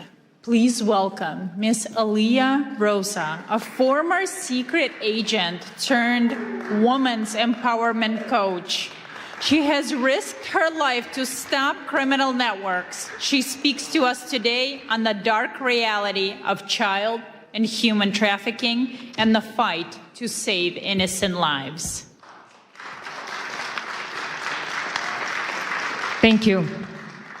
Thank you, beautiful souls, spiritual diplomats, and thank you, Pastor Mark Burns, for bringing us all together, for inviting me.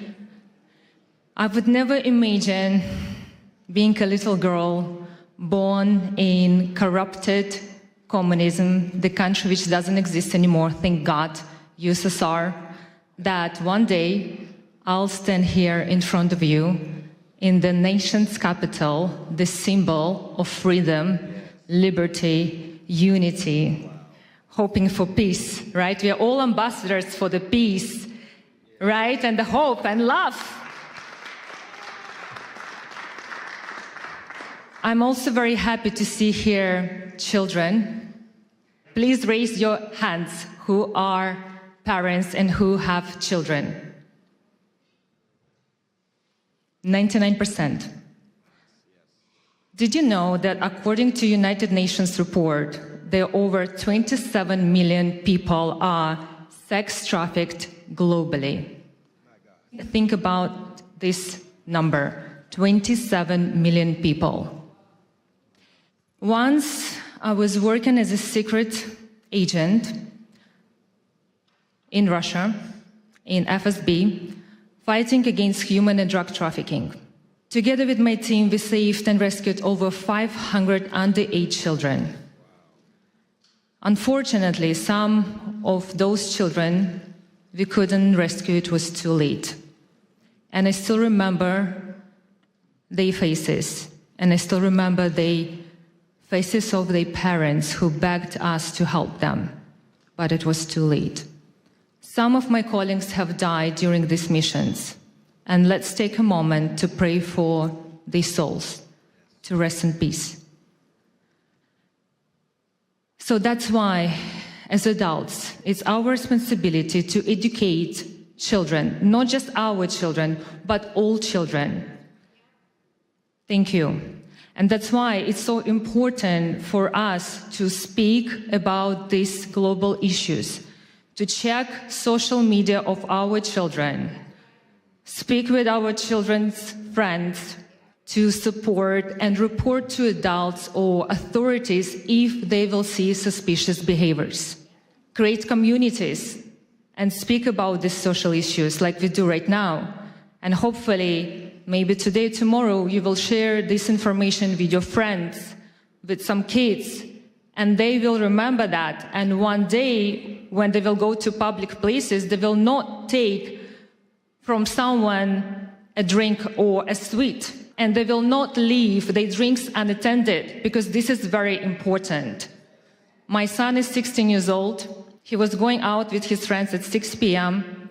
He calls me crying that 2 girls from his class were picked up by the car and they drove somewhere. Thank God in Snapchat they have the location. So I pick up my car, my son, I pick up my car, and we drove there to find them. They were picked up by 2 men, 40 years old about. We reported that issue. But this can happen with anyone. Imagine it could be your kids, imagine it could be kids of your family members or your friends or so on. That's why, as adults, we need to bring awareness, especially to our young generation, because this is our future. Yes. Thank you so much for understanding that it's so important to be together, to unite, to fight this problem, because the most important is to prevent a problem before it will even start. And this is our responsibility as adults, to teach, educate our children, because they copy what we do. And a little favor. It's the beginning of the year. I decided to set up a charity to bring awareness about this global issue. And if anyone here would like to help me and join me in this journey, I'm here for you. I would really appreciate about your help, and thank you so much for having me. Thank you for this amazing event, and God bless you all. Thank you. Thank you so much. Thank you so much for that. Thank you so much. Now, returning to the stage, our distinguished Indigenous leaders, Chief Joseph and Ambassador Lara Lynn Riverwind, co-founders of Firekeepers International. They address a crisis touching every community, from silence to sacred care. They will share how faith leaders must respond to the youth mental health crisis. I knew you were going to make us follow either Dr. Burns or the secret agent. Thank you for Pastor Burns for bringing a microphone to the Indigenous voice. It's an honor and blessing. Thank you. She sits on her bed behind a locked door in a dark room. Mascara-stained tears streak her cheeks as she watches blood drip from her arm. This self-inflicted wound, vying for space among many others. Next time it will be deeper. She says. Next time I'll go all the way. And just like that, ideation becomes a painful plan. Statistically, before this gathering ends, a depressed and hopeless Native American will take his or her life. But God. Taigwe, Oma Bahari, da Kakasike Guazabara Mahura, da Katais Boriken Ota Danaboria Yaya Ota Kasike Bosibakan. Good day with respect and honor to all the dignitaries that are here. I am Chief Joseph Riverwind, War Chief of the Arawak Taino tribe of Puerto Rico, the tribe of first contact. I'm also a servant of Yahweh, the supreme spirit of all spirits and a disciple of the great chief cornerstone, aka Rabbi Yeshua. Shio, ganik di layalene ekwani unole dakudoa, tijalagi kanusida, dohi gesesti. Hello, I am Dr. Larlin Riverwind, the ambassador of the Georgia tribe of Eastern Cherokee. I serve Creator Yahweh, and I walk the white path of Yeshua, Jesus, whom my people have an ancient story about. For generations, Native people have lived with intergenerational trauma. Depression, identity crisis, and suicidal ideation are often lifetime struggles rather than temporary obstacles. As a result, American Indians and Alaskan Natives face suicide rates 91% higher than the general population and lead in depression, anxiety, PTSD, and substance use disorders. We can name the contributors of forced assimilation, racism, socioeconomic disparity, cultural incongruence, generational trauma. These matter. And in our tradition, we make our decisions based on 7 generations ahead. And these issues are not exclusive to the indigenous population of America. I have seen them abroad in the indigenous population of the Republic of the Marshall Islands, where I lived during my youth. But personal reasons often boil down to relationship problems, violence, and lack of access to care. Yet each of us must make and take the responsibility for our own mental health. Healing is not accidental. It takes time, faith, hard inner work, wise counsel, humor, and miracles. Humor is a core Native tradition, so we'd be remiss if we didn't ask you, how many psychiatrists does it take to change a light bulb? 1, but the light bulb has to want to change. And speaking of change, did you know that Native Americans will be the first ones in heaven? We have reservations. There you are.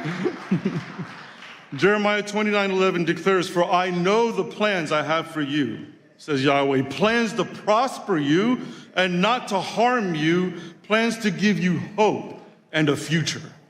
We must help people envision a future worth living for. Often the first step across that bridge is moving from silence to speaking up, because evil flourishes in silence. It is often through sacred care that people find the courage to speak. Sacred care takes many forms. At Firekeepers International, our Good Medicine program provides sacred care through ancestral teachings passed down by our elders, through art, music, storytelling, dance, counsel, honor, and ceremony that brings holistic healing to the soul. Yet our culture should strive for much needed refinements. To 1, celebrate heroic whistleblowers. Normalize ongoing counseling. Honor mental health professionals. And develop emotionally intelligent leadership. For many, there is no dramatic crossroads between victim and victor. Victimhood is often a default survival mode. But this world, though filled with pain, is also filled with love. A soul's journey from victim to victor is forged through forgiveness, healthy boundaries, and discernment. It is our sacred duty as faith leaders to teach and model healthy, holy, enforced boundaries. Without them, encroachment is normalized, victimhood is enabled, abusers protected, and spiritual necrosis left unchecked. Across Turtle Island, what we call the land here, indigenous wisdom teaches a foundational truth. Life is sacred. It is a gift from the Creator. Important question. So where does spiritual diplomacy end and sacred heroism begin? When there are mobs of serial murderers currently slaughtering Christians, Jews, Druze, Alawites, Kurds, Yazidis, Persians, Syrians, Hindus, Nigerians, Masalit, Hutus, Tutsis, and moderate Muslims, we must speak up. As faith leaders, we must break our cultural taboos surrounding violence, sexual, physical, emotional, and spiritual abuse. Silence is compliance. Silence is condoning. Silence is abetting. We cannot teach tolerance of violence or endorse violence as resistance. We must model the sacred care of speaking up and breaking the silence, and we will now. This great nation protects freedom of religion, our right to serve any God or none. But liberty demands responsibility. If a religion commands the taking of an innocent life, it is a death cult, not a religion. And it's constitutional. Come on now. It is a death cult, not a religion, if it says, take innocent life. Got a few of you. And its constitutional protections then are null. Speech defining holy versus profane is protected, but breaching physical boundaries to commit violence is not. As indigenous spiritual authorities from these ancient lands of Turtle Island, we want to make a clear declaration. Radical Islam, death cults, anti-Semitism, and enslaving ideologies disregarding the sacredness of life and liberty are not welcome on Turtle Island. We must become divine interruptions on someone else's path to destruction. And let me just say this. It's a big deal to have somebody with spiritual authority of indigenous people to say what is and is not welcome in their land. Meditate on it. As we leave today, return with me to that dark room and that bleeding girl. She was not unseen. Her faith leader knew. He knew intervention was needed. He knew there were options. Now the only question left is this. What is he going to do about it?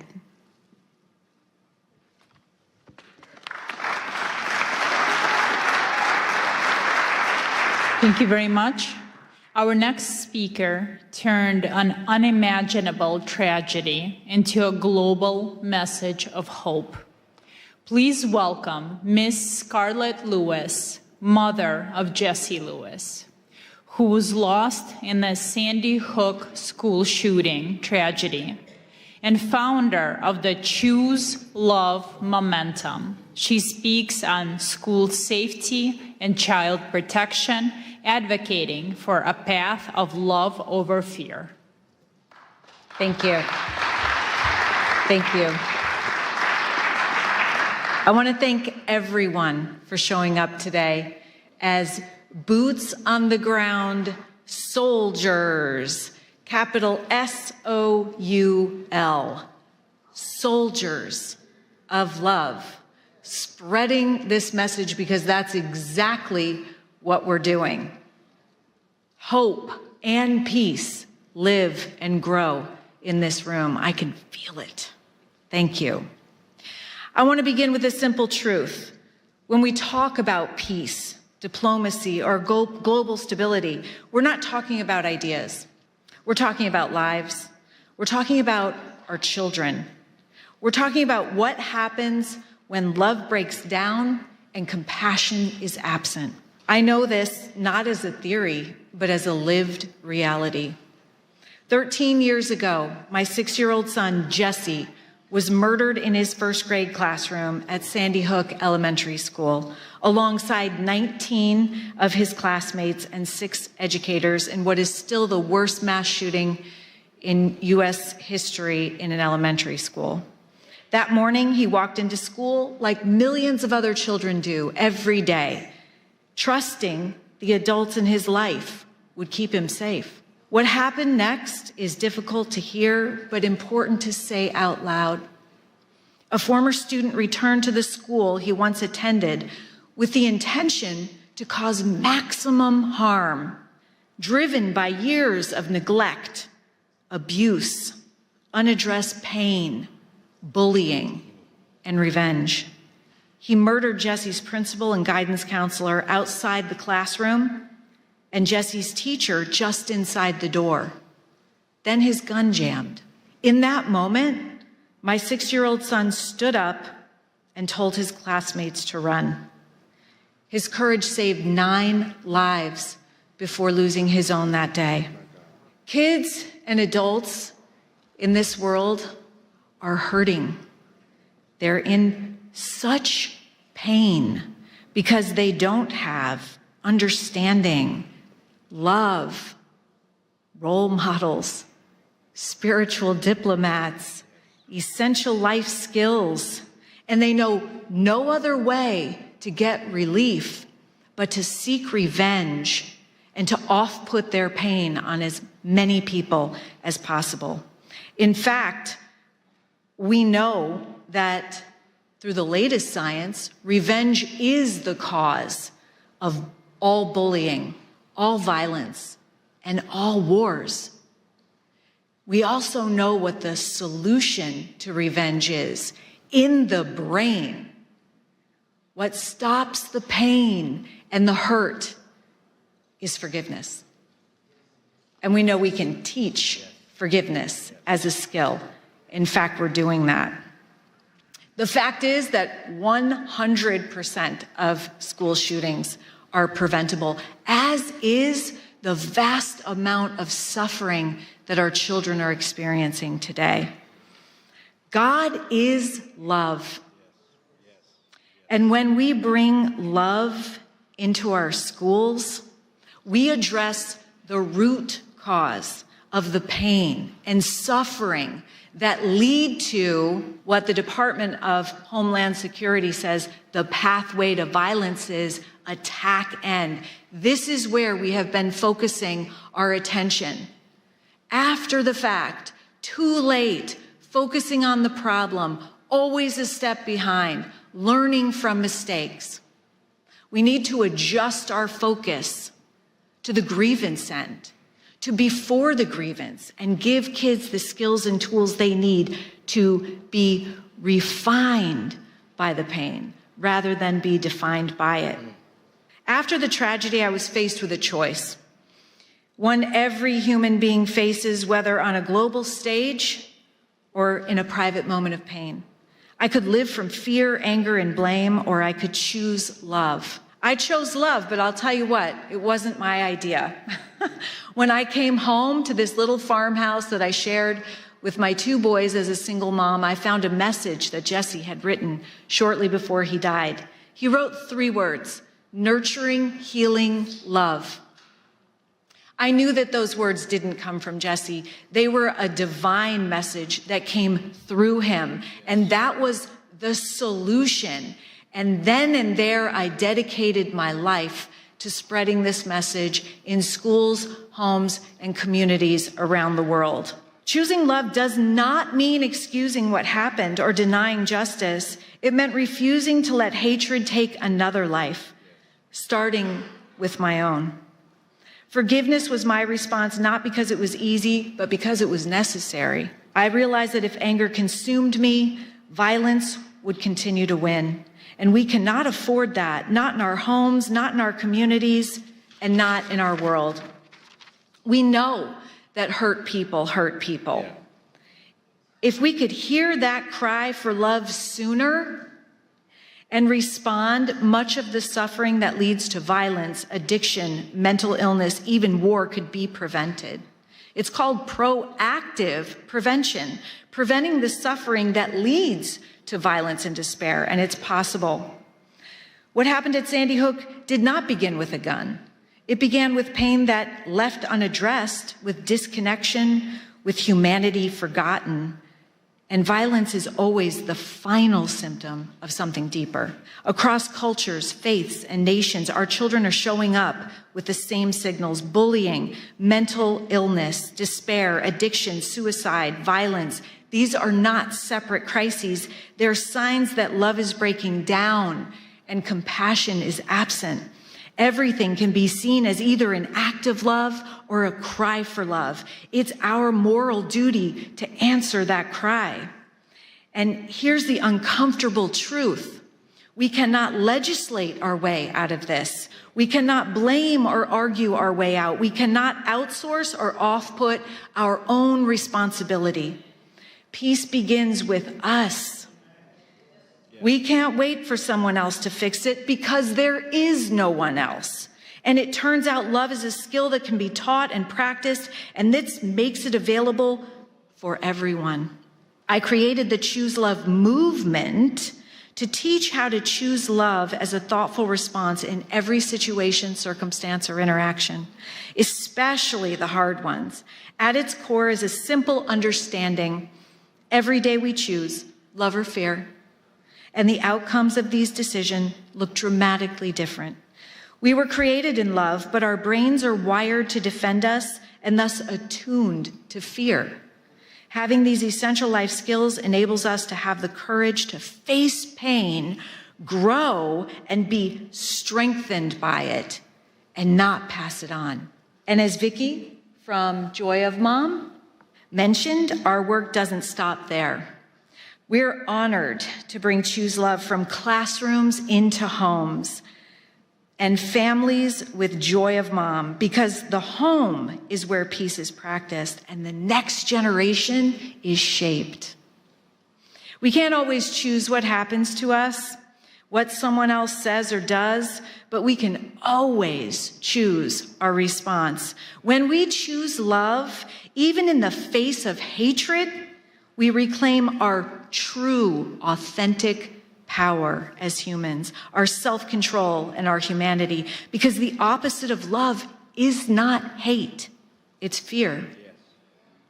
When we understand this, we can look upon hate as suffering and with compassion. This is the work of spiritual diplomacy. It's choosing to see people not as enemies, but as human beings. It's responding to fear with courage, the same courage Jesse showed that lives inside every single one of us.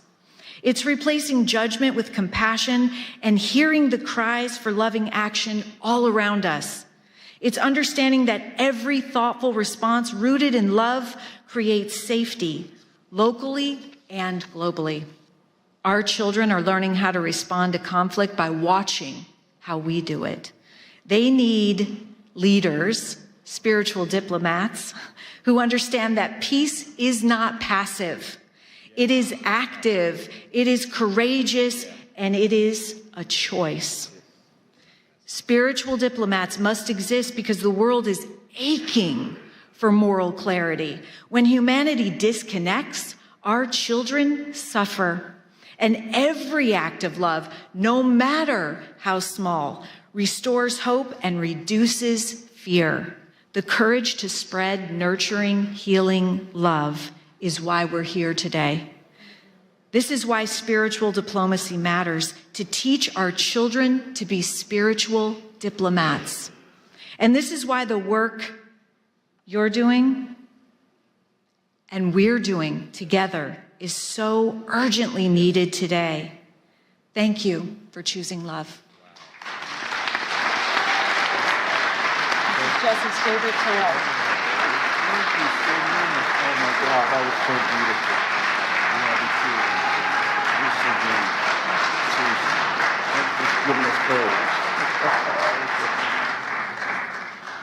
And now we are honored to receive a special address from His Excellency Caleb Mutfeng, the Executive Governor of Plateau State, Nigeria. Through his video address, he speaks to us today on promoting peace and liberty amidst global challenges, sharing a governance vision anchored in justice, mercy, and the sanctity of human life.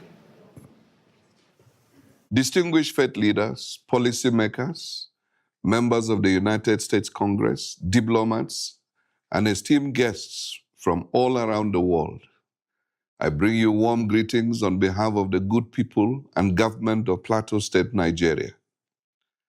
I'm deeply honored by the gracious invitation extended to me to participate in this important International Interfaith Conference with the theme, United in Liberty, the Rise of Spiritual Diplomats. It is with all sense of responsibility that I regret my inability to be physically present at this time due to exigencies and demands of the office. However, I am ably represented by my advisor on development partnerships and strategic linkages, as well as diaspora engagements, Mr. Manji Wilson, who would deliver a presentation on my behalf. I want to specially commend Pastor Dr. Mark Burns and the conference conveners for creating such a global platform that recognizes the vital role of faith, conscience, and moral leadership in diplomacy and peace building. At a time when divisions, that is religious, ethnic, and political, are being exploited across the world, this gathering affirms that liberty of belief and mutual respect remain foundational to human dignity and sustainable peace.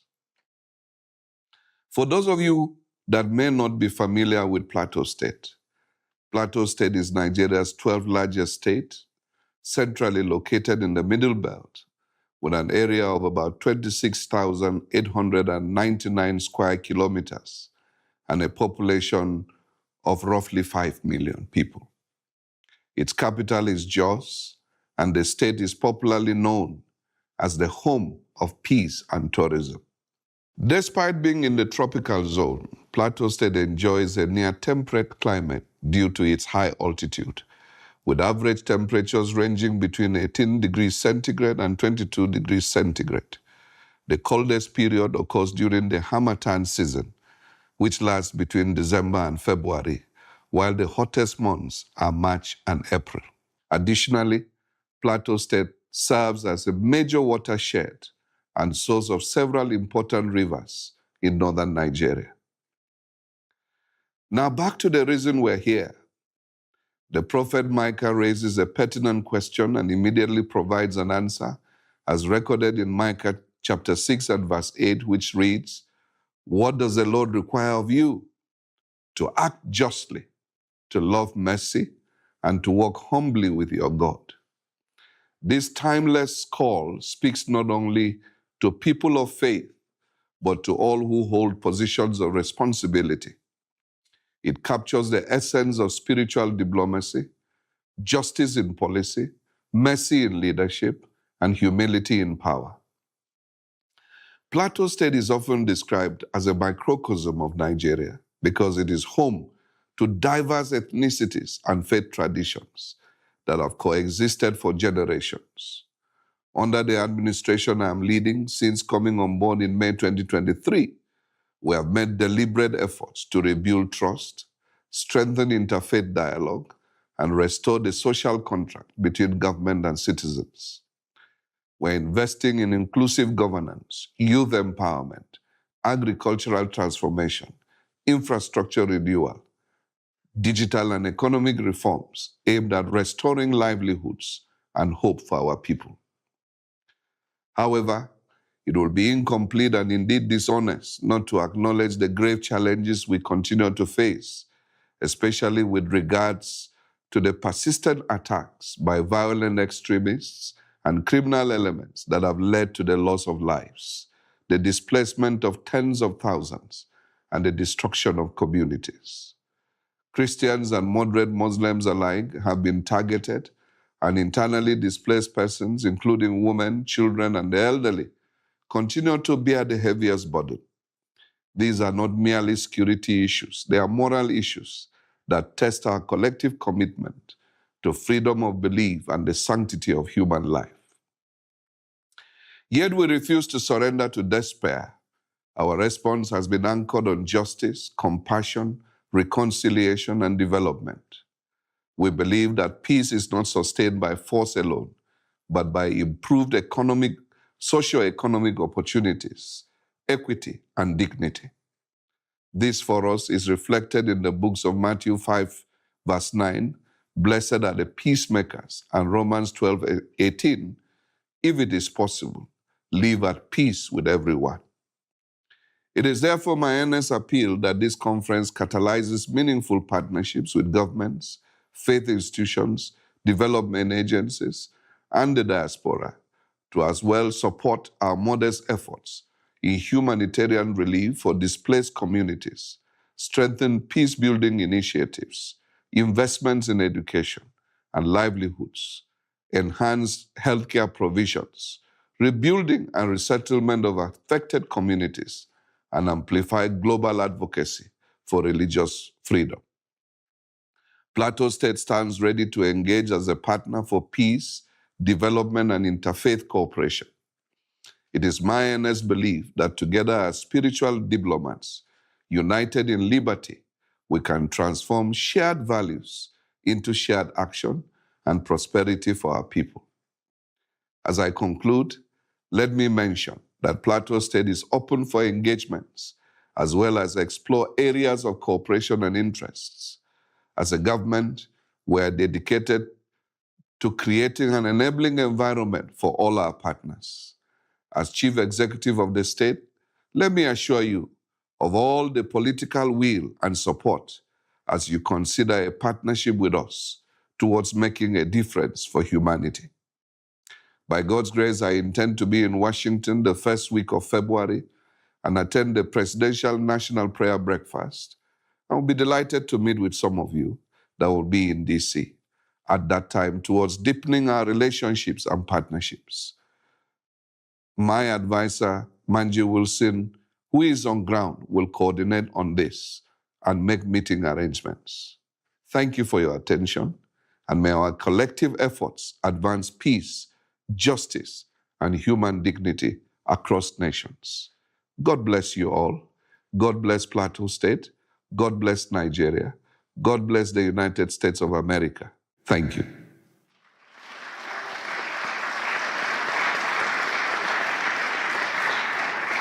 And now we would like to invite His Excellency Manji Wilson to the stage, Chief Technical Advisor on Development Partnership, Strategic Linkages, and Diaspora Engagement to the Plateau State Governor, Nigeria.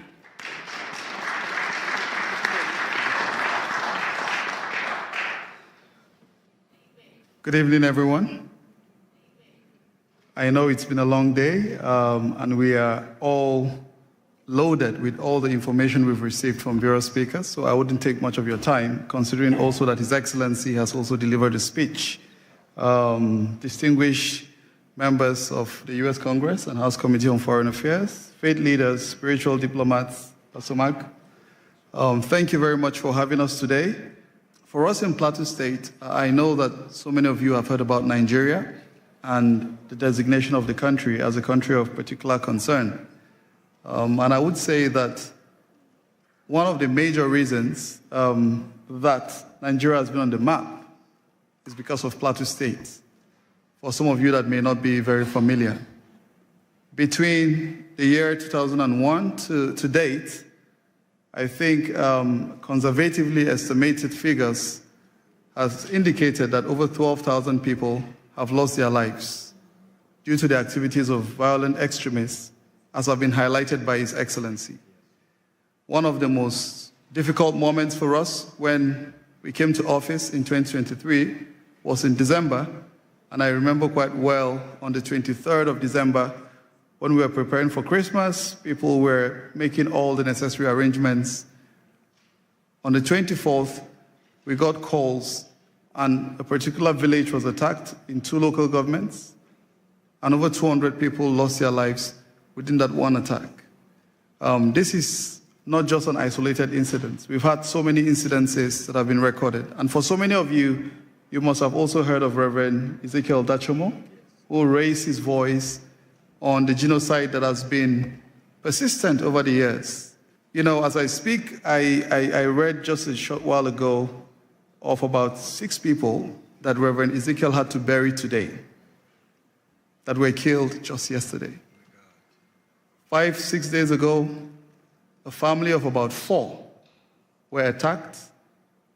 The father was killed, the mother was killed, the son was killed, and the only surviving person of that family is a 4-month-old baby.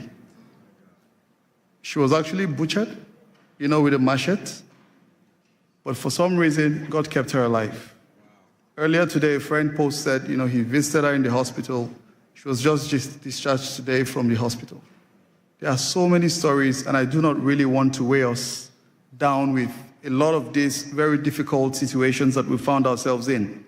I recall one of my friends, Stedman Harrison of the Global Outreach Ministry here in the United States, and a significant lesson he taught us during one of our sessions. And he draws from the book of Nehemiah, and for so many of us, we remember when Hananiah came visiting and Nehemiah inquired of what had happened, to the remnant that were left.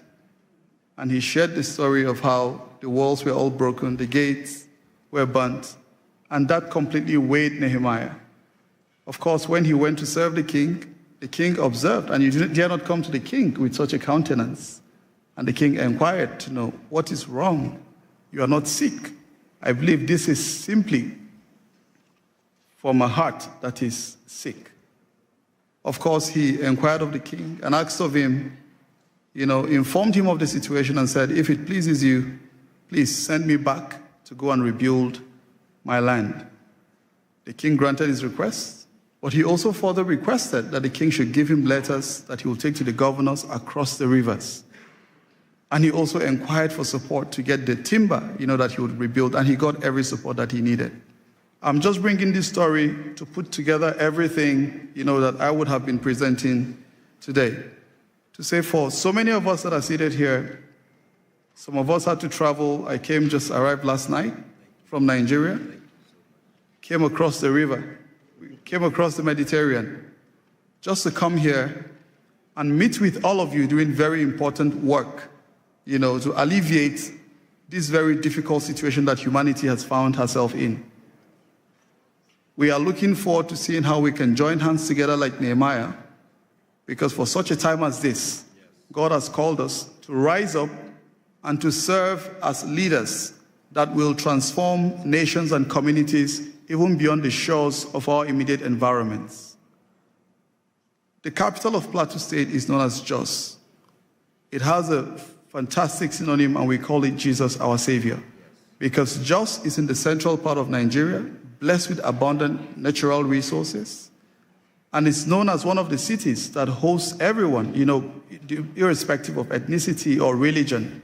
Very accommodating set of people that have kept Nigeria, up till this moment. Plateau State is a city upon a hill, and her light will continue to shine.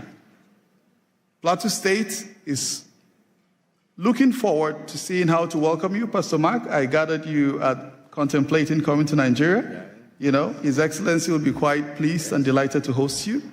And we look forward to seeing how we can continue to utilize this office, this privilege that God has given us to serve our people, to improve the livelihood of those who are persecuted, those who are displaced, because we have so many of them, over 50 communities renamed, people sacked from their ancestral homes. They can no longer conduct their economic activities. But we're doing what we can do as a government to provide all the succor and support. And we are looking forward to seeing how we can continue to leverage on this very important platform to do the good that our people so deserve. Thank you very much. Thank you. Please give my respect and love to yes. Okay, right now we're going to have quick presentation by Dewey Honig. He wanted to present something to Pastor Burns. Thank you, Pastor Burns. It's a true honor. I have to head out, so I'm sorry for cutting a bit over here. First of all, a pin for you. Oh, thank you. Thank you so much. Wow. I could put it on. Yes, I'm going to hold it there. Okay, good. Thank you.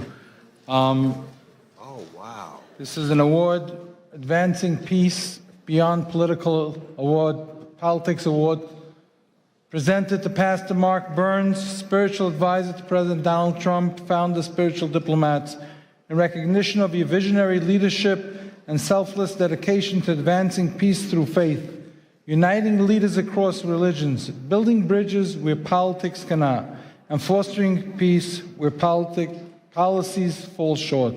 With admiration and blessing to the Honig, founder and CEO of the Orthodox Chamber of Commerce, and our Chairman, J. Morton Davis, who's 96 years old and very close friend of President Trump for over a half a century. Wow.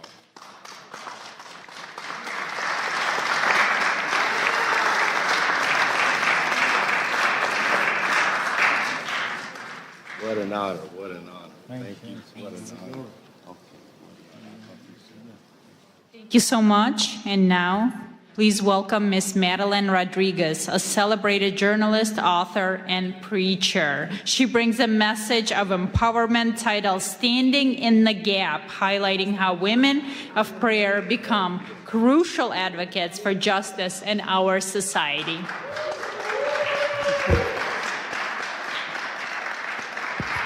Thank you so much. I want to start off by saying my sincere thanks to Pastor Mark Burns for bringing together faith leaders from around the world for this important conference. Let's give him a hand.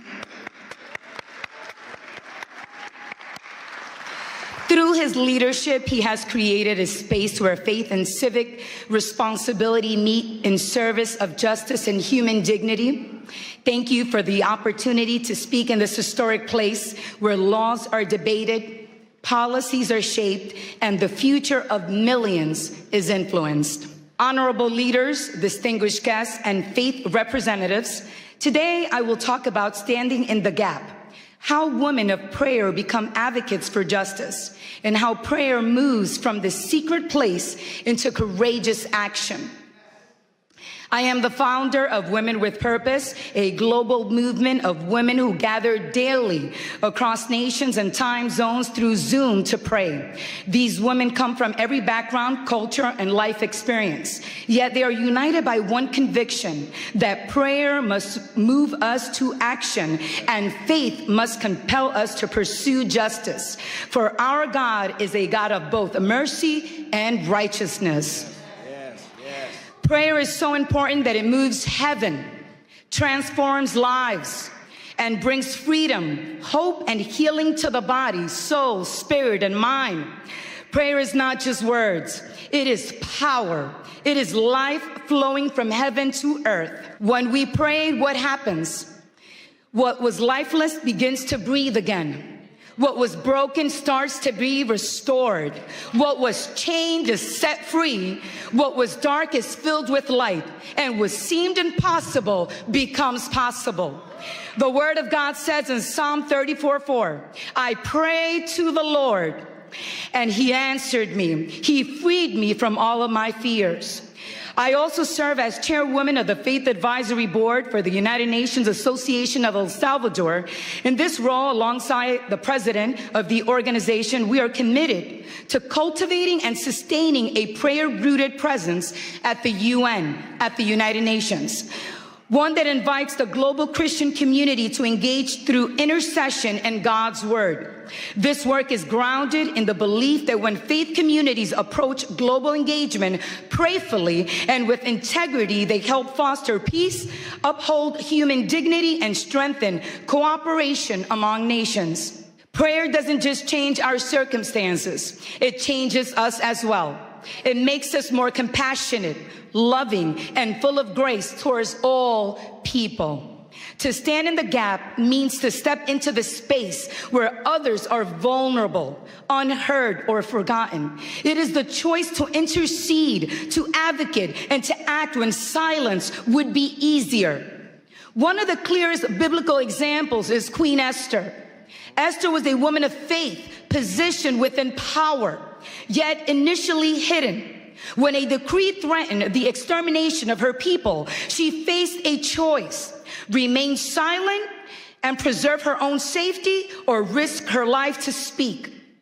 However, Esther chose prayer, fasting, and courageous advocacy. She stood in the gap, approached authority with wisdom and humility, and ultimately saved her people from destruction.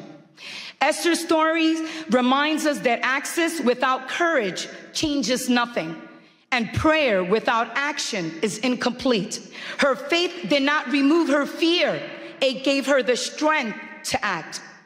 Throughout history, women of prayer have done the same. Women have prayed in kitchens and in sanctuaries, in upper rooms, in quiet corners, in homes of worship and hidden places, often unseen and unnamed.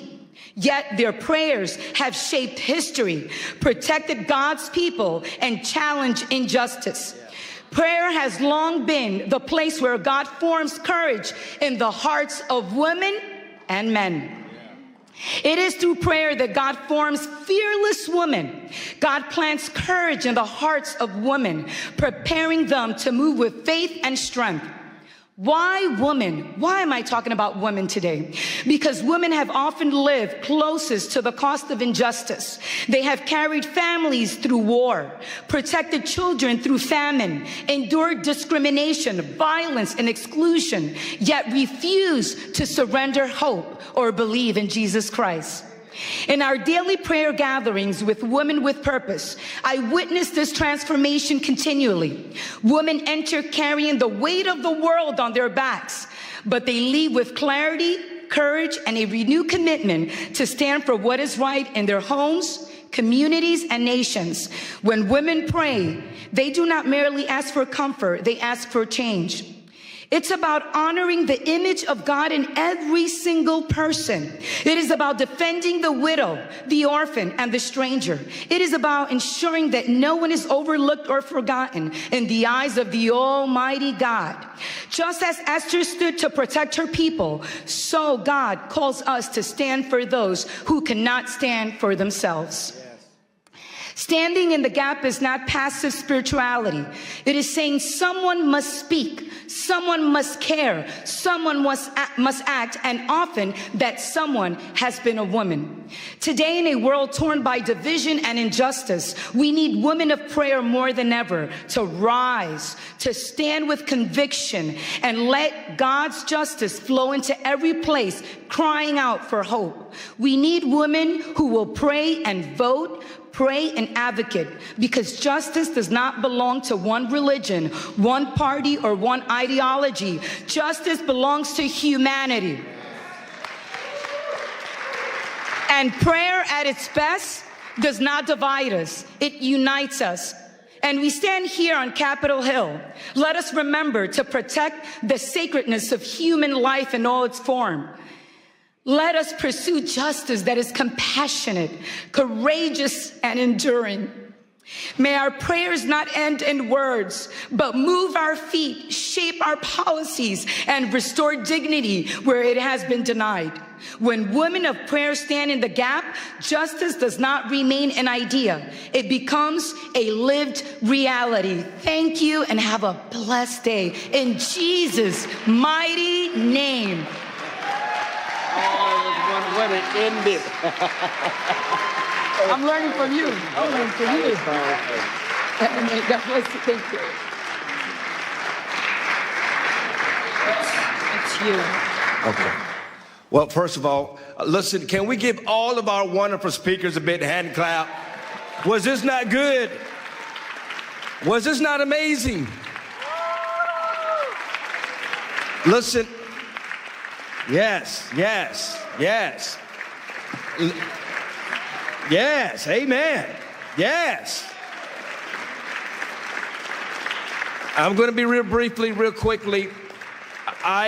First of all, I want to, I see we passed the lapel pins out. Everybody, please stay standing because we're about to go. You sit back down, you may not want to get back up again. We passed the pins out, and I wanted to give a declaration before you pinned yourself, but that's okay, you pinned yourself. And we'll do it better the next time. But I want everyone you stayed here to the end, so you're telling me that you are truly committed to this movement. And I want to give a declaration, and I want you to repeat after me. Now, I'm going to be very clear. You're not pledging allegiance to a person or an organization, but an ideal of freedom. Are you understanding me? And so I want everybody here to just lift up your right hand, and you're going to make this pledge with me. You're going to repeat after me. Say, I in your name. Today I stand by choice and by conscience to declare my commitment to becoming a spiritual diplomat. I do not pledge allegiance to a person, a title, a political party, or an institute. I pledge myself to a higher ideal of peace, the sacred responsibility of peace.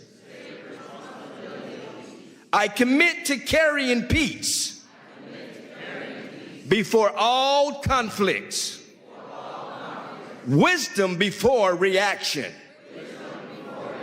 and truth before pride. I choose honor, the dignity of every human life, regardless of faith, culture, color, nationality, or background.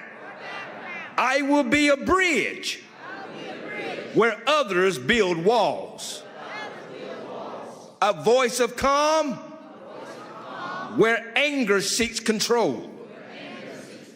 A servant of reconciliation where division has taken root. I accept the responsibility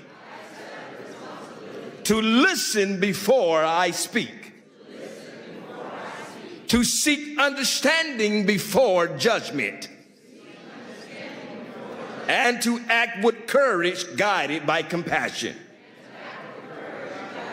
I commit to protecting the vulnerable, advocating for justice, standing firm against hatred in all forms. I recognize that peace is not passive. It requires discipline, humility, and strength. I will pursue peace in my own words, my actions, and my influence, in public and in private. In public and in private. In public and in private.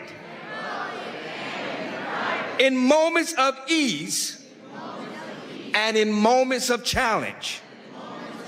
Today I declare that I'm accountable to my conscience, my Creator, and future generations. I choose the path of peace. I declare and accept the calling of a spiritual diplomat. So let it be said, so let it be spoken, so let it be committed. Congratulations, spiritual diplomats. Congratulations. Congratulations. And I want to quickly, before we dismiss, I want to thank, we got a couple of people to thank. We've got to thank ALLATRA, Miss Marina. Come on, give her, the president of ALLATRA. Y'all give a big shout out to all of ALLATRA. Where's Miss Valerie at? Where's she at? She's running around here somewhere. Where's Valerie at? Valerie's so busy, she can't even tell that I'm calling her name out. Valerie, thank you. Y'all give Valerie a big hand clap, who's so hard.